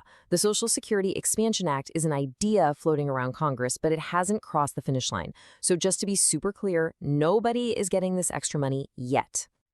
So why hasn't it passed? Well, it's kind of stuck in a really big debate. The original idea was pretty simple. Give an extra $200 to everybody on Social Security, no matter what their income is. But there's a counter-argument for a more focused approach. What if that money only went to the people who need it the most, like folks living below the federal poverty line?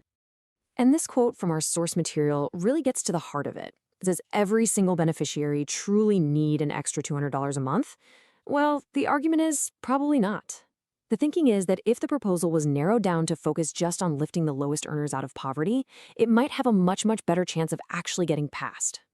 Okay, let's switch gears now and talk about that second big topic, the idea of a fourth stimulus check. Now, this is a completely different animal. It's not a permanent raise, it's a one-time thing, and the whole conversation around it is driven by a totally different set of circumstances. The number that keeps popping up is $2,000. A one-time payment. Our source material calls it a potential one-off pick-me-up for people who are really struggling. So it's not meant to be some kind of permanent solution. It's more like a direct cash injection to help people get back on their feet when times are tough. So why a one-time check instead of a permanent raise? Well, they're for two totally different things. A raise is about your long-term income. A stimulus check, on the other hand, is like an emergency response. It's a reaction to a bad economy, designed to give people immediate help. That's why its approval is economically predicated, which is just a fancy way of saying it only happens if the economy really starts to struggle. Now, if a stimulus check did get approved, figuring out who gets one would probably look pretty familiar. The biggest hurdle, number one, has always been income.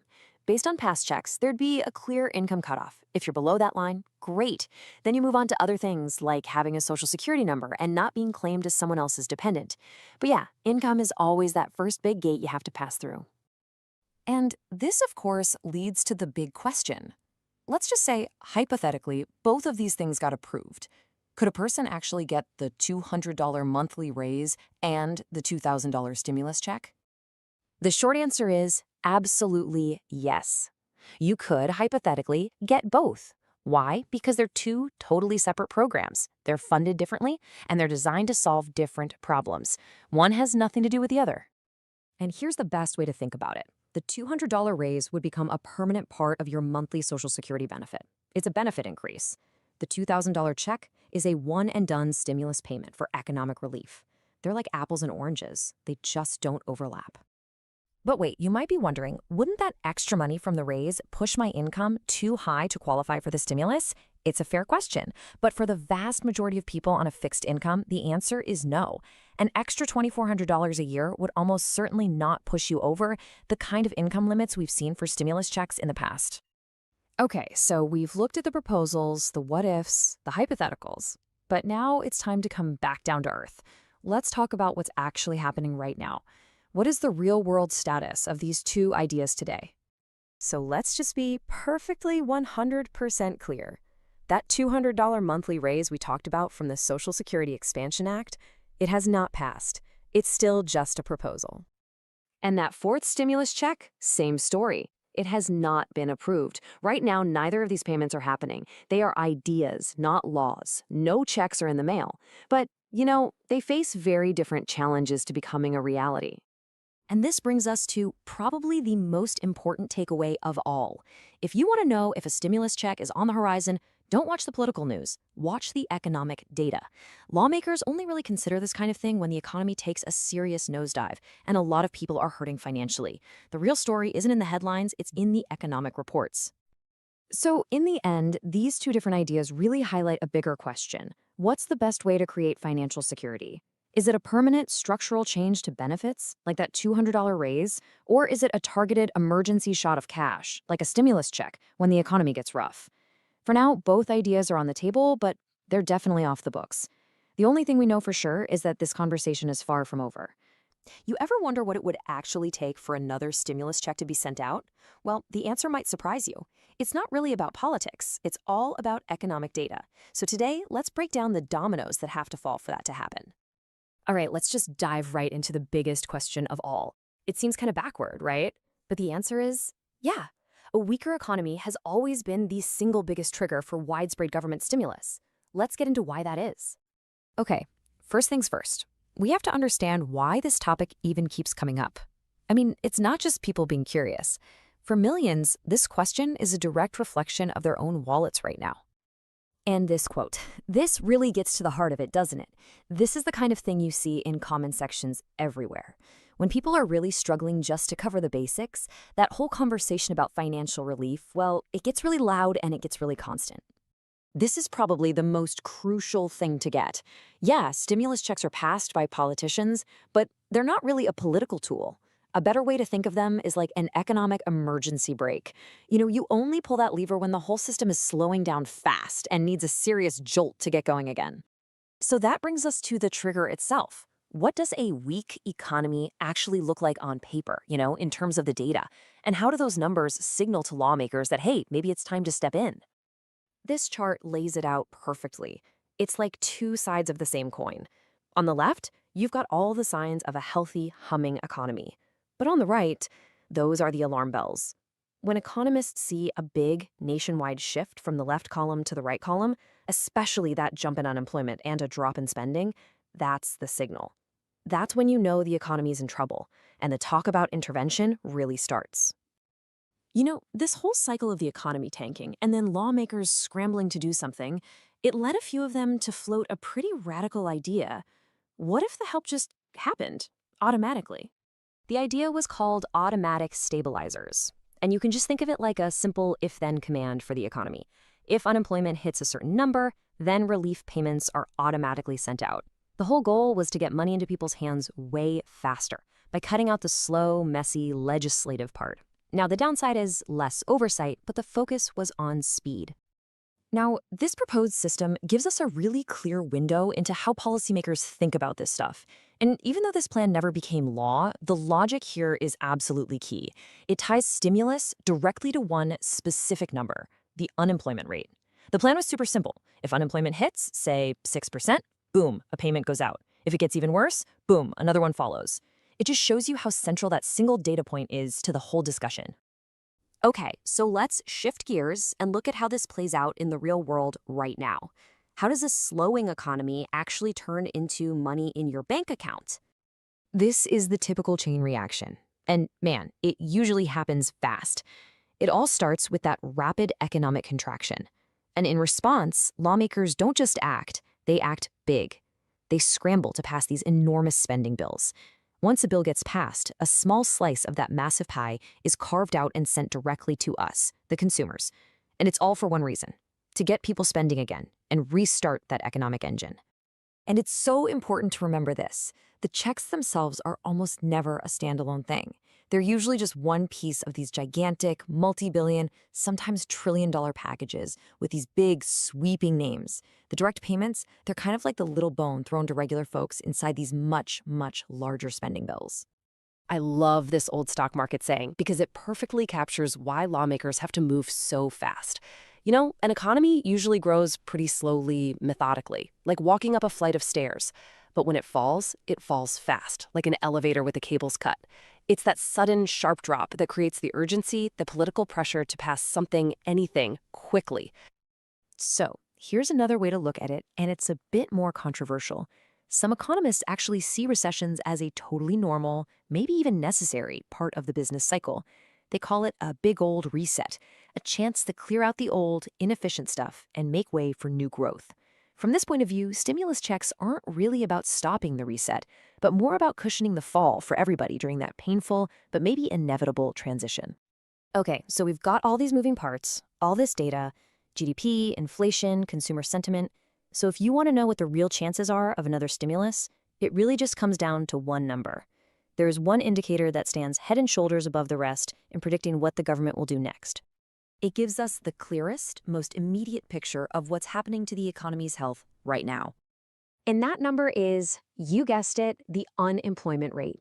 This is the 30,000-foot view. It tells you, in really broad strokes, whether the country is growing or shrinking.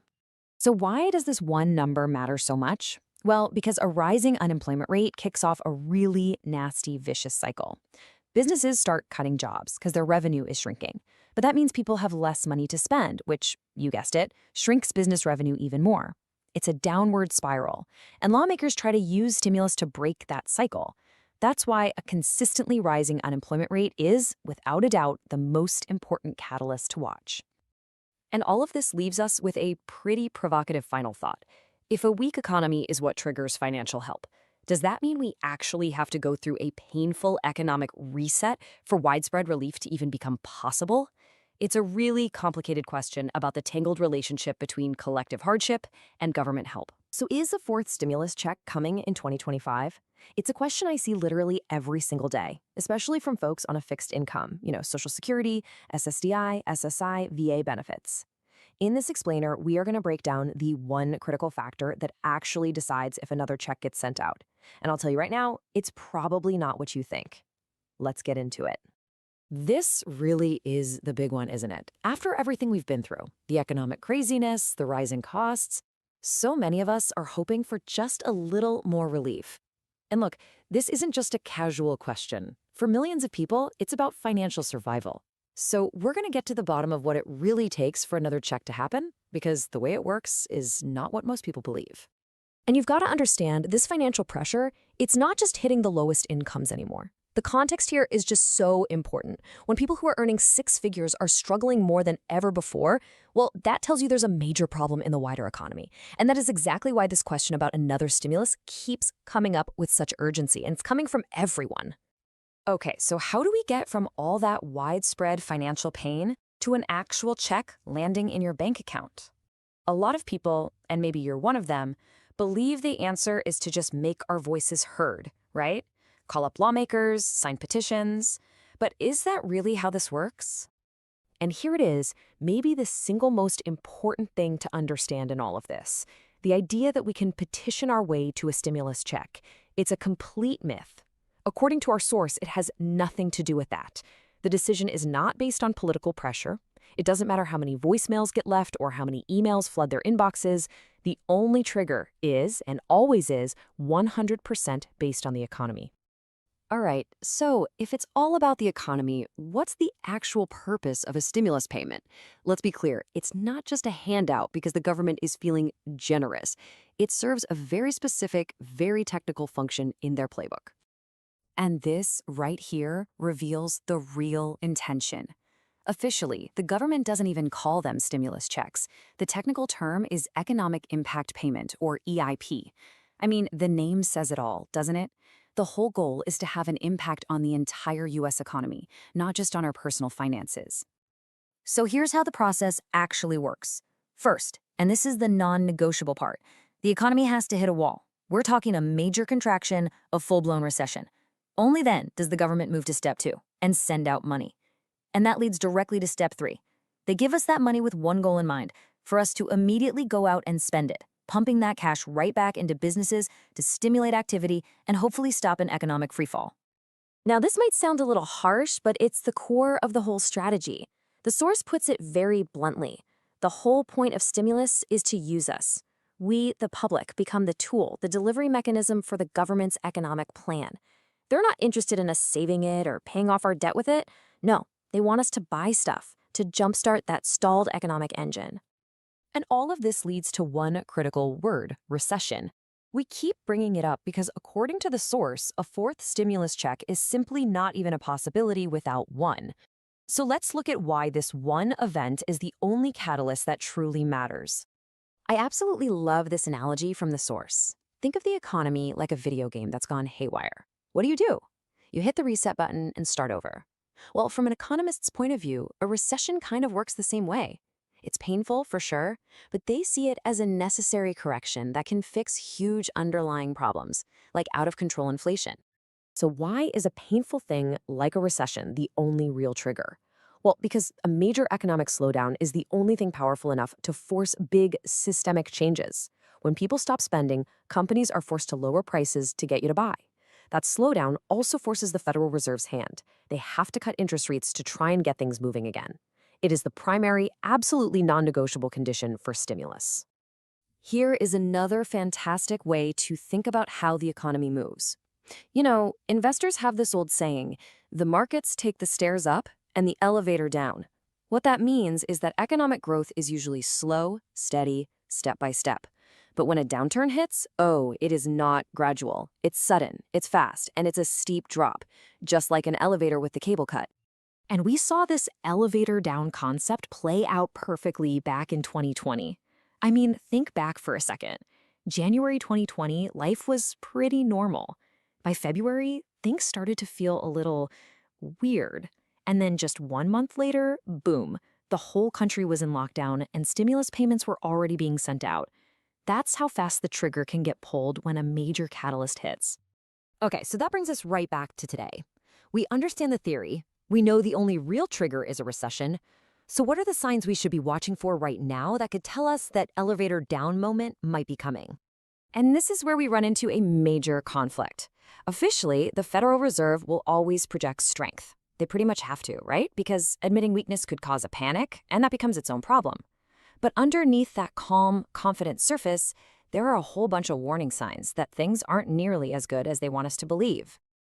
The source describes it in pretty dramatic terms. The alarm bells are ringing. The red lights are flashing.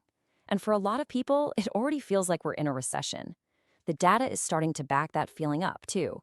These high interest rates are just crushing spending, and credit card debt is at an all-time high.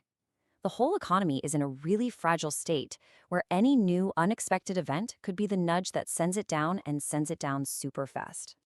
So when you boil it all down, we're left with this one question. Is the economy right now just teetering on the cliff, waiting for that final nudge? Because the possibility of a fourth stimulus check doesn't depend on politicians. It doesn't depend on petitions. It depends entirely on the answer to that question. And that, you can be sure, is something we'll all be watching very, very closely. What if every single person on Social Security, retirees, folks with disabilities, everyone, got the exact same monthly check? Not based on what they earned during their career, but on one universal standard. We're going to dive into a pretty radical proposal to set a flat benefit for everyone, right around $2,200 a month. This could totally reshape America's biggest social program as we know it. Okay, so first things first. Why are we even talking about an idea this huge? Well, it's because it's trying to solve a really fundamental problem that's kind of baked into the Social Security system right now. A massive and frankly growing divide between the highest and lowest paid beneficiaries. I mean, just look at this. The scale of this gap is pretty staggering. On one end of the spectrum, you have some people getting as little as $50 a month. 50! And on the other end, the maximum benefit is over $5,000. That's not a gap, you know? That's a canyon. And it basically mirrors the same income inequality we see all across the economy. And that massive gap has a very real, very human cost. This number right here, 11 million, that's how many seniors in this country are currently living below the federal poverty line. For so many of them, their Social Security check just isn't enough to feel secure. And this right here is the exact problem a flat benefit is trying to fix. And you know, even if we look at the averages, the picture isn't all that great.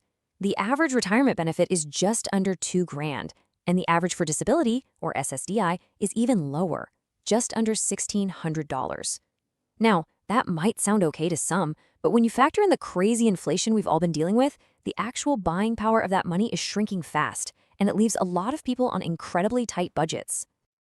So you've got a problem this big. How do you even begin to fix it? Well, the solution being proposed isn't some minor tweak. It's a complete overhaul. The whole idea is to move away from our current earnings-based system to something way simpler and, yeah, a lot more radical. And here it is, the whole proposal in a single number, a flat, universal monthly benefit of about $2,200 for everyone. It wouldn't matter if you were a CEO or a part-time worker, or whether you're getting retirement or disability benefits. Everyone would get the same foundational payment. For millions of people, that would be an absolutely life-changing increase. So what would this actually do? It would fundamentally change what Social Security is. Right now, it works kind of like an earned pension, right? Your benefit is calculated with this complex formula based on your 35 highest earning years. A flat benefit system just tosses that out the window. It turns the program into a true social safety net, one that provides a uniform financial floor for absolutely everyone. The big question, of course, is how in the world could you get from our system today to that one? You can't just flip a switch overnight, that's for sure. The proposal gets that, and it lays out a very gradual, long-term plan for rebalancing the whole thing. Okay, so this is really the nuts and bolts of the plan. For people at the very top of the benefit scale, those annual cost of living adjustments, the COLAs, they would stop. Instead, their benefit might even be reduced by a tiny percentage each year. And that money would then be used to actively boost the benefits for people at the bottom. The idea is that over, say, 5, 10, maybe even 20 years, the two ends would slowly move toward each other until they meet at that middle point, that equilibrium, like the proposed $2,200. So where would all that money saved from the high-end benefits go? Well, there are a couple of ideas on the table. One option is to just redirect all of it to boost payments for lower-income folks, which would make that convergence happen faster. Another idea is to split it 50-50. Use half to raise the floor for those who need it most, and put the other half back into the Social Security Trust Fund itself. That could help with those long-term solvency problems we're always hearing about. Now, a change this dramatic isn't just about the numbers on a check. Not at all. It represents a really deep philosophical shift in how we think about the purpose of Social Security. And it actually has a lot in common with another big idea that's been gaining a lot of steam lately. And that idea is Guaranteed Basic Income, or GBI. You've probably heard about the pilot programs popping up all over the place. They're all based on a simple idea. Give a specific group of people a set amount of money every month, no strings attached. A flat Social Security benefit would basically turn the program into the largest GBI in the world, one that's focused on seniors and people with disabilities. And this slide, this really gets to the core of the change. We would be moving from a system that says you get back a benefit related to what you put in to a system that says, as a member of this society, you are guaranteed a basic level of security. It's a fundamental move from rewarding the individual to supporting the collective. So, as you can probably imagine, a proposal this transformative is controversial, to say the least. It kicks up a really fierce and fundamental debate about what's fair, what our responsibilities are to each other, and really the very nature of the social contract. The main argument against it is captured perfectly by this quote. For a lot of higher income folks, Social Security isn't a welfare program. It's a pension they paid into their entire lives. They played by the rules, they paid more in taxes, and they planned their whole retirement around the promise of a higher benefit. To them, cutting that benefit feels like the government breaking a promise. So the whole debate really boils down to this. On one side, you have people saying this is the most powerful tool we could ever imagine to fight poverty among the elderly and disabled. It creates a simple, fair safety net. But on the other side, critics are saying it's just fundamentally unfair to people who paid more in, and it pulls the rug out from under those who plan their lives based on the system we have now. It's a clash of two very, very different visions. And that really leaves us with the ultimate question here. At the end of the day, what is Social Security for? Is its main purpose to reward a lifetime of work based on what you paid in? Or is it to guarantee that no senior or person with a disability has to live in poverty? This proposal really forces us to pick a side, and the answer to that question is going to define the future of retirement for generations. You know, what would it actually take to get another stimulus check? It's a question that's on pretty much everyone's mind. But the answer, and this might surprise you, it has nothing to do with petitions or our personal bank accounts. So in this explainer, we're going to cut right through all that noise and show you the real economic signals, the actual triggers the government officials are watching. So what is the trigger? You know, we keep hearing the economy is strong, but for a lot of us, that just doesn't line up with what we see in our daily lives. So it's totally natural to wonder if more help is on the way. But the answer isn't hiding in our personal finances. Nope. The real trigger is found in the bigger economic picture. All right, so here's how we're going to break it all down. First, we're going to talk about the real trigger. Then we'll get into how to decode the jobs report and those signals from the Fed. After that, we'll look at the history because there's a clear pattern. And finally, we'll get to the bottom line. Okay, first up, the real trigger. To really get what makes a stimulus check happen, we have to make this really crucial shift in how we look at it. It means we got to stop thinking about our own money for a second and start thinking about the health of the entire U.S. economy. Now, this might sound a little harsh, but stimulus checks are not a response to public demand or because individuals are struggling. They aren't triggered just because we ask for them. The reality is, policymakers, they're not looking at individual bank accounts. They're looking at the entire economic landscape. This slide right here lays out the government's priorities perfectly. On the left, you've got the things that feel so important to us, our bank balances, our bills, right? Well, to them, that's essentially noise. What actually gets them to act are the big picture things on the right, the overall health of the U.S. economy, clear signs of it shrinking, and the risk of a full-blown recession. And, you know, this quote from our source material really says it all. The entire stimulus machine is built around one thing, the economy. The checks get approved when the economy starts to break down or enters a recession. It's not so much a lifeline for us as it is a tool for them to manage the economy. So if it's all about the economy, how do they measure its health? Well, the single most important barometer they have is the monthly jobs report. Let's decode what it tells us, because honestly, it gives the clearest picture of what's really going on out there. Every first Friday of the month, this report is released, and trust me, it is a huge deal. It tells us how many people are working, how many are unemployed, if wages are going up or down, everything. It's considered one of the biggest factors because, well, a country's workforce is the engine of its economy, plain and simple. And this is where we see the real-world impact behind those percentages. When the unemployment rate goes up by just 1%. That sounds small, right? But that single percentage point represents roughly 1.8 million people losing their jobs. A tiny little tick upwards, say 0.1%, means 180,000 people are suddenly out of work. The scale is just massive. And this is exactly why a rising unemployment rate is so dangerous. It kicks off this vicious cycle. It starts slowly. A few people lose their jobs, so they stop spending money. Then the businesses they used to go to see their sales drop. And to survive, those businesses have to cut costs, which usually means, you guessed it, laying off more people. The whole thing starts to snowball, gaining momentum, and it can drag the entire economy down with it. That is the exact scenario that puts stimulus on the table. Okay, next up we have signals from the Fed. Beyond the jobs report, the Federal Reserve sends these little hidden signals about the economy's health. And the biggest clue? Their decisions on interest rates. Which brings us to a key question. We constantly hear that the economy is strong. But if that's actually true, why would the Fed ever cut interest rates? Think about it. High rates are used to cool down a strong economy.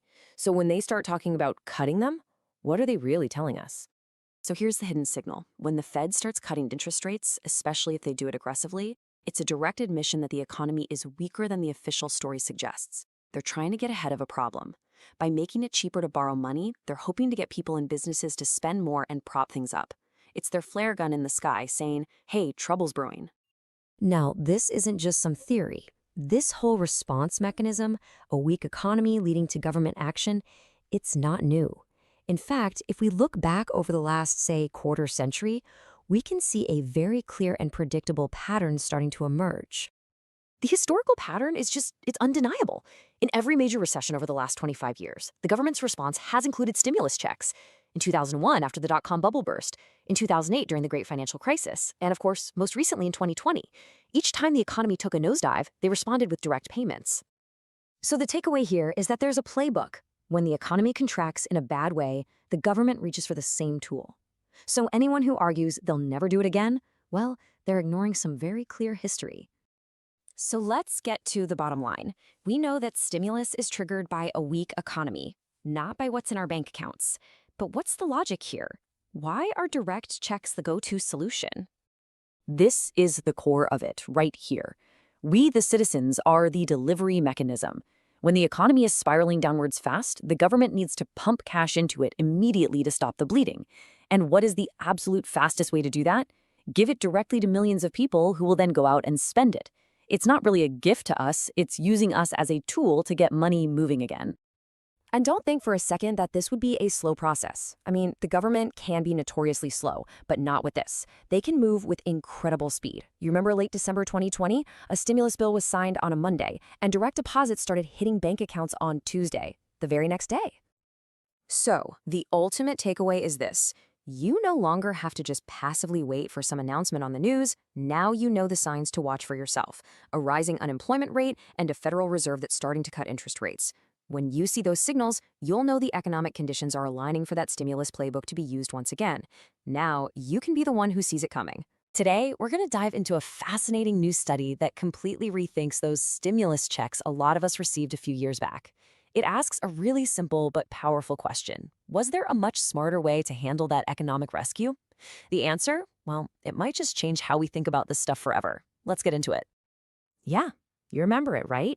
Seeing that direct deposit hit your bank account during what was a really, really uncertain time.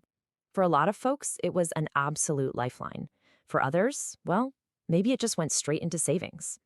This new research suggests that by being a lot more deliberate about who gets the money, we could create a system that's not just more powerful, but a whole lot more efficient too.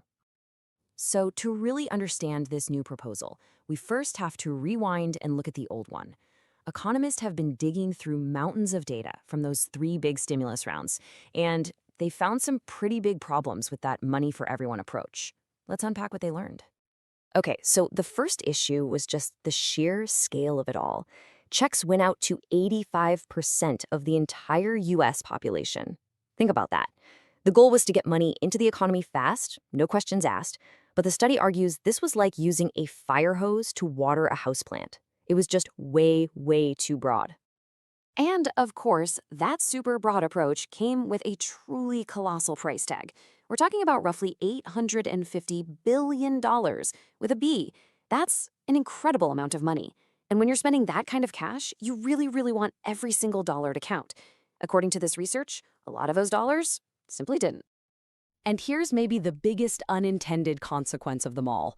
All that cash flooding the system at once contributed about 3 percentage points to the inflation that we've all been feeling. You can almost hear the whoops moment in the research. Sending so much money to so many people, a lot of whom didn't need to spend it right away, just helped pour fuel on the fire of rising prices. So the takeaway is pretty clear. It was incredibly expensive, inefficient, and it came with that inflationary sting in the tail. Okay, so if blanketing the entire country with cash isn't the best way to go, what is? Well, the answer lies in a really simple but incredibly powerful economic idea. It all comes down to understanding the fundamental difference between two types of people, the spender and the saver. Now, the fancy official term for this is the marginal propensity to consume, or MPC. I know, sounds a little complicated, but it's really not. All it means is this. If I give you an extra dollar, what are you most likely to do with it? Are you going to go out and spend it pretty much immediately? Or are you going to stick it in the bank or maybe pay down some debt? That simple question is the absolute key to unlocking a smarter stimulus. So let's break this down. On one side, you have people with a high MPC. These are typically your low-income folks, people on a fixed income. When they get some extra cash, it immediately gets spent on necessities. We're talking rent, groceries, gas for the car. It gets put right back into the economy. On the other side, you have people with a low MPC. These are usually higher income individuals. When they get an extra check, they're far more likely to save it, invest it, maybe pay off a credit card bill. That money doesn't really move. For a stimulus to actually work, you need spenders, not savers. It's that simple. So how do you take this idea of MPC and turn it into an actual concrete plan? Well, this is where the study gets really exciting. It suggests a completely different strategy. Instead of small checks for everyone, it proposes larger, ongoing checks for a very, very specific group of people. And here it is. The proposal is for ongoing $2,000 monthly checks. But the most important word on this slide is only. These payments would be hyper-focused, going exclusively to those low-income, high-MPC individuals, the people who are guaranteed to put that money right back into circulation. It's like switching from a shotgun to a laser beam. And the data on this is just crystal clear. The study found that when a high MPC person gets that $2,000, their spending is incredibly fast and predictable. About $1,600, that's 80%, is spent within the first 10 days. The rest of it is gone within a month. This is exactly what you want for economic stimulus. The money doesn't just sit there, it moves, it creates a ripple effect, paying for groceries, car repairs, new shoes for the kids, you name it. You know, it all just comes back to the original goal. The source material puts it perfectly. We're not looking for savers, we're looking for spenders. The entire point is to get money moving, to stimulate the economy. And to do that, you have to give it to the people who are actually going to spend it. It's right there in the name. So when you put it all together, you take the lessons from the past and you apply this logic of MPC, you end up with a proposal that the study argues is just better from every angle. It's smarter, it's cheaper, and it's way more effective. Let's just recap the huge advantages of this kind of targeted strategy. The advantages are pretty amazing when you lay them out. First, you get a much bigger bang for your buck, a greater stimulative effect because the money is actually spent, not hoarded. Because of that incredible efficiency, the total cost would be significantly less than that $850 billion program from before. But just as important, it sends meaningful, ongoing support directly to the people who are struggling the most, all while avoiding the waste of sending checks to people who just save it. It really is a win from every single angle. And that really leaves us with the big final question, doesn't it? We've seen the flaws of the old model and the compelling logic of this new one. This idea of moving away from these broad, universal payments toward highly focused, targeted financial support, it could be a major turning point in how governments respond to economic crises. It really feels like a blueprint for a future where help isn't just more generous for those who need it most, but a whole lot smarter for the economy as a whole. All right, let's dive into a topic that has so many people talking. We're going to break down this new proposal that could mean an extra $1,400 for Social Security beneficiaries. What is this catch-up payment all about? Let's get into it. So, this is the big question, right? Could a check for $1,400 actually be on the way? You've probably seen the headlines, and it's really easy to get confused. So what we're going to do is cut through all the noise and figure out, what's fact, what's just talk, where this idea is coming from, and what it could actually mean for the millions of people who depend on Social Security. And here it is. This is the number at the very heart of this whole conversation, $1,400. Now, this isn't just some random number they pulled out of a hat. It's a very specific amount for a one-time payment. And the whole idea behind it is to give a real, tangible boost to people who are feeling the squeeze financially. Okay, so where did this idea even come from? It's really important to note this is not a bill that's been passed into law or anything like that, but it is a formal proposal from a pretty influential group. So let's take a look at who's behind this push and what exactly they're proposing. The group pushing this idea is the Senior Citizens League, or TSCL for short. Now, they're a nonpartisan organization, meaning they're not tied to one political party. Their whole mission is to fight for older Americans, and they've officially put this proposal on the table, calling for that $1,400 payment to go to absolutely everyone who gets a Social Security check. That means folks getting retirement benefits, SSI, and SSDI, the whole shebang. Let's just break down the nuts and bolts here. First, and this is key, it's a one-time payment, not a monthly thing. Second, it's meant for everybody on Social Security. They call it a catch-up payment because the goal is to make up for lost ground. And finally, and this is really important, this would be extra money on top of the regular annual cost of living adjustment, or COLA, that you already get. So that leads us to the real question. Why? Why are they asking for this now? Well, it all boils down to something they call the inflation gap. Think of it like this. Your benefits might go up a little bit each year, but the cost of everything you need to buy is going up way, way faster. There's a gap. And that gap is getting wider and wider, and advocates say the current system just isn't keeping up. This quote from the TSCL really hits the nail on the head. That phrase, erosion in their purchasing power, that's the whole story. It just means that the money you get doesn't buy what it used to. Even with the yearly adjustments, the cost of absolute necessities, we're talking groceries, a roof over your head, and medical bills, is just skyrocketing past what your benefits can cover. And to give you some real-world context, the TSCL is projecting that the COLA for 2026 is going to be about 2.6%. Now, 2.6% sounds okay, maybe, but when you do the math, for the average person on Social Security, that's less than $50 a month. And the people behind this proposal are saying, come on, that is nowhere near enough to close that inflation gap we were just talking about. And you know, this isn't just what one organization thinks. They did a survey, and the results were, well, they were pretty staggering. A full 96% of the people they asked said that the way the COLA is calculated is just wrong. They believe it should be based on different data. I mean, think about that. You can barely get 96% of people to agree on anything. It shows there's a huge belief that the system is broken. So that brings us to the math. How does the government actually figure out the COLA every year? Well, it all comes down to a specific economic measurement, and there's a huge debate raging right now over whether it's the right tool for the job. Okay, quick COLA 101, just so we're all on the same page. COLA stands for Cost of Living Adjustment. In theory, its job is simple, to make sure your benefits keep up with inflation. The idea is that your check should buy you the same amount of stuff this year as it did last year. But the big debate is whether it's actually doing that job anymore. This right here is what the entire argument is about. Right now, the government uses something called the CPIW. It tracks what city workers and clerical staff are spending their money on. But does a 40-year-old office worker spend money the same way a 78-year-old retiree does? Probably not. The CPIW doesn't put a lot of weight on things like healthcare, which, as we all know, is a massive expense for seniors. The proposed fix is to switch to something called the CPIE, which is the Consumer Price Index for the elderly. It specifically tracks what people 62 and older are spending money on, and it gives much more weight to those big-ticket items like housing and medical care. Now, it's really important to see that this $1,400 idea isn't just happening in a vacuum. It's actually part of a much bigger conversation that's been going on for years. There are several different ideas floating around out there, all trying to solve the same problem: how to get more money into the pockets of Social Security beneficiaries. If you just look back over the last few years, you can see a pattern here. Back in 2020, there was a lot of talk about a $200 a month permanent increase. Then, just this year, the Social Security Expansion Act was brought back to Congress. That one includes a $2,400 a year boost. And now we have this new idea from the TSCL for a one-time $1,400 payment. They're all different roads, but they're all trying to get to the same destination. So this chart kind of lays it all out pretty clearly. You've got two main game plans on the table.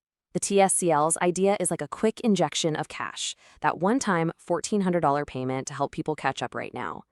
Then you've got the Expansion Act, which is a more long-term structural change, an extra $200 every single month forever. They both want to help, they just go about it in totally different ways. Okay, we've talked about the what and the why, but now we have to get to the most important part of this whole discussion: reality. Where do these ideas actually stand right now? Because understanding their status is the key to knowing if any of this talk could turn into actual money. Let me be absolutely 100% clear about this. The $1,400 payment and the $200 monthly increase, They are just proposals. They are ideas. They are not laws. They have not been passed by Congress. They have not been signed by the president. There is absolutely no guarantee that either of these will happen. This is the very beginning of a long political conversation, not the end of it. So, if you're going to remember just a few things from our chat today, let it be these. First, an important advocacy group, the TSCL, is fighting for a one-time $1,400 payment. Second, they're doing it because they believe the yearly COLA isn't working, creating that inflation gap. Third, the fix, they say, is to change how the COLA is calculated, switching from the CPIW to the CPIE. And finally, remember this is just one idea among several designed to boost Social Security. And really, that's where all of this leaves us. We're left with this huge question. Everyone can see that the cost of living is going up, and people on fixed incomes are feeling it the most. The calls for some kind of change are getting louder. So will any of these ideas, the one-time check, the monthly raise, changing the formula, will any of them get enough traction to actually become a reality? That's the question we'll all be watching. You know, we've all been hearing the chatter about another stimulus check, but today we're going to dig into an argument that says maybe we're all asking the wrong question. What if the next round of aid wasn't for everybody, but was laser-focused on the people who truly needed the most? I mean, you see it all the time, right? Is another $1,400 check coming? It's the question, and for a lot of people, the hope that just doesn't seem to go away. But the analysis we're looking at today completely flips that on its head.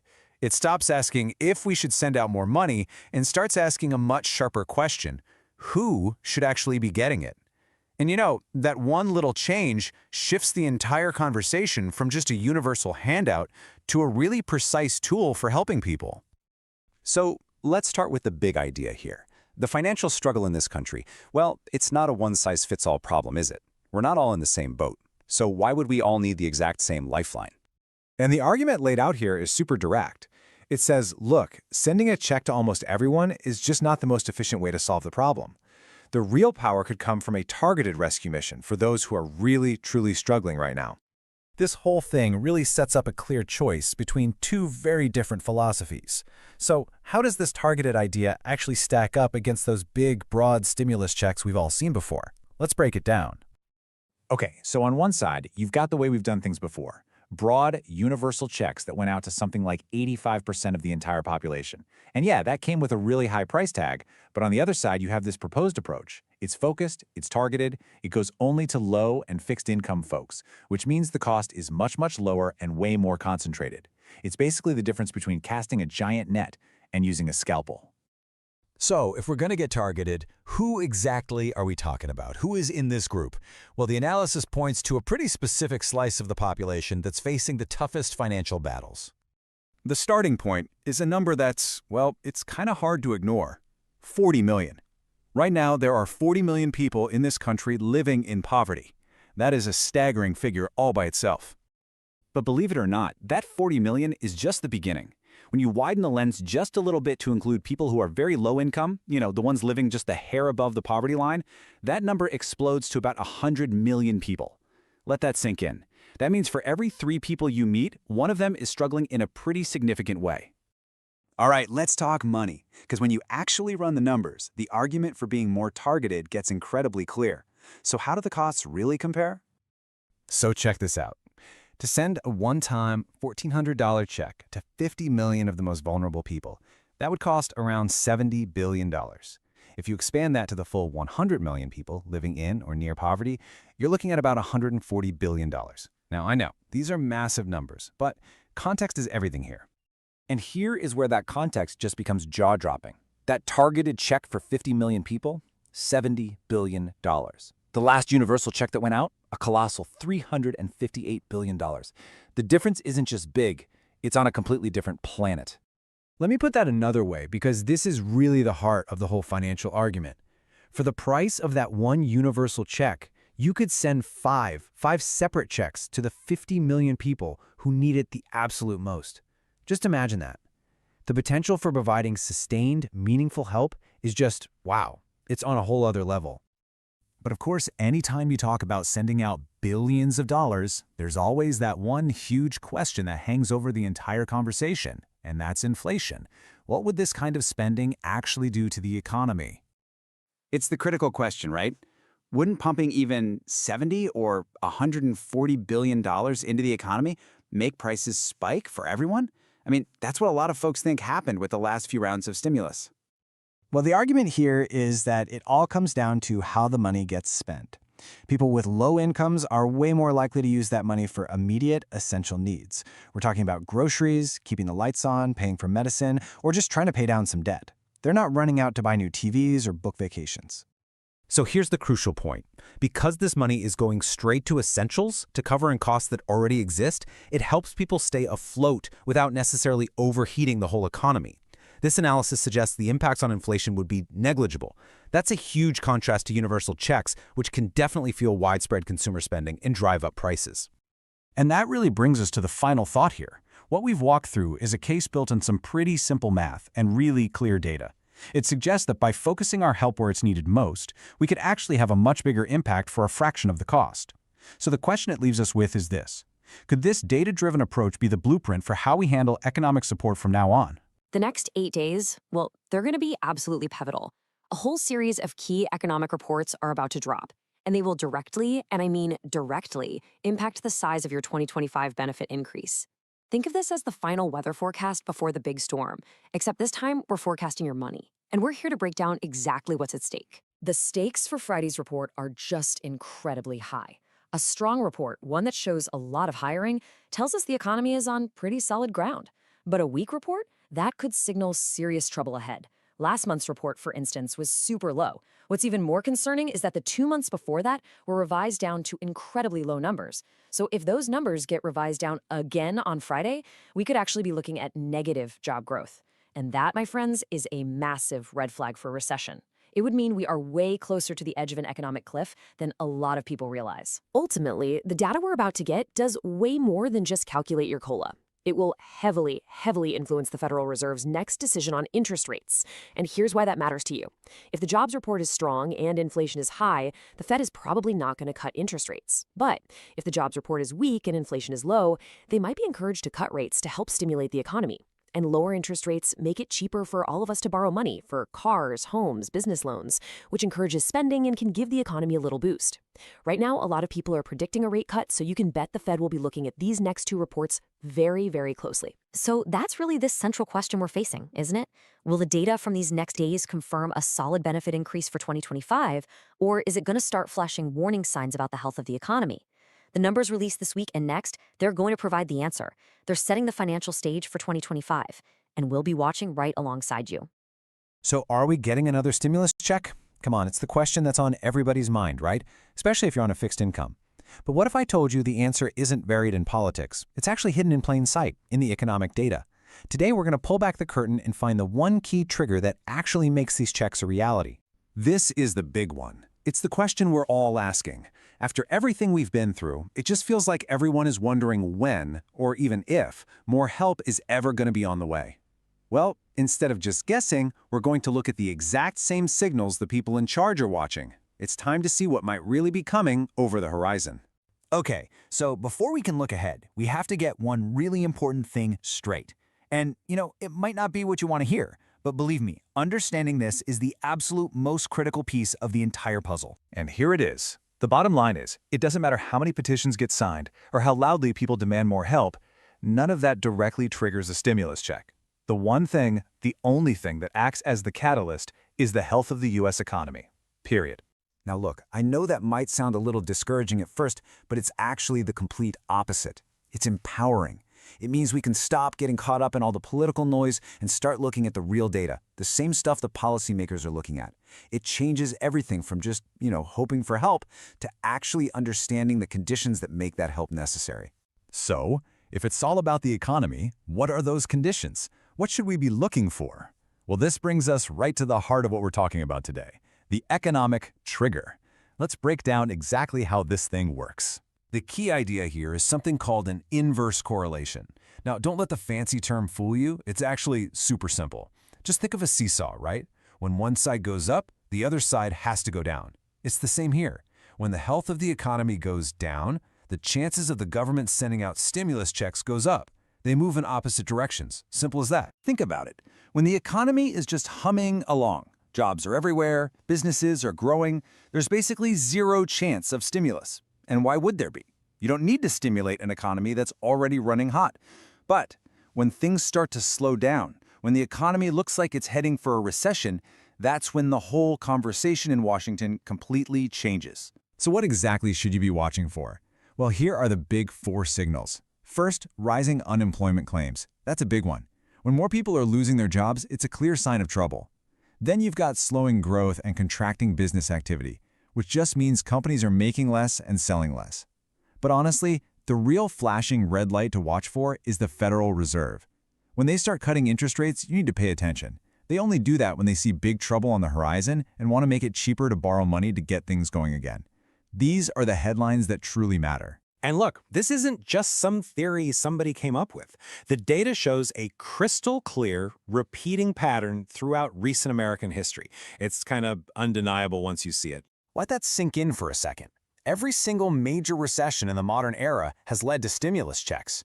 That tells us that these payments aren't random acts of kindness. They're a standard, almost predictable response to a specific crisis, a major economic downturn. The playbook is there, and they've used it again and again. Let's just walk through it. Back in 2001, the dot-com bubble burst, and we had a recession. The response? $300 checks. Okay. 7 years later, 2008, the housing market completely collapses, triggering a massive global crisis. The response? $600 checks. Then, of course, 2020, the pandemic shuts down the entire world. The response? $1,200 checks. Are you seeing the pattern here? A major recession hits, and boom, payments go out. It has happened every single time. But hold on, because if we look just a little bit closer at those numbers, something even more interesting and kind of wild starts to pop out. It's not just that they sent checks, it's the amount of money that tells a whole other story. Okay, so the first time, in 2001, the baseline was set, $300. Then in 2008, when the next big crisis hit, what happened? The amount exactly doubled to $600. And in 2020, you already know where this is going, it doubled again to $1,200. I mean, come on, that's not a coincidence. That is a clear mathematical pattern playing out over 2 decades. Each payment was literally double the one that came before it. All right, so now we're armed with the 2 biggest clues. We know about the economic trigger, and we've seen this incredible historical pattern. So what can we reasonably guess about what might be coming next? This is the million-dollar question, isn't it? If we were to face another major recession in the near future, would the people in charge stick to this exact same doubling pattern that's held true for more than 20 years? Well, if you just follow the math to its next logical step, you double $1,200 and you get $2,400. Now, let's be crystal clear about this. This is not a prediction. It's just pointing out a very curious historical trend. But it is a fascinating pattern to think about, isn't it? All of this really leads to one powerful, simple takeaway. If you want to have a real idea of what's coming, you can pretty much ignore the political shouting matches. The real answers are in the jobs reports, the GDP numbers, and what the Federal Reserve is doing. You now know exactly what to look for. The real signs that history shows us come right before these payments. And here's one final crucial warning. When these things happen, they happen fast. I mean, think back to early 2020. In February, everything seemed pretty normal. By March, the entire world had changed. And by April, checks were already on their way. The shift from a stable economy to a crisis can happen in just a few weeks. When the dominoes start to fall, they fall quickly. So, when you put it all together, history seems to show us that a major stimulus payment isn't really a question of if, but a question of when a recession forces the government's hand. The focus shifts away from waiting for politicians to make an announcement and toward watching the economy itself. So the real question I have for you is, now that you know what to look for, what economic signs will you be watching? So today we're going to tackle a huge question, one that's been on everyone's mind for a while now. Is another stimulus check actually on the table? All right, let's just get right into it, shall we? This is the big one. It's the question that keeps popping up. And while there's a ton of speculation and noise out there, the sources we've looked at point to a surprisingly clear set of conditions that would have to be met. And here's the bottom line right up front. This isn't really about politics or promises. According to the source material, a future check depends completely on specific economic triggers. Think of it this way. If the economy gets sick enough, the government views a stimulus check as the medicine it needs to recover. So what exactly are these triggers? What science is the government actually looking for? Let's break down the key indicators that would have to be flashing red before another payment would even be on the radar. Okay, so the first big one is something you've probably heard of, a recession. Now that has a pretty technical definition. It means the economy shrinks for 2 3-month periods in a row. And what's really interesting is that based on recent data, the US economy actually hit this benchmark. But here's the kicker. That alone wasn't enough to get the checks rolling. And that's because, even with a technical recession, the sources are crystal clear that the job market is the ultimate decider. This is the key, the linchpin, as one source put it. Seriously, everything hinges on whether people are working. It all makes sense when you think about it, right? It's all connected. When people have jobs, they spend money. When they spend money, businesses do well. And of course, the government gets tax revenue. But when jobs disappear, well, that whole economic engine just starts to sputter and stall. That's why those monthly job reports are watched so incredibly closely. So let's be super clear about the motivation here, according to the sources. It's not just about being generous. A stimulus check is a tool. It's like a shot of adrenaline for the economy. The whole point is to get you to spend that money, like right away, to kickstart that engine and get it turning over again. Okay, so let's play this out. Let's say the economy does get sick enough and those triggers get pulled. What would a stimulus check even look like? Who would get one and for how much? Well, history actually gives us some really good clues. First off, just think about how many people we're talking about here. The last few times this happened, the checks reached a staggering 85% of the entire U.S. population. So this isn't some small targeted program. If it happens, it's designed to be a massive, widespread event. And based on those past rounds, the sources say you can pretty much bet that folks on a fixed income would be included. We're talking people receiving Social Security, disability, VA benefits, railroad retirement, you name it. The precedent is just so strong that it's almost a given these groups would be part of any plan. Now for the big question, how much? The number that probably pops into your head first is $1,400, right? And that's simply because it was the amount of the very last payment that went out. But that's not the only number floating around. There's been a lot of talk about a higher amount, maybe a nice round $2,000, which has been part of a few different proposals that have been discussed. But here's where it gets really interesting. The sources point out this historical trend. If you actually look at the pattern, the way the payments have increased over the last few recessions, the next logical number in that sequence would actually be $2,400. Kind of makes you think, huh? Okay, but all of this, who gets it, how much, it all comes down to the biggest question of all, when. And the timing isn't just pulled out of a hat. The sources show it's all about one thing, just how bad things get. So, the sources kind of paint two different pictures here. On one hand, you could have a mild recession, the economy takes a little dip, but then it bounces right back pretty quickly. In that case, the chances of a check? Pretty slim. But then you have the other scenario, a deep recession, the kind where the economy, as one source dramatically put it, falls off a cliff. In that situation, the likelihood of a check becomes very high. And this brings us to what is probably the most compelling point of all. Just look at the history. Every single recession the U.S. has had in the 21st century, in 2001, 2008, and 2020, every single time it's been followed by the government issuing stimulus checks. The pattern is, well, it's hard to ignore. So, what does this all mean for you? What should you be watching? The source material basically says to keep your eye on three main things. First and foremost, the job market. If you see unemployment numbers start to really climb, that is the #1 red flag. Second, those GDP reports. Is the economy still shrinking? And third, watch the Federal Reserve and what they're doing with interest rates. These are the real-world signals that will tell you if another check is moving from maybe to very likely. And we absolutely have to end with a really important dose of reality here. As of right now, today, none of this is official. No new stimulus check has been approved. This is all based on analyzing economic patterns and historical data. Nothing is set in stone. Which leaves us with one final thought to chew on. We've seen that every single recession in the last 20+ years has triggered a stimulus payment. And we see the economy is showing some clear signs of strain. So, is another check really a question of if it will happen, or is it just a question of when? You go online and it seems like everyone is talking about one thing. Is a fourth stimulus check on the way? Well, the real answer, it turns out, isn't a simple yes or no, and it's definitely not a date on a calendar. Today, we're going to dig in and figure out what actually needs to happen for another check to even be a possibility. Okay, so this is it, right? This is the big one, the question on everyone's mind, and it's especially critical if you're on a fixed income, Social Security, SSDI, VA benefits. That hope for another payment is really, really strong.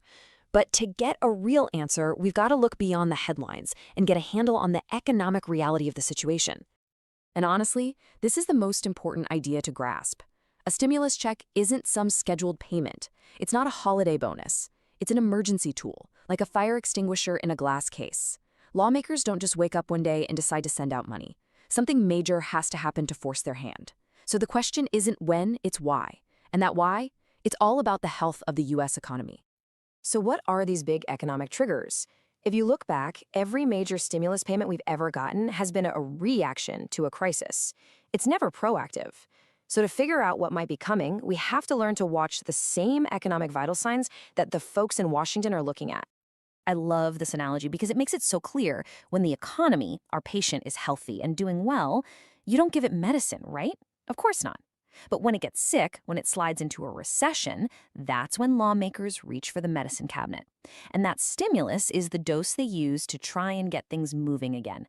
The sicker the patient, well, the bigger the dose of medicine. Now, of all the vital signs they check, the job market is, without a doubt, the most critical. It's the big one. See, when people are working, money is flowing, the economy is humming along. But the second you see widespread layoffs and rising unemployment, that is a massive flashing red flag that the entire system is in trouble. That's the one thing that gets everyone's attention. And the way we measure this is with something called the official jobs report. You might hear it on the news as the non-farm payroll report. It comes out on the first Friday of every single month, and it gives us this incredibly detailed picture of what's happening with jobs all across the country. So what's actually in this thing? Well, first, it's got the national unemployment rate. Is it going up, down? That's huge. Then it tells us exactly how many jobs were created, or, and this is the scary part, how many were lost that month. It even looks at average hourly earnings. Are people's wages growing, or are they stuck? And finally, the labor force participation rate. Basically, what percentage of Americans are actually working or trying to find work?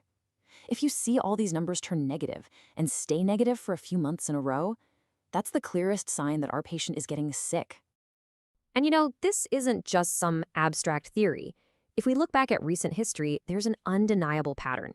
Major economic problems have been followed consistently by stimulus payments. It's like a playbook they've used over and over again. Just look at this timeline. It lays it out perfectly. Back in 2001, after the dot-com bubble burst, the government sent out $300 checks. Then you fast forward to 2008, the huge housing crisis, the Great Recession. That amount doubled to $600. And then, of course, 2020. The pandemic shuts down the entire world economy, and that first check was $1,200. See the trend? Every single time a massive economic crisis was followed by cash payments directly to the people. You see it, right? It's not just that they sent checks. Look at the amounts. From $300 to $600, it doubled. From $600 to $1,200, it doubled again. Now, look, history isn't always a perfect predictor, but that's a pretty interesting trajectory. It suggests that with each new crisis, lawmakers felt the need for a bigger and bigger dose of that economic medicine. So, does this mean the next check would automatically be $2,400? Well, not so fast.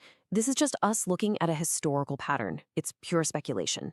Any future amount would depend entirely on how bad the next crisis is. A mild recession might only call for a small check, but a really deep economic collapse, a number like this could definitely be on the table. The size of the check is always tied to the size of the problem. And that brings us to another really critical idea. It's not just about how much money, it's about how it's sent out. See, the last few rounds of checks went to something like 85% of all Americans. But there's a growing argument that maybe, just maybe, that broad shotgun approach isn't the smartest way to do it. Let's compare these two ideas. Broad relief, that's what we're used to, goes to almost everybody. The problem is, a lot of people who get it don't really need it, so they save it. That doesn't help the economy, and it can actually push inflation higher. The other idea is targeted relief. This would focus the money only on low and fixed income folks, the people who are guaranteed to go out and spend it right away on necessities. This gives you way more bang for your buck with less risk of inflation. It could even mean multiple smaller payments over time instead of just one big one. And that is the absolute fundamental truth of all of this. We have to remember this. A stimulus check is not meant to be a contribution to your savings account. The entire purpose, the only purpose, is to get you to spend it. They want that money flowing through stores and businesses immediately. Buying food, paying bills, getting your car fixed. That spending is the jolt of electricity the economy needs to snap out of a recession. Okay, so let's put this all together. Instead of listening to rumors online, here's a clear, simple dashboard of what you should actually be watching for. These are the real signals. Think of it as a three-step domino effect. First, you'd see the warning signs. That monthly jobs report would start showing really bad numbers. Month after month, job losses, unemployment taking up a lot. Second, after enough bad data, the experts would make it official. We are in a recession. And third, it's only then, when the crisis is real and undeniable, that you'd see lawmakers in Congress finally scramble to put a stimulus package together, which would probably include direct payments. So, the bottom line, the most crucial takeaway from all of this is this. Right now, with the economy as it is, a fourth stimulus check just isn't happening. The trigger isn't an online petition, it's not a politician's promise. The only trigger is a real, measurable, and significant economic crisis, one that's bad enough to force Congress to act. Understanding this lets you see past all the noise and know exactly what to look for. And that kind of leaves us with one last big question to think about. We've seen the stimulus playbook change over time, right? The amounts got bigger, and now we're talking about new, more targeted strategies. So as our economy keeps evolving and faces new and different challenges, how will the government's medicine have to adapt to actually keep working? Something to think about. Let's talk about stimulus checks. You know, that money that shows up in your bank account from the government during a crisis? It feels like a really modern thing. But what we're going to do today is take a deep dive into the surprisingly long, winding, 100-year story of how this idea went from totally radical to a central part of our economy. Yeah, really. Most of us, when we hear stimulus, we think of 2008 or, of course, the recent pandemic. But the policies we see today are actually the final product of decades and decades of economic experiments, huge debates, and political battles. To really get how we got here, we have to go way back, all the way back to the beginning. So our journey starts in the 1930s. America is in the absolute grip of the Great Depression. And this wasn't just a recession. It was a crisis so big, so deep, that it forced everyone to completely rethink what the government's job even was when it came to the economy and its own people. I mean, just try to imagine this. 1 out of every 4 people who could work couldn't find a job. The entire system was on the verge of breaking down. And that old idea that, the economy would just magically fix itself, well, that was clearly not happening. Out of that desperation, a brand new way of thinking took over. The government had to do something. And this, right here, was a revolutionary shift, a total game changer. Now, Franklin D. Roosevelt's New Deal didn't actually create stimulus checks, but it did something arguably more important. It established the core principle that makes them possible. The idea that the government has a fundamental duty to step in and create an economic safety net for its citizens. This was the philosophical seed for absolutely everything that came after. And this philosophy wasn't just talk. It was put into action through these enormous programs. The CCC and the WPA, they put millions of people back to work on public projects. And of course, the Social Security Act created that foundational safety net for older Americans. Now, these weren't direct cash payments to everyone, but they set a massive precedent. The government could and should pump money into the economy by directly helping people. The groundwork was officially laid. Okay, so after World War II, America gets this huge boom of prosperity. But the painful lessons from the Depression were definitely not forgotten. This is when economists started to develop the actual theories, the blueprints, really, that would turn the New Deal's broad philosophy into a real policy toolkit. And the most important blueprint came from an economist you've probably heard of, John Maynard Keynes. His big idea was actually pretty simple but incredibly powerful. Consumer spending is what drives the economy. So the economy is in a nosedive. The government has to be the one to jumpstart it by spending money, even if it means going into debt, to get people spending again. It's like giving the economic engine a boost. This theory would dominate the field for decades. But as you can see, this idea took a while to evolve. The New Deal in the 30s set the stage. Then in 1964, we see the first big test of Keynesian theory with a major tax cut. But the real breakthrough moment, that came in 1975. The U.S. was facing another recession, and the government sent out a 1-year tax rebate. They didn't call it a stimulus check, but that's exactly what it was, a direct payment to households to get them to go out and spend. The modern stimulus check had just been born. So the late 20th century became this period of trial and error, because in the 1970s, a new problem popped up called stagflation. That's where you have high unemployment and high inflation at the same time. It was a mess, and it really challenged those simple Keynesian models. It made policymakers realize they needed more sophisticated tools in their toolbox. There wasn't just one magic fix. And this led to the great economic debate of the 1980s. On one side, you had the demand-siders, the Keynesians, who said, give money to consumers, they'll spend it, and that will drive the economy. But on the other side, you had supply-side economics, which you might know as Reaganomics.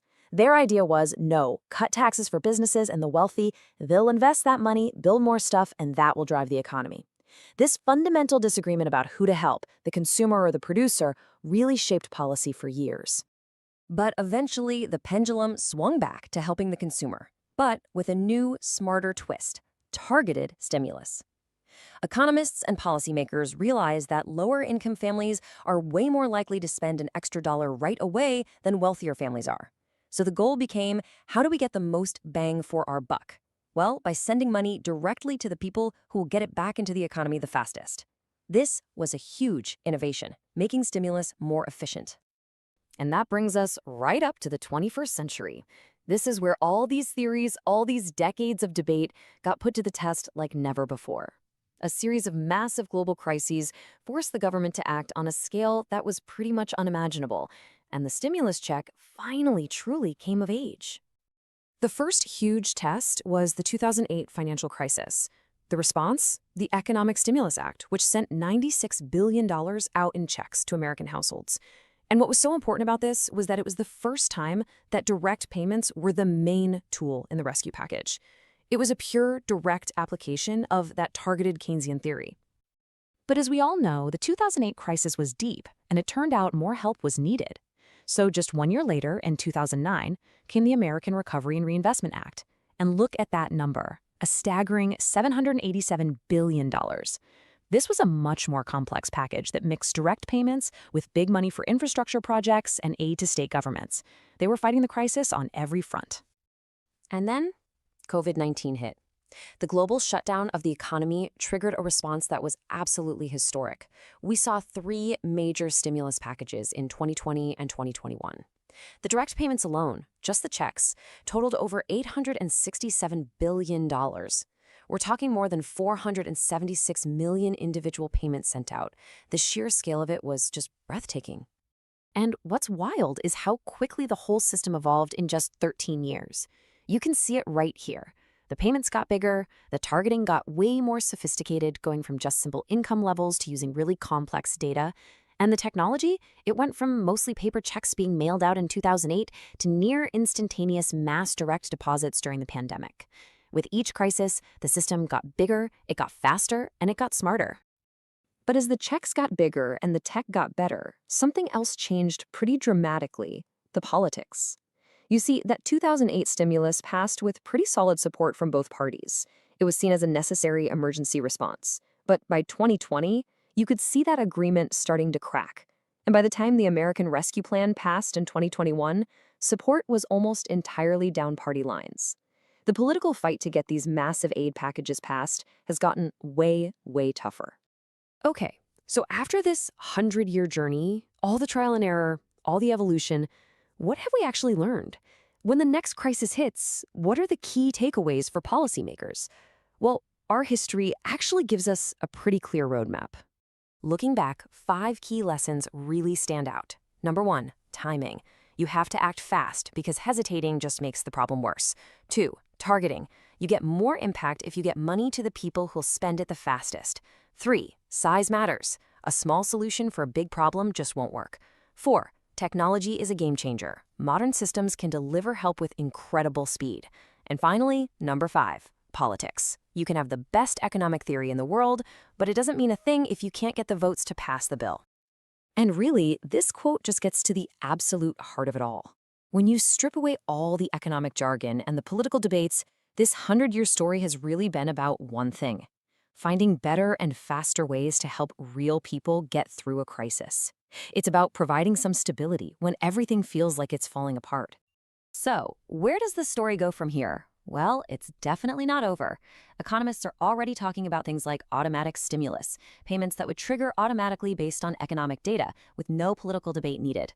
They're talking about digital currencies that could make payments happen literally in an instant. As our world keeps changing, you can bet the tools we use to protect our economy will keep changing too.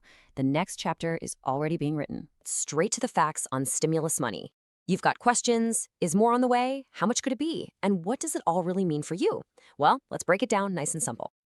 Okay, let's just dive right into the big one, right? This is the question that's on everybody's mind. It's probably why you're here. And you know what? I'm not going to make you wait for the answer. Every time things feel a little shaky out there, this is the question that pops up. So, what's the deal? And there it is. The straight, honest-to-goodness truth is not yet.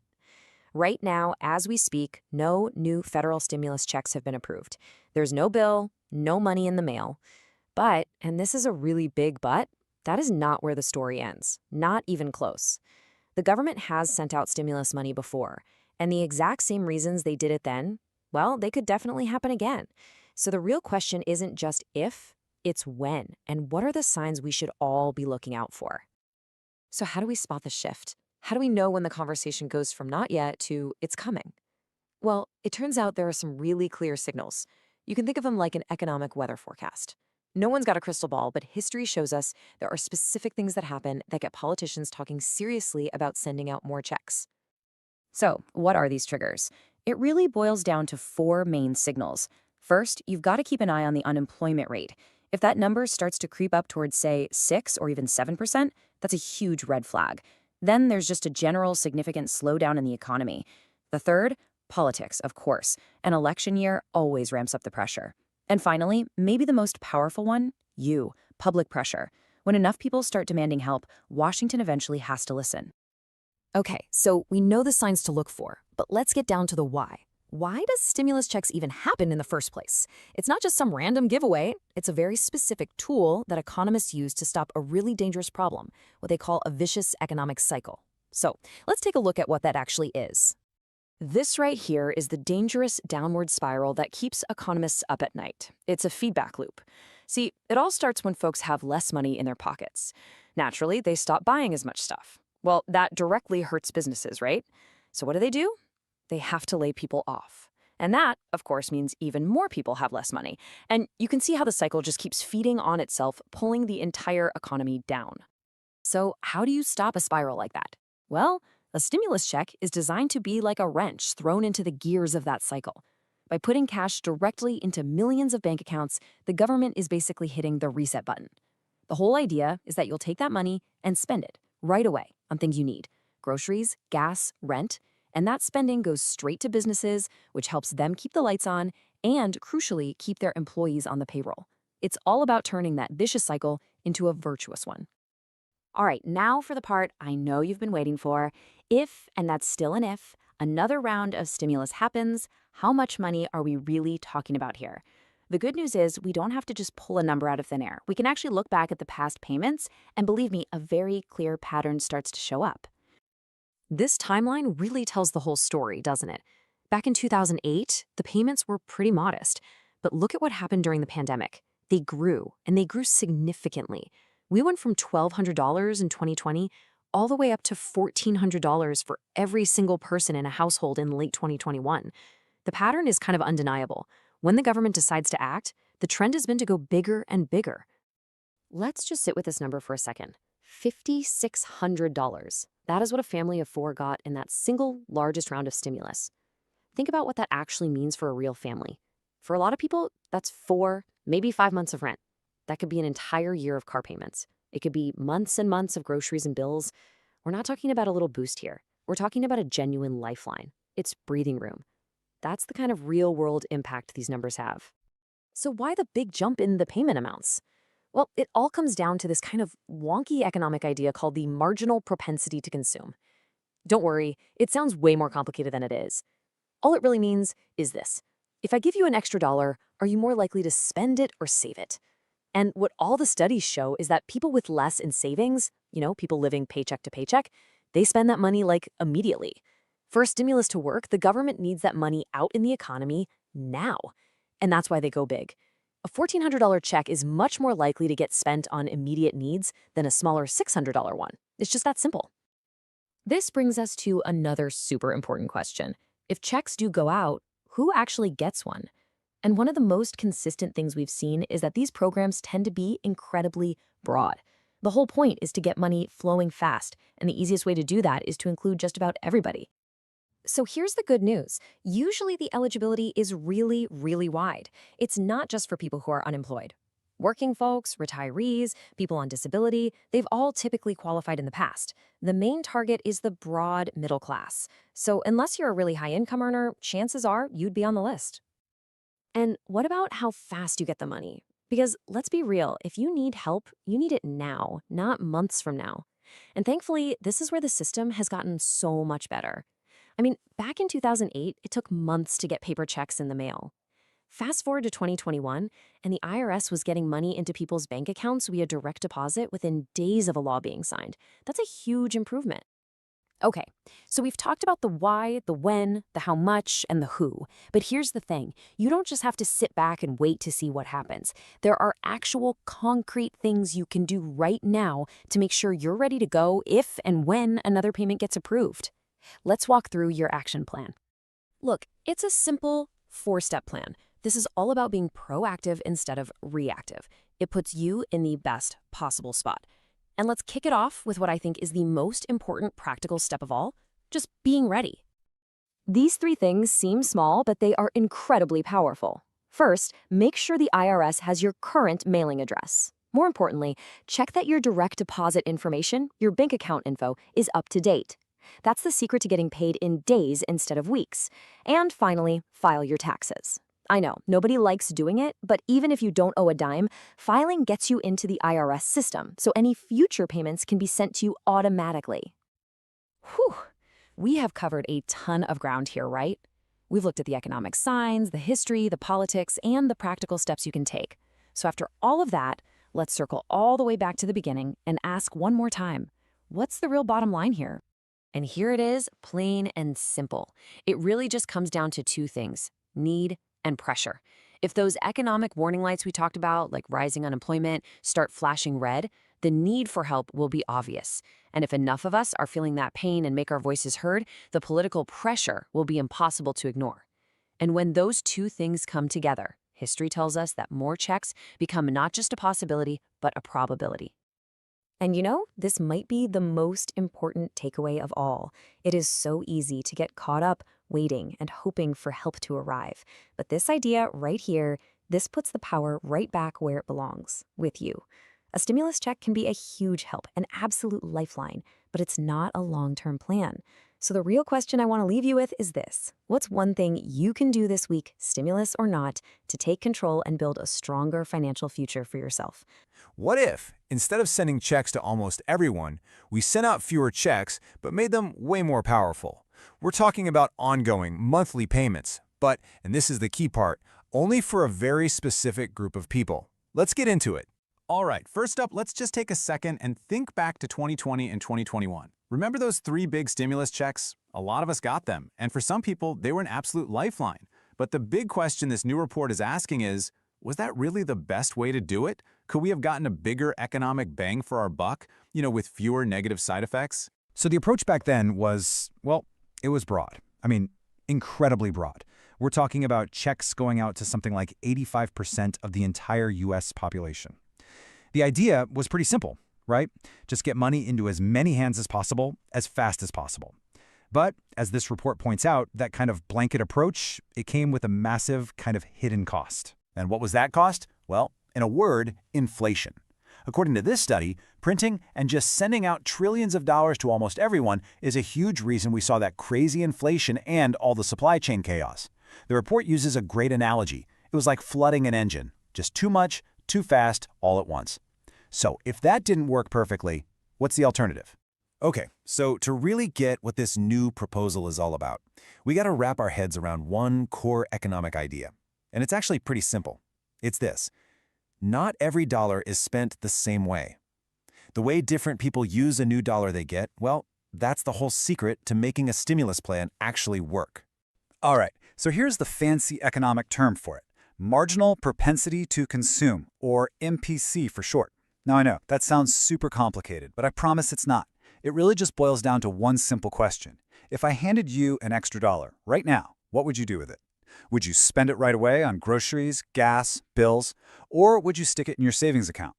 That one little concept, that's the foundation for this whole new way of thinking about stimulus. So this study kind of breaks people down into three main groups based on this MPC idea. First up, you've got your high MPC folks. These are generally lower income people who, look, when they get an extra buck, it's got to go right back out the door for necessities. Then you've got the medium MPC group. This is often your middle income crowd. They'll spend some of it, for sure, but they're probably going to save a good chunk of it too. And finally, you have the low MPC group. These are your high income individuals. An extra dollar for them, it's much, much more likely to get saved or invested instead of spent. So you see the pattern, right? The more money you make, the less likely you are to immediately spend the next dollar you get. And this right here, this is really the heart of the matter. A stimulus check, it isn't supposed to be a gift. The whole point is right there in the name, to stimulate the economy. And for that to happen, what needs to happen? The money has to be spent. It has to move. And as you can see, giving a dollar to someone in that high MPC group, well, you get the most bang for your buck immediately. Over 80 cents of that dollar goes right back into the economy. That effect gets smaller and smaller with the other groups. So the bottom line is pretty clear. If you want maximum stimulus, you got to give the money to the people who are going to spend it. Okay, so now that we've got this MPC thing down, we can look at the actual plan this report is proposing for the next time the economy takes a nosedive. And it is a radically different approach. It's laser-focused, super efficient, and, they argue, way more powerful. And the big number at the center of this whole thing? $2,000. But get this, it's not a one-time check. The proposal is for $2,000 a month, an ongoing payment designed to create real stability and a continuous flow of spending into the economy. Now here's the crucial part. This is not for everyone. The plan is super targeted. It's aimed specifically at low-income and fixed-income folks. Think people on Social Security, disability, SSI, and VA benefits. And why them? Well, it's exactly what we just talked about. This is the high MPC group. These are the people who will take that money and, out of necessity, immediately put it back into the economy. And it's not a forever thing either. It's designed as a temporary fix, just for a few months during a really bad recession, to basically jumpstart the economic engine. So you might be asking, okay, what's the big advantage of this laser-focused approach? Well, it's simple. You get a much bigger bang for your buck, a much bigger economic impact for a surprisingly smaller price tag. It's really about being strategic, you know, instead of just dropping cash from a helicopter and hoping for the best. Let's just compare these two approaches side by side, because this really puts it all into perspective. The old way, checks to 85% of the country, costing nearly $1 trillion. And the result, the report argues, was a ton of inflation. The new proposal, you target a much smaller group, maybe 50 to 100 million people, the ones who need it the most and will spend it the fastest. The total cost, a few $100 billion. So you get a faster, more direct boost to the economy, you help the people who are most vulnerable, and you do it all for a fraction of the cost and with way, way less risk of causing that crazy inflation. Okay, now I have to be super, super clear about this next part. This is really important. As fascinating as this idea is, right now it is just that, an idea, a proposal. This is not a current government policy. In fact, the report itself says it directly, and I'm quoting here, a $2,000 check has not been approved right now. So I just want to make sure everyone understands, this is a research paper, it's not an active program you can sign up for. So what's the point of all this then? Well, the real value here isn't about a check that's coming in the mail tomorrow. The value is that this is a potential blueprint for the future. It's a detailed, data-driven game plan that policymakers can look at the next time we hit a big economic crisis. It's really all about learning from what happened last time so we can have a smarter, better, and less damaging response in the future. And that really leaves us with one big final question to think about. Instead of these huge, broad, one-size-fits-all solutions, could this be the future? Is this kind of smart, targeted, data-driven support the new way we handle economic recovery? This report, for one, makes a really compelling case that it just might be. Today, we're doing something a little different. We're not just going to talk about stimulus money. We're going to talk about strategy. We're going to turn all that uncertainty into a solid game plan so you can absolutely maximize the benefit from any economic relief program that might come your way. You know, for so many of us, getting a government stimulus check can feel, well, it can feel like a game of chance, right? You hear some rumors, you're glued to the news, and you basically just sit there and hope for the best. It feels like it's all just luck and timing that you have zero control over. But what if I told you it's a lot more like a game of chess than just a random roll of the dice? What if by actually understanding the board and knowing the rules, you could get a serious advantage, not just in getting the money, but in making it work for you for the long haul? That is the exact game plan we're going to build together, starting right now. Okay, so here's our roadmap. First, we're going to talk about what it means to win the stimulus game. Then, we'll get into understanding the rules. After that, we'll cover proactive preparation, how to maximize what you get, and finally, how you can become a true stimulus champion. First up, winning the stimulus game. This is all about making that critical mental shift, moving from being a passive person waiting for things to happen to being an active, strategic player in control. Believe it or not, these stimulus programs follow some surprisingly predictable patterns. Getting a handle on these 4 core rules is your first and honestly your most powerful strategic advantage. So let's break them down. This right here, this demystifies the whole thing. First, timing. The money gets sent out in waves. Direct deposits are always the fastest, sometimes hitting your account within a week. But paper checks and those debit cards, that can take weeks, maybe even months. Knowing this helps you manage your cash flow. Second, amounts. They almost always follow a formula. A base amount, maybe $1,200, maybe $1,400, plus extra for any dependents. This lets you kind of sketch out a budget before you even know for sure. Third, eligibility. This almost always comes down to your adjusted gross income from your most recent tax return. That one number is what decides if you qualify. And finally, distribution. Look, having your direct deposit info updated with the IRS is the #1 best way to get paid fast. Period. These aren't secrets. They're literally the rules of the game. So knowing the rules is one thing, but actually acting on them, that's what takes us to the next super critical phase, proactive preparation. This is how you get all your pieces in place before the game even starts. It's what separates the pros from the amateurs. So this slide lays it out perfectly. There are 2 kinds of players. Which one are you? The reactive recipient waits for the news, then scrambles when they realize their check is going to an old bank account. They're always reacting to problems. But the strategic player? They anticipate.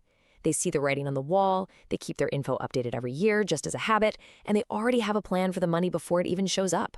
One is constantly playing defense, always a step behind. The other is playing offense, ready for whatever comes next. And that preparation, it's really built on these 3 pillars. Financial prep is your foundation. You've got to file your taxes every single year, even if you don't owe anything. This puts you on the grid. It makes sure they have your current info. Knowledge prep is all about intelligence gathering. You start watching for economic triggers, like a jump in unemployment or a drop in the GDP.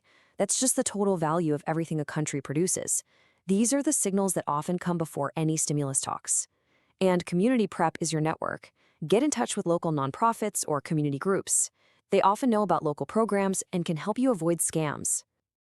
All right, you've played your opening moves perfectly. The money has arrived. Now, this is where the real strategy begins. How to maximize winnings isn't just about getting the check. It's about using it to create real, lasting improvement in your financial life. So, what is the smartest way to actually use this money? This framework is your guide. Notice that about half of it goes to immediate needs, food, rent, keeping the lights on, that's crucial.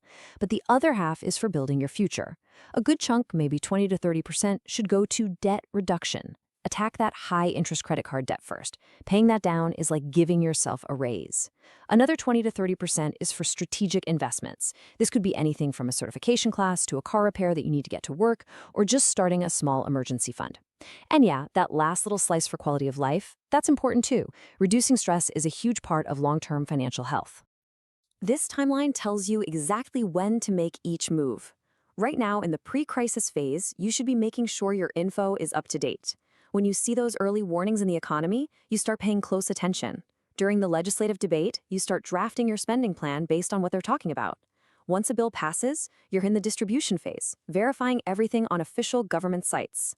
Once you get the money, you receipt and maximize by putting your plan into action. And then, and this is key, post-stimulus, you don't stop. You use that breathing room to keep building resilience, because these economic cycles, well, they always come back around. Okay. Finally, let's talk about the end game, becoming a stimulus champion. This isn't about just winning once. It's about adopting a mindset that lets you navigate these situations successfully every single time and maybe even help others do it too.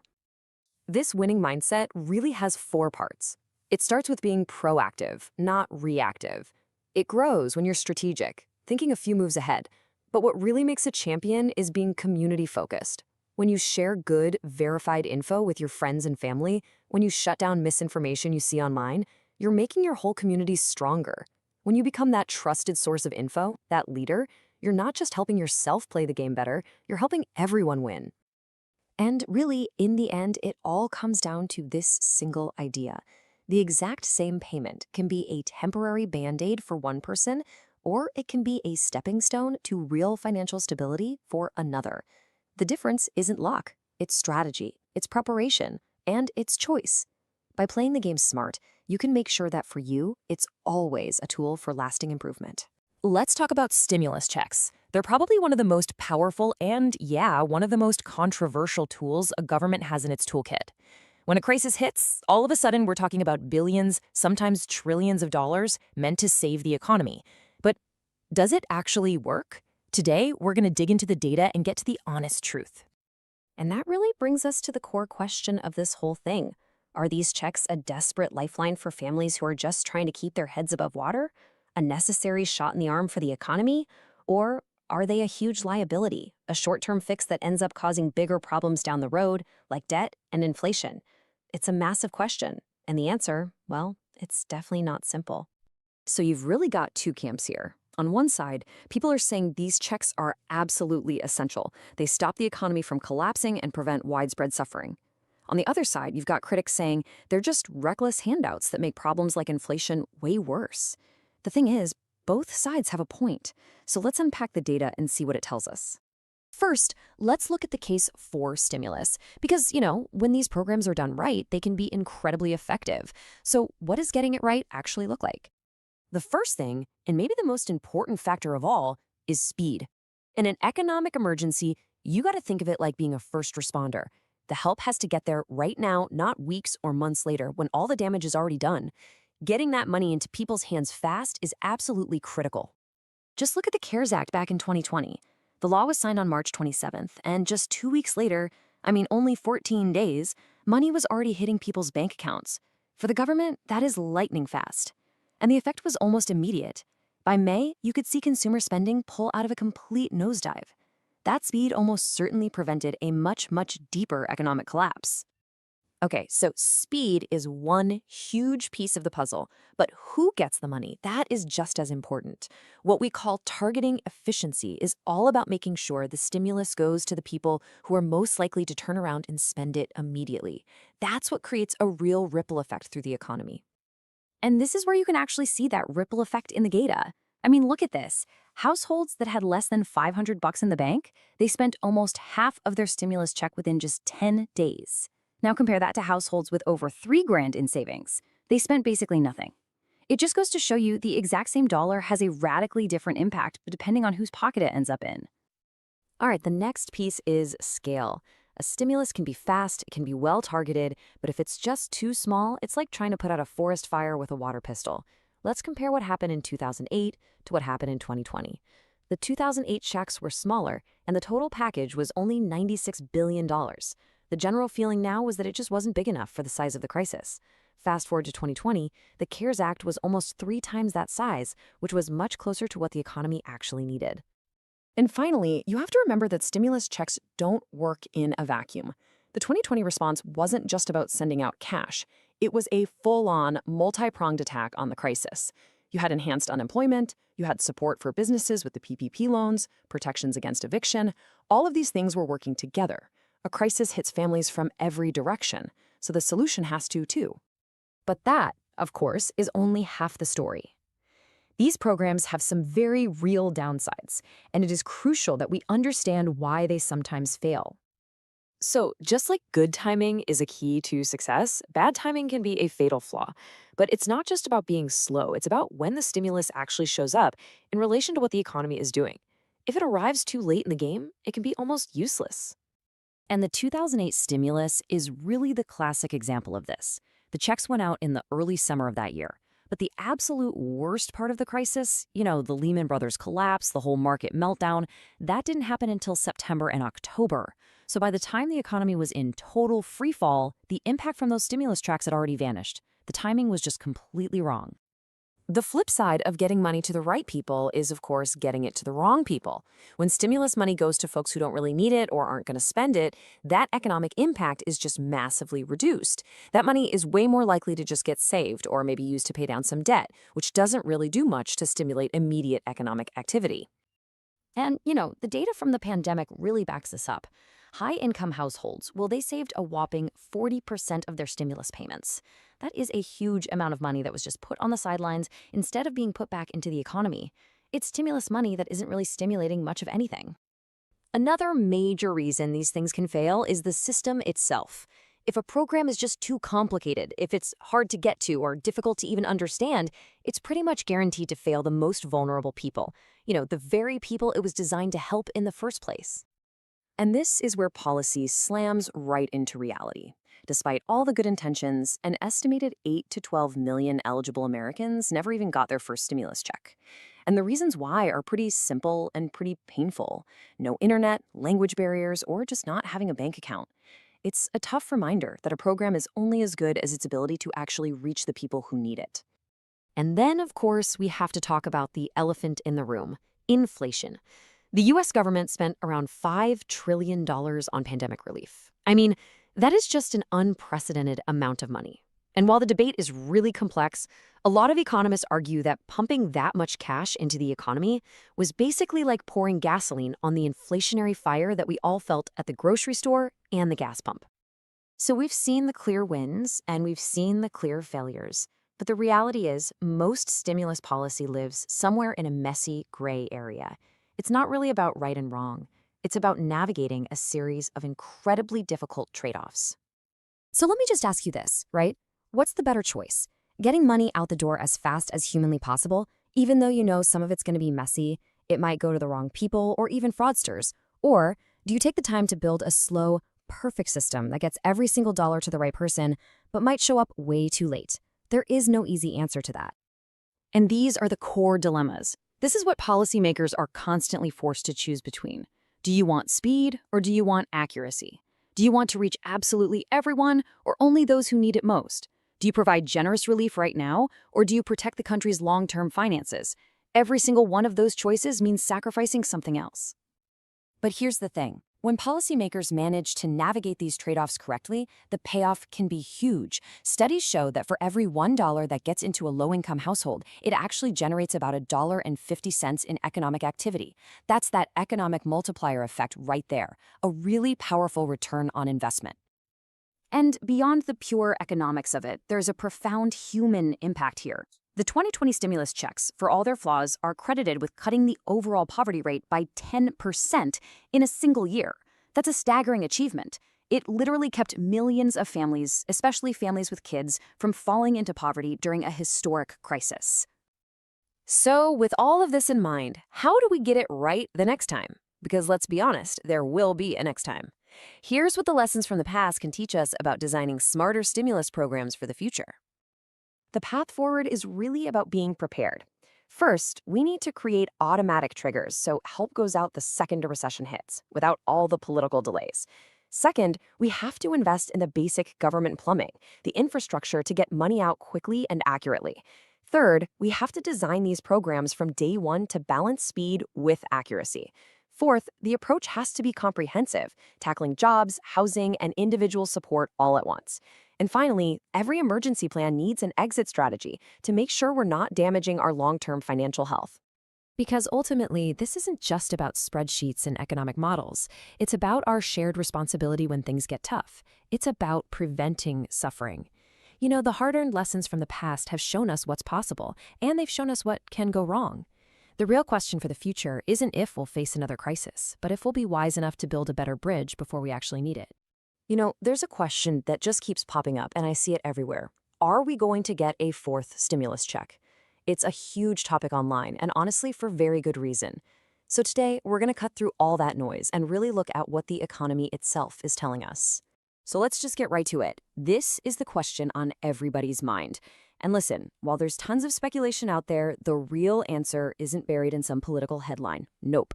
It's found in the economic data. And that's not an exaggeration. We're talking about this today because for millions of people who are really feeling the financial squeeze, this isn't just some abstract idea. It's a very real daily concern. So let's try to get some real clarity. All right, here's how we're going to break this all down. We'll start with what actually triggers these payments. Then we'll look at a pretty surprising pattern from the past. After that, we'll zero in on the one economic number you need to keep an eye on. And finally, we'll talk about why the next stimulus might look totally different from the last one. Okay, first things first. What actually causes a stimulus check to happen in the first place? It's not random, and it's not just politics. It is a direct, calculated response to one specific event, an economy that's gotten sick. And when we say the economy is sick, we're really talking about a recession. That's the official word for it, right?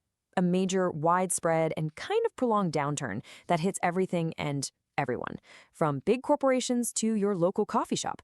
And this right here is the core idea we need to understand. If you just look back at the last couple of decades, the pattern is crystal clear. Every single major recession has been followed by stimulus checks. Every single time. It's basically become a standard move in the modern economic playbook. Here's a great way to think about it. Imagine the economy is a patient. A recession? That's when the patient gets seriously ill. The lawmakers are the doctors, and their go-to prescription is a big old injection of cash. That's the stimulus, to try and get the patient back up and running. And it makes sense, right? The sicker the patient, the bigger the dose of medicine they're going to need. So let's dig into that history a little bit, because when you actually examine the numbers from past recessions, well, a really fascinating and maybe even predictive pattern starts to show up. Okay, check this out. Back in 2001, after the dot-com bubble burst, the check was for $300. Then in 2008, during that massive financial crisis, it doubled to $600. And then in 2020, with the pandemic, it doubled again to $1,200. Are you seeing the pattern here? Now, if you just follow that doubling logic, the next number in that sequence would be around $2,400. But, and I have to be super clear about this is just an observation of a historical trend. It is absolutely not a guarantee. The actual amount of any future check would depend completely on how severe the economic downturn is at the time. So if a sick economy is the trigger, how do we know when it's sick enough for the doctors to step in? Well, there's one key health report that we can all look at. It comes out on the first Friday of every single month, and it's simply called the Jobs Report. And inside this report, there are a few vital signs. You've got the headline number, the unemployment rate. But just as important is jobs created or lost. Are companies hiring, or are they laying people off? The labor participation rate tells us how many people are even trying to find a job, and average hourly earnings shows if our paychecks are keeping pace with inflation. Altogether, they paint a pretty clear picture of our economic health. So when you start to see that businesses, from the giant corporations all the way down to your local pizzeria, are slowing down their hiring, or worse, starting to let people go, that is a massive warning flare for the whole economy. It means people aren't spending as much, companies are getting nervous, and the whole economic engine is starting to sputter. That is the signal that gets lawmakers to scramble and start seriously talking about what they need to do. But, and this is really important, if they do act again, there's a good chance it won't be a carbon copy of last time. The whole strategy could shift to something much more targeted. See, the last few checks were broad. They went out to a massive chunk of the population. A targeted strategy is different. It would focus laser-like on low-income and fixed-income households. Why? Because those are the folks most likely to spend the money immediately and pump it right back into the economy. This gives you way more bang for your buck, and it does it with less risk of driving up inflation for everybody else. So the big takeaway here is this. We might need to adjust our expectations. If and when another stimulus package comes along, it could be designed very, very differently. Maybe aimed at a smaller group of people to get the maximum economic impact with the fewest negative side effects. Okay, so let's just trace that path one more time. It starts with an economic contraction. We see it in those bad jobs reports. That triggers the lawmakers' scramble, where they have to respond. Then a stimulus package is passed, and finally, the payments are distributed with one single goal: to get spent right away and kickstart the economy. So that brings us to the final thought. Based on modern history, it really doesn't seem to be a matter of if the government will intervene in the next major recession, The real question is, how sick does the economy have to get before they open up that playbook once again? That's what we'll all be watching.